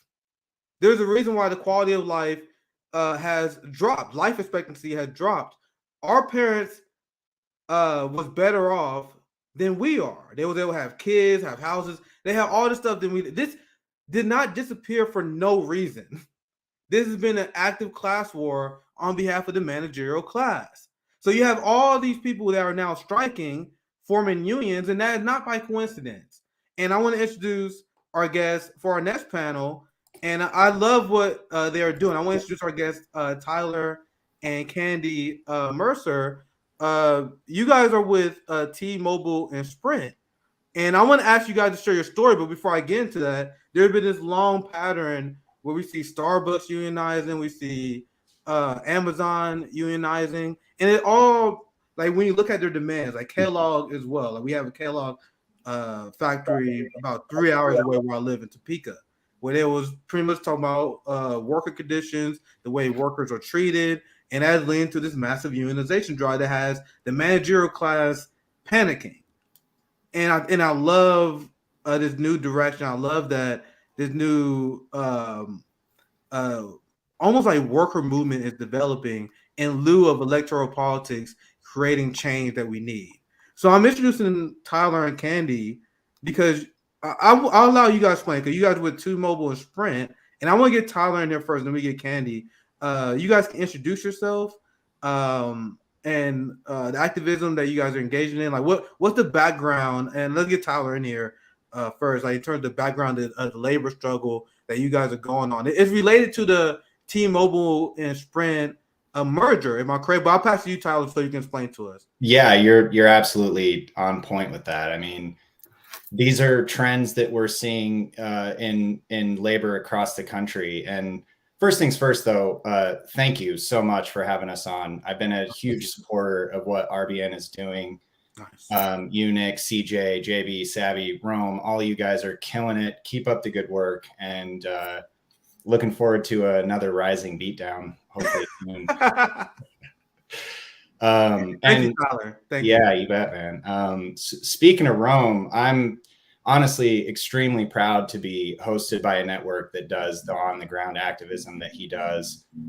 Tour for the Poor is real grassroots, on-the-ground shit, and I've got so much respect for his work. Yeah, also, Rome taught me a lot, man. Like Rome lit a fire under me, like, and I already had the fire. I didn't even know that fire can even be lit even more than that, because he was here doing the Tour for the Poor, and like he is such a valuable like tour for the left. But anyway, sorry, Tyler, go ahead. No, that's fine. I love it. And also, warm congrats to JB for meeting his goal. Thanks to everybody that's come together to make that happen. I mean, that's, at the core of what a lot of this activism is all about, is coming together as, a working coalition for each other. Because, it's interesting, like, even though, speaking of Rome and his on the ground work, like for us, our organizing is solely digital, which comes with its unique challenges. We have to use, encrypted apps. We had to start, anonymous and, being sneaky out of fear of retaliation, because in our space, we don't get water cooler conversations. We don't get, it all has to come through digital means, which are all very visible. So it's empowering to have TSCA at our backs and Candy and I. So like most of us don't even know each other in person. We don't even get so that. Y'all in two different locations. Yeah, exactly. And if I know, I talked to you a little bit, Tyler. I haven't met Candy yet. Hey. So sorry, I didn't mean to cut you off. No, you're good. I think that was interesting that you guys. I was assuming that you guys was like one local collective, and I want to ask you more about the organization and spread awareness about that here soon. But let's get Candy in here to introduce yourself. I haven't had a chance to conversate with you yet. Me and Tyler, we texted a few times organizing this, but great to meet you. Any introduction into your intentions, why you think labor organizing is so important? Any introduction you have, Candy, for us? For sure, yeah. So, firstly, let me say thank you for having me here today. I actually just found out about RBN probably about 3 days ago, thanks to Tyler. And he put me down with some of the things that y'all were doing, and I think that it's absolutely wonderful. And I'm glad that we have voices who are not just talking, but actually going out and doing the work, because you don't see it. And I'm quick to talk about a lot of part-time activists who have all of the voices in the world, but as soon as something immediately happens to them, it's crickets, unless it happens to their family. Yeah. Then it's, you need to fight for this. Well, you didn't say X, Y, and Z then, but you want to join a bandwagon. And I've never been a bandwagon girl. Yes. For me personally, I have a 17-year background just in telecom alone. I started with one cell phone company in 2005. And at that time, I immediately joined the union that we had at the time. And my understanding is they still represent the company. They just changed their name. There was an instance in which, I was young and out of college. I was just getting money and I was good at what I do. I was a top sales performer. And I'm a firm believer that when you do well, people are going to hate. And it's been proven constantly. I did well at my job. I didn't read a lot of fine print. And there were a couple of instances in which me separating from the company was going to be a very real possibility. And I was like, I don't want to leave. Who did I call? Not Ghostbusters, my union rep. And my union rep showed up every single time to read the fine print, dig into policies, and explain the things that I did not understand, and then quote their policies right back to the company to say, and this is why she's going to continue to stay. Yes. That fight for me then, as a 21-year-old kid graduating from college, meant everything. So now here I am today, a 37-year-old single mother of a special needs child, and not just a single parent, but a sole parent and sole provider. My child don't have no father. It's all me. I do it from the muscle. So when I say that my child is my motivator and my sole piece and purpose of doing the work that I do, let me give you this. I love the company that I work for. I love being able to provide for my customers and give them that elite experience that my department provides. But the cost of living is going up. Gas isn't getting any cheaper. It might for like 17 days, but then, it's like, psych, gotcha. And then it goes right back up again. Yeah. And I'm on the East Coast. So I think I just checked, it was $4.17 a gallon, and I drive an SUV. I provide solely for my child. I would like to be able to not be on public assistance. I would like to be able to take my child on a vacation that's not some exorbitant amount. And in order to do so, I need to be able to afford it. We had a CEO previously who made it his life's mission to have us have a decent home and work-life balance. And I met this man in person one day, and he actually came to my store when I used to work retail before I came over to care. And it just so happened my son was sick that day and I couldn't send him to daycare. I knew that day I was going to be fired because my CEO came in and saw an employee with their child in the store, and it was not bring your child to work day. He asked me, so why's your kid at work? I said, I'm be honest, I'm the only key holder today.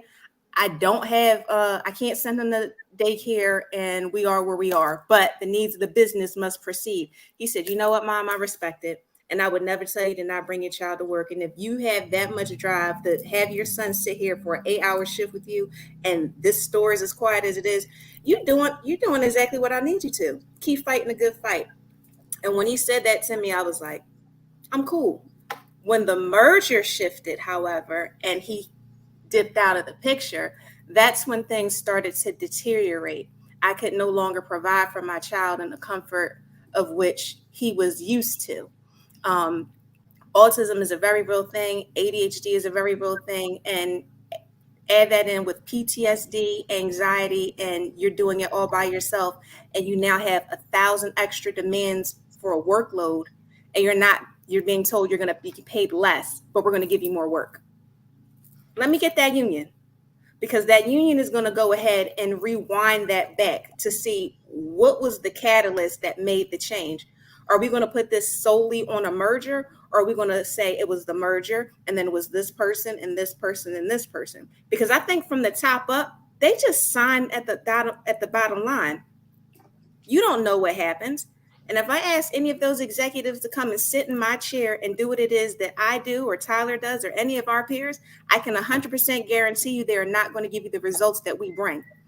Our customers come into these queues and they speak to us and they're like, oh man, y'all are so dope. I don't even want to get on the phone. I don't want to go to another country and speak to somebody who's got broken English and they're going to apologize 17 times and they still haven't fixed my issue. And then I ask for a supervisor and they can't fix it either.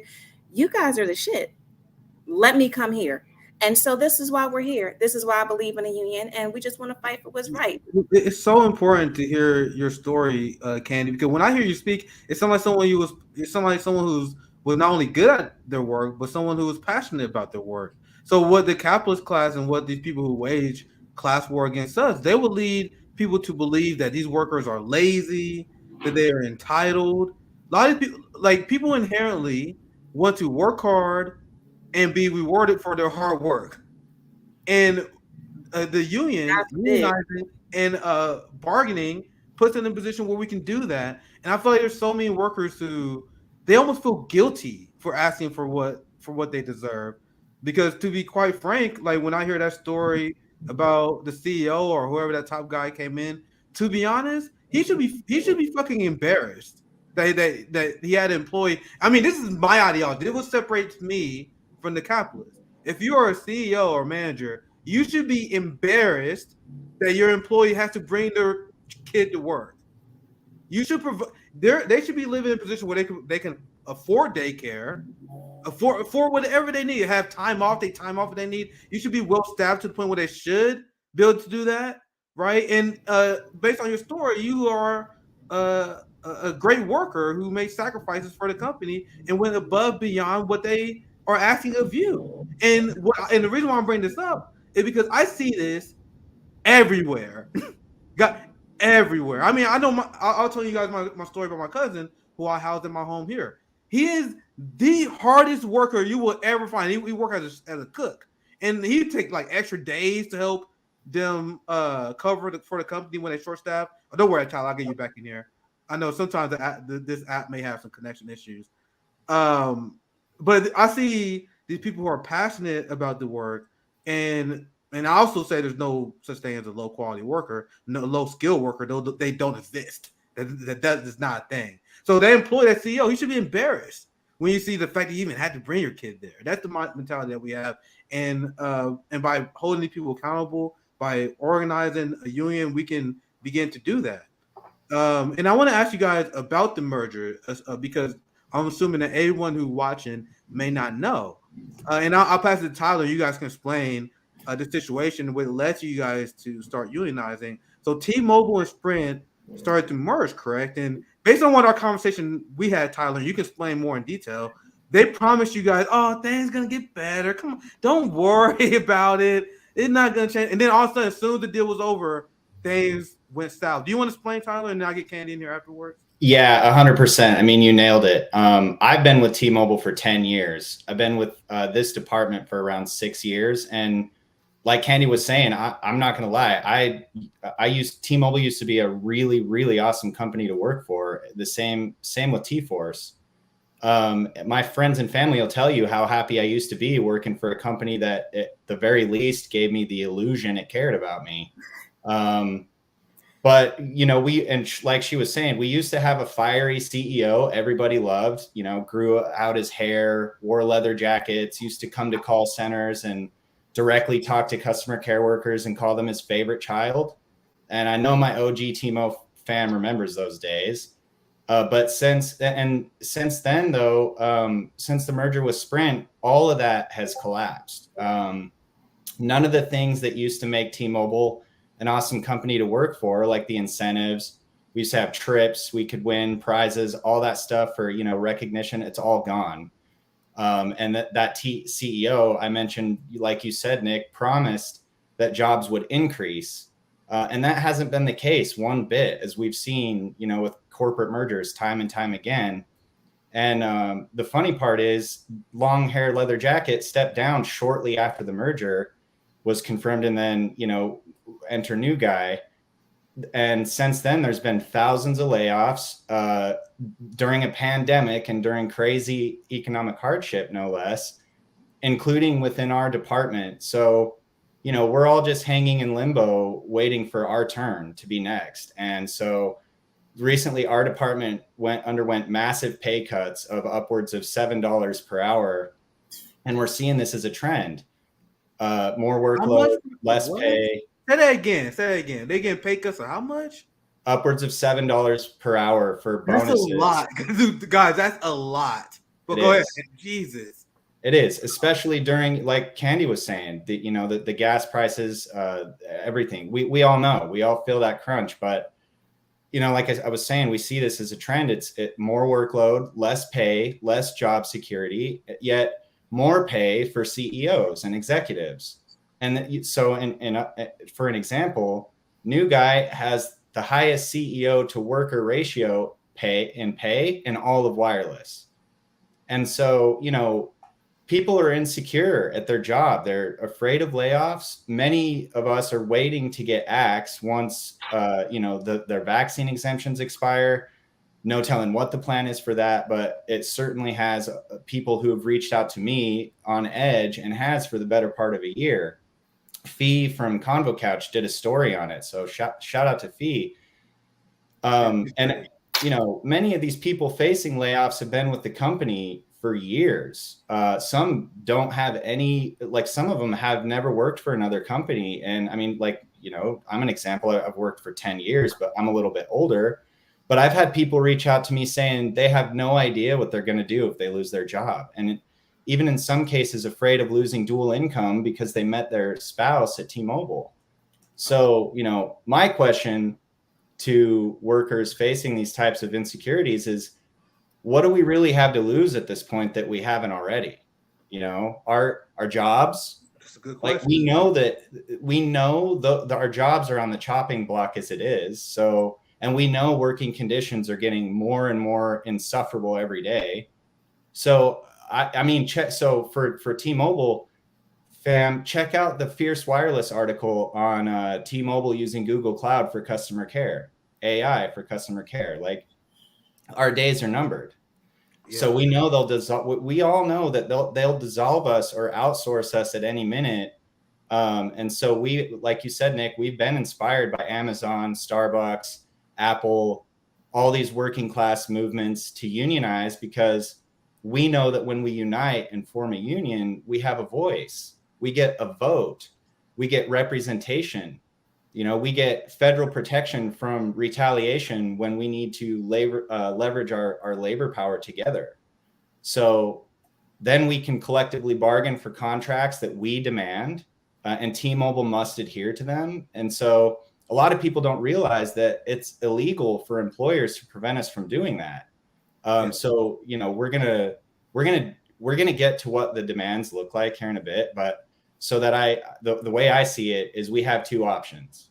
Yeah. We can sit around and wait to get laid off while working and material conditions decline, or we can band together in unity and harmony to demand more equitable work environment for all of us.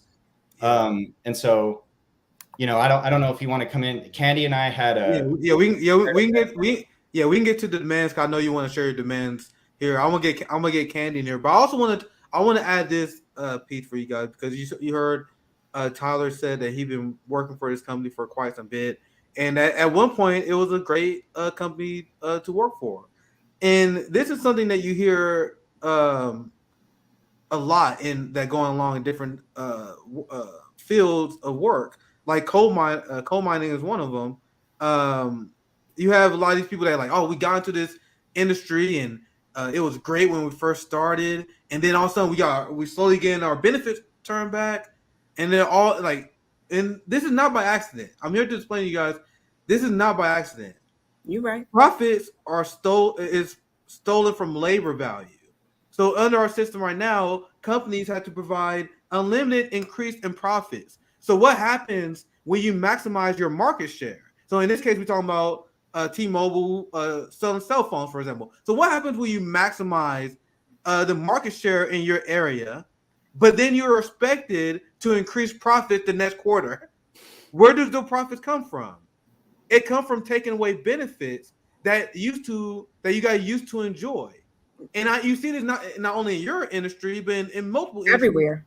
Yeah, everywhere. And that's why I call it a class war, because what you see happen here, I mean, obviously the managers that are running T-Mobile and Sprint are horrific, but they're just following a central ideology that I want workers to understand is happening.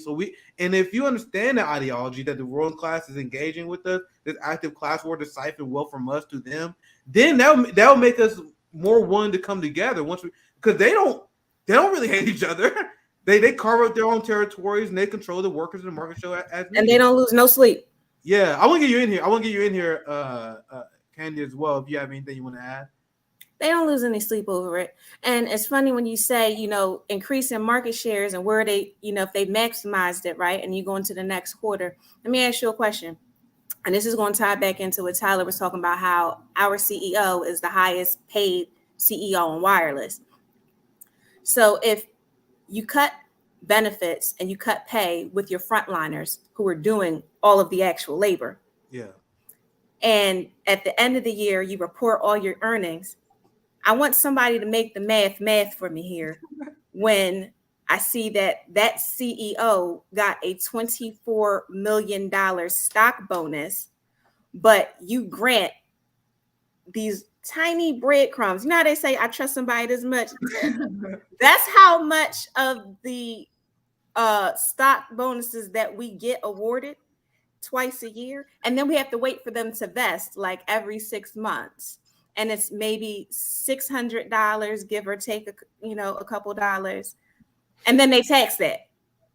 So we can get, a couple $100, but all these profits and all of this hard labor, blood, sweat, tears, anxiety, PTSD, and we can't make it to work and we have to go through disability companies because we tired of being tired. You get to sleep with $24 million. And that's just one of the executives, because another executive got another $10 million in stock bonuses. I mean, and it's on Google. You can see again, happen. So when you have your vacation home and when you have a yacht that you get to kick it with any time of the year that you want, regardless if it's cold or not, because if it's cold where you live at, you just go and set sail somewhere else where it's nice, right? But we have to show up in our chairs at our desk and provide the best level, the elite level of top tier customer service. And we do it because it's not the customer's fault. And again, we enjoy what we do. We love the job. The people that maybe the customers that we get are supposed to be difficult, but we're seasoned enough to handle that and we can conduct ourselves. But the people who should not be difficult are the people that we work for, that chose to employ us in the first place. And let me explain something else. When I'm sitting in a meeting or a coaching, or there's just a general chat, at no point in time should the encouraging coaches be able to sit back and say with a straight face, or as they type it, because there's no tone, and they coach to tone and say, we don't want to blame any customers. You should not tell me, well, there's all these other places to work. I chose to work here. I enjoy working here. And I don't know how you got the J.D. Power and Associates Award the last 7 years, because I certainly didn't sign off on that shit. But what I will tell you is that I am interested in making sure that my vote counts, not just for any awards that this company gets or any accolades, but where I'm actually at.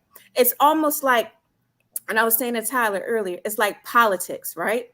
You got your Dems, you got your Republicans. It don't matter. They all crooks and criminals anyway. Yes. But you have, and it's like going to the bar. You got to pick your poison. So who's got the best promises for you, and who do you feel is actually going to deliver for you? This is where we're at with the union. There is no reason. Listen, I told y'all I'm a single mom. My son's dad is in prison. He's got a double life sentence. He's never coming out. This is all me. I put my face out here for people. I'm holy enough to pray for you, and I'm hood enough to swing for you. Legally, of course. But understand love when it. I tell you, if I know I got everything to lose and this is all I know, I don't have nothing else lined up. I'm asking everybody to come and stand with me, because they're going to take the job away anyway. If they don't take it away from you today or tomorrow, they're just going to dock your pay some more, like Luther did to that girl and set it off. So Yeah. what else do we have? Either you're going to take the chance or they're going to continue to bend you over with no lube. I like lube. Excuse me.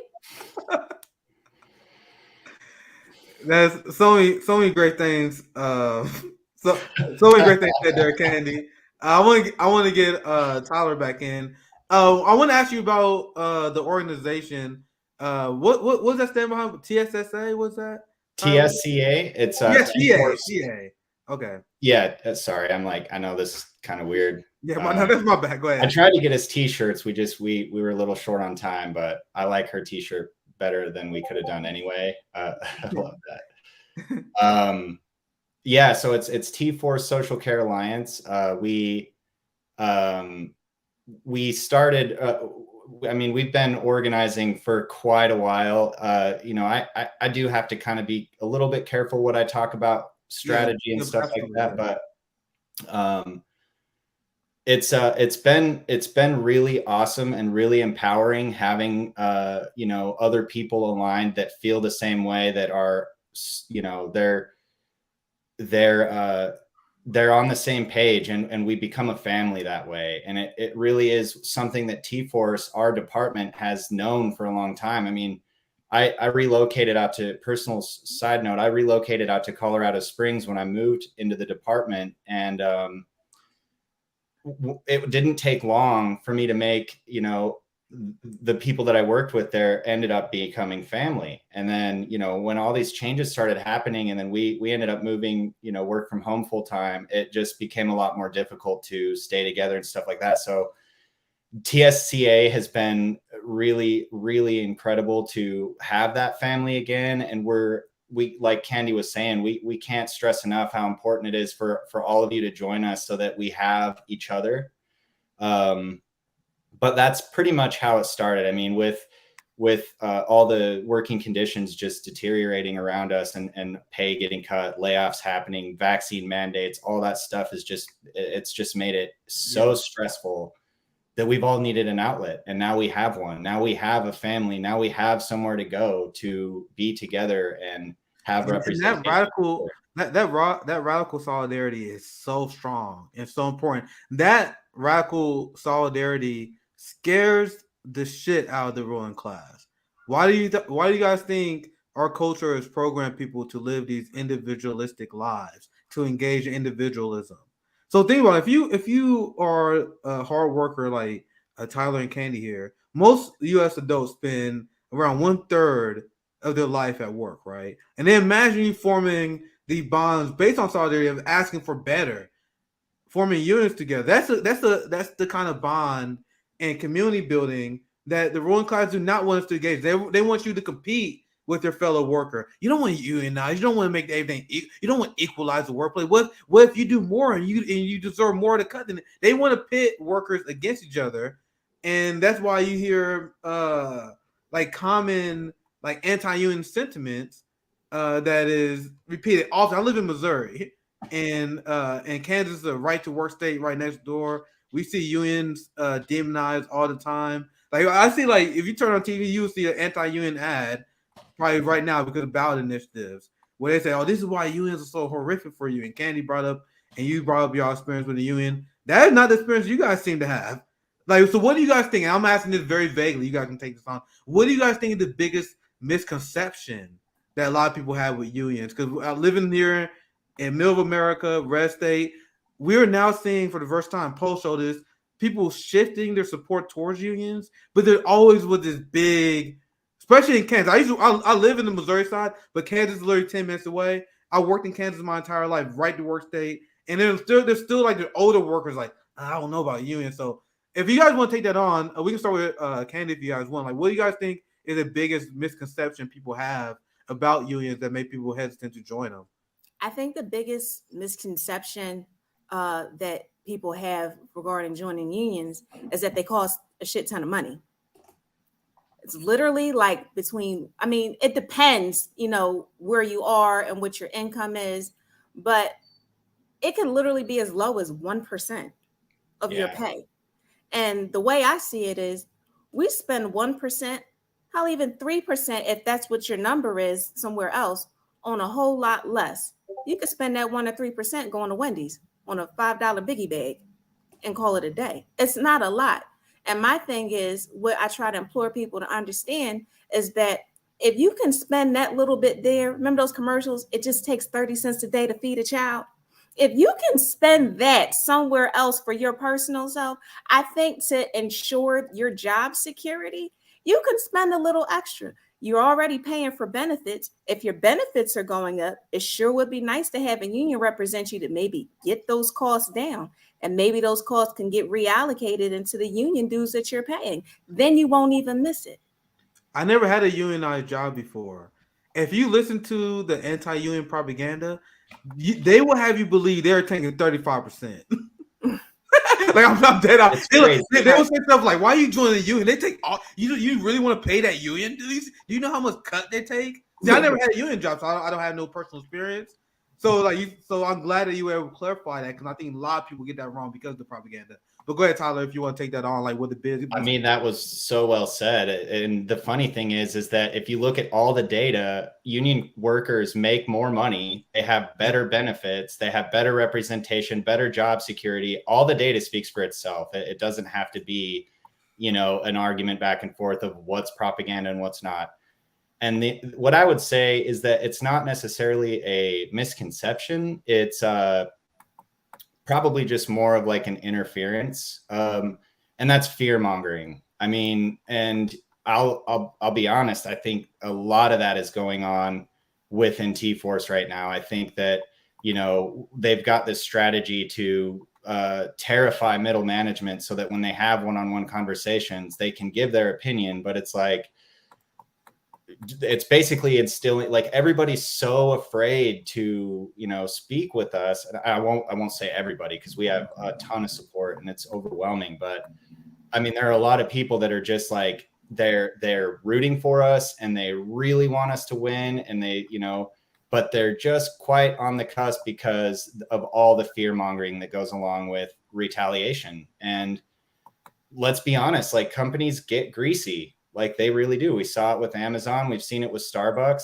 But at the end of the day, when we're unified together, when we have the numbers that we do, and you see the same thing happening with Apple, Starbucks, and REI and all these other companies, there's nothing they can do because we have federal protection. So that's one thing that is like so important for our coworkers and for all workers to understand, is that we are so much more powerful and motivated and inspired when we're together and speaking together, that even amongst the fear mongering, we're all in this together. And like we said before, like what are the options otherwise? Like, yeah, but it is nice to have this, it is nice to have this unity and have this family. It's unreal.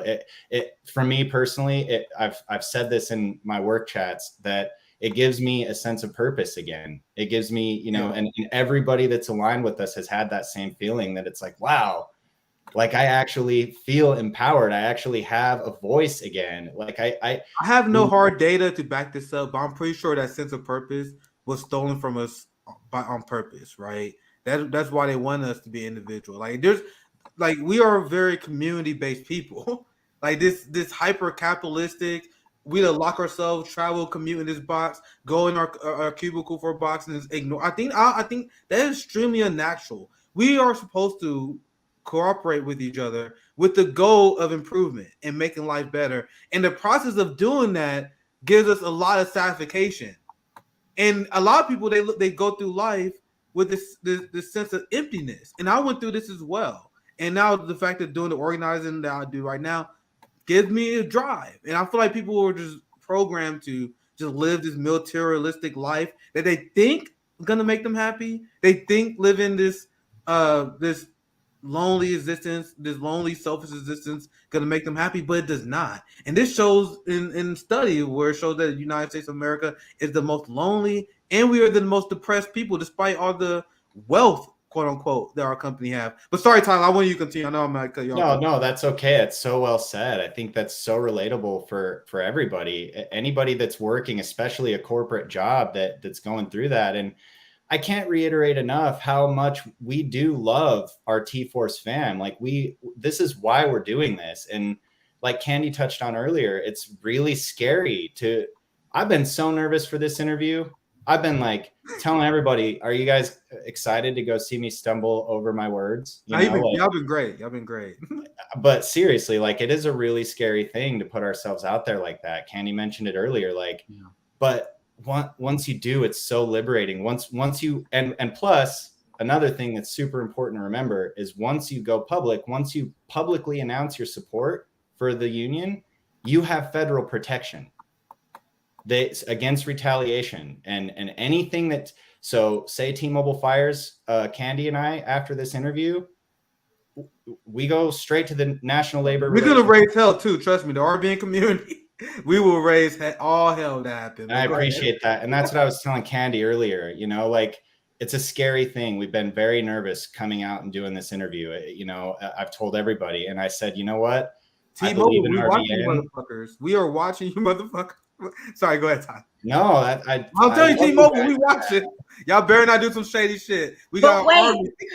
But wait, I was saying, because I told Tyler, I said, listen, I'm not one to back out on my word, but see the way like my life is set up and it's, moderately comfortable. I was like, I had to sit and pray on this because he said, well, no, don't be worried. We did our prep. You're going to be fine. You sound great. I said, I'm not worried about the interview. I got that shit.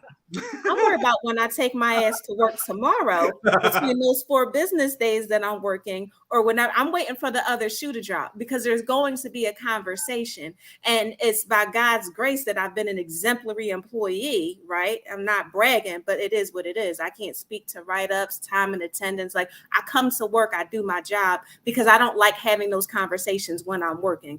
Don't come and talk to me about bad numbers. You can't talk to me about bad numbers because I give you the numbers that you need. You can't talk to me about, oh, you don't come to work. I bring my black ass to work. You get what I'm saying? I don't give them ammunition to shoot at me. Yeah. So now I'm looking around like, man, let me just say it because again, I've got nothing to lose at this point. I'm going to lose my job, knock on wood, I don't. But my hope is that after bringing this to light and us having this platform and maybe additional platforms, that maybe everybody feels inspired to hop along with this change and say, you know what, let's take it back now. We're not going to sit back and demand. We ask politely. Now we're demanding. And that's what it is. And we're asking to give you those demands in a fair, legal way. We want you to do the right thing because we could quit. We're not quitting. We're not striking. We're not blacking out. We all, this whole department from the East Coast to the West Coast to the Midwest, we all show up for work and we've got these crazy schedules. Let me tell you something. I work 2:30 in the afternoon till 1:30 in the morning. And then I have to go to sleep, try to fall asleep anyway, and be up at 6:30 in the morning to get my child ready for school. Ask me how old I am. I just started getting circles under my eyes because I'm motherfucking tired. I'm tired, okay? This is where we're at. Yeah. I'm not by myself in this, and this is why I'm here. I'm holding everybody's hands wherever you're at. Tyler's holding everybody's hands wherever you're at. We have an email on this screen. We have a social handle for you. So we're not scared. We're not being bullied into fear mongering. We got your back. Reach out to us. Have ours. Yes. Now I want to get to the demands that you guys have, and then after that, we're gonna I want to highlight how people can help you guys, and then we get ready for the part 2 of our summit. Cool. So is there I'll pass it to you, Tyler, if you want to explain. If you guys have a link, you can send it to me. I don't know if there's a website or anything you want me to pull up, but if you just want to explain your demands and how people can help the movement that you guys are fighting for, go ahead, Tyler, if you want to. Sure. So Candy and I prepared a message on behalf of TSCA that we'd like to share with all workers and especially our T-Force fam. So go ahead, Candy. Well, Well, so many people are really upset and disgruntled with their employees and, the regular work home life balance and the system they feel they have no control over. So we just want to say this. If history is any indication, unionizing and activism and real change is not going to happen on its own. We have to find creative ways to motivate and inspire each other to think like revolutionaries. Just like Fred Hampton said, we have to keep telling ourselves that we are revolutionaries. Telling our employer we need a raise isn't enough. They don't care because it's not profitable to them. So it's up to us. We need to grow this network of working people, no matter their political identity. So when we see somebody hurting and they're upset about how they're being treated at work, reach out to them, relate to them, share in their struggles, genuinely care, and let them know that the world is going to be better and it's possibly be better, if we just all hold hands. When we're stuck now in a vicious cycle of power and money being funneled into the pockets of a wealthy few, while the rest of us, the ones producing our employers this absurd surplus through our labor, continue to have material conditions decline. So we need to reach our struggling brothers and sisters, invite them into Signal and Telegram and other private group chats to start a family of coworkers through love and togetherness and grow our power in numbers. Let them know we aren't expendable. We aren't robots. We're not just a number. We're human beings with thoughts and feelings and lives outside this box that they try to force us in and keep us in. And we're here for each other. So for our T-Mobile and T-Force Frontline family, we want to start off by saying this.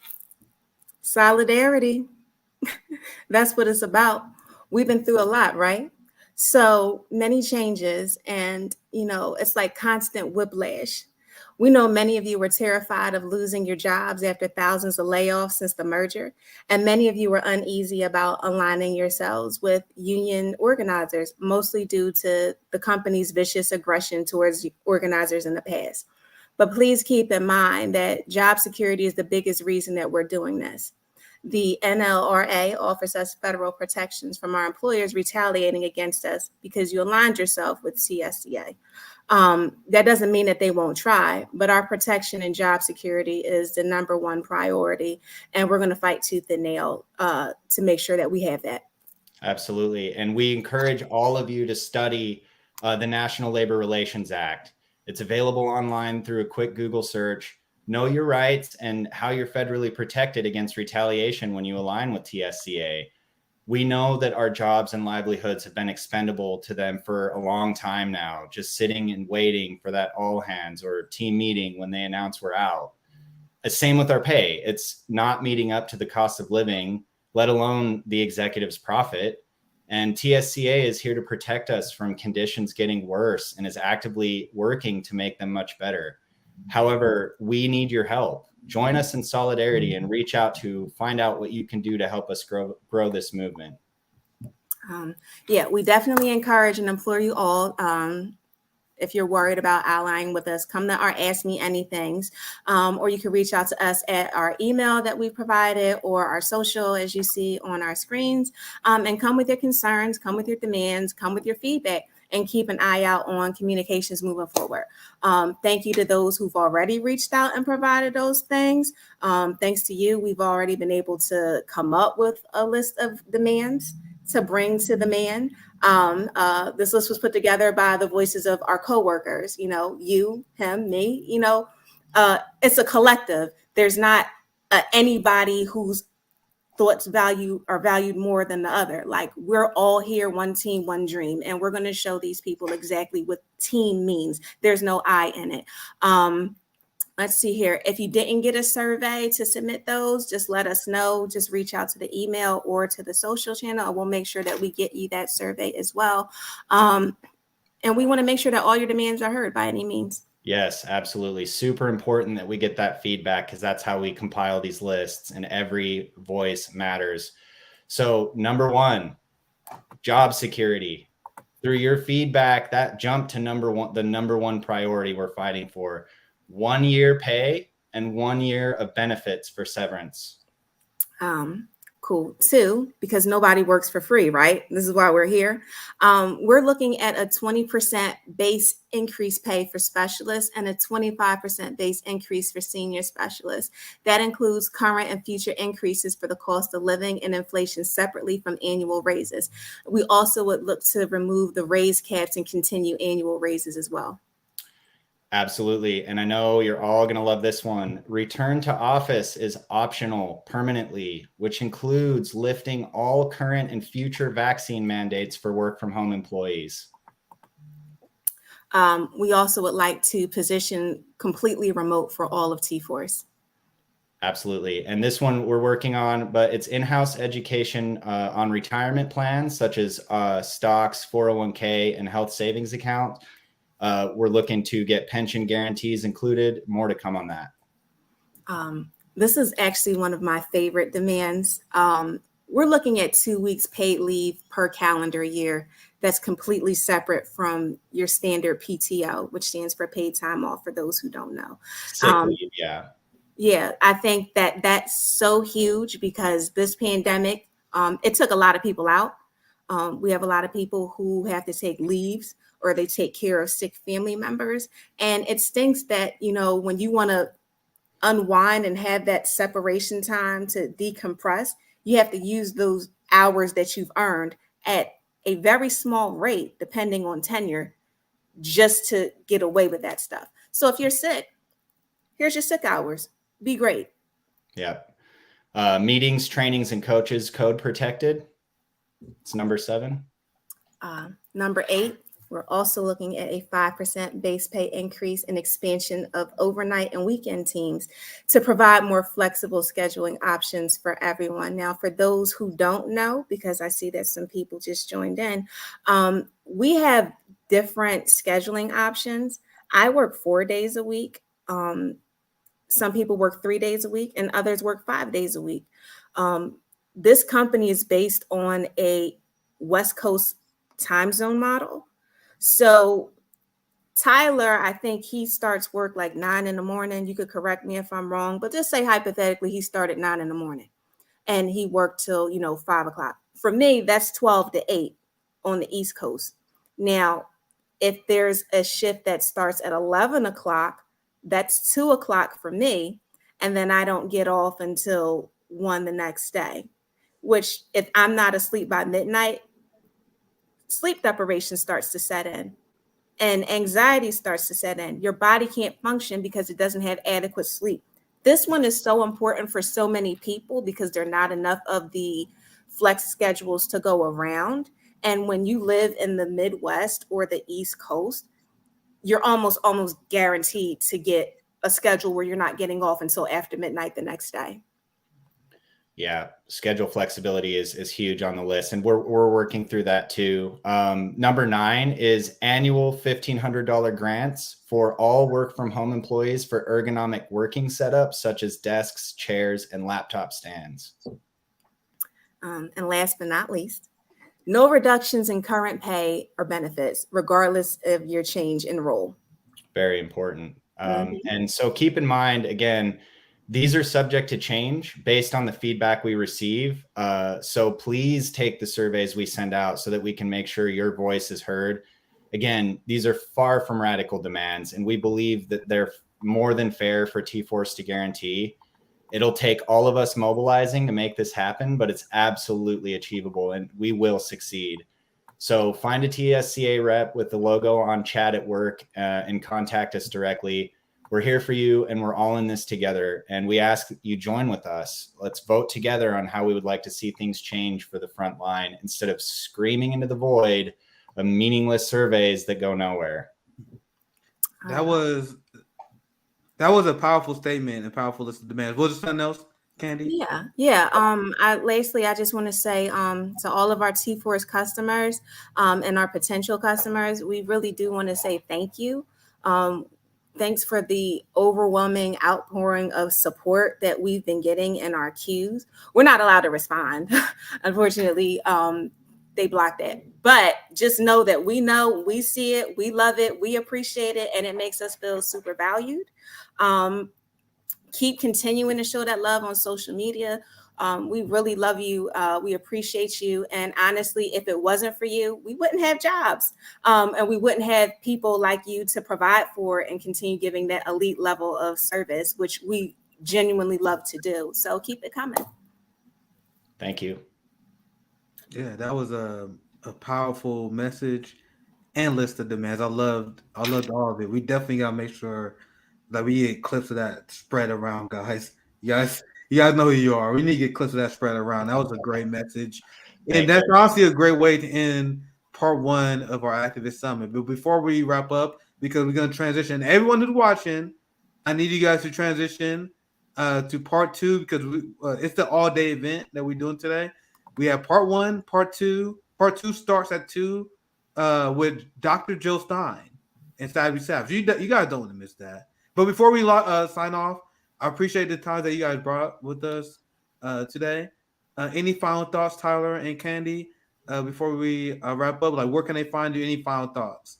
Yeah, I think you displayed the socials on the screen there.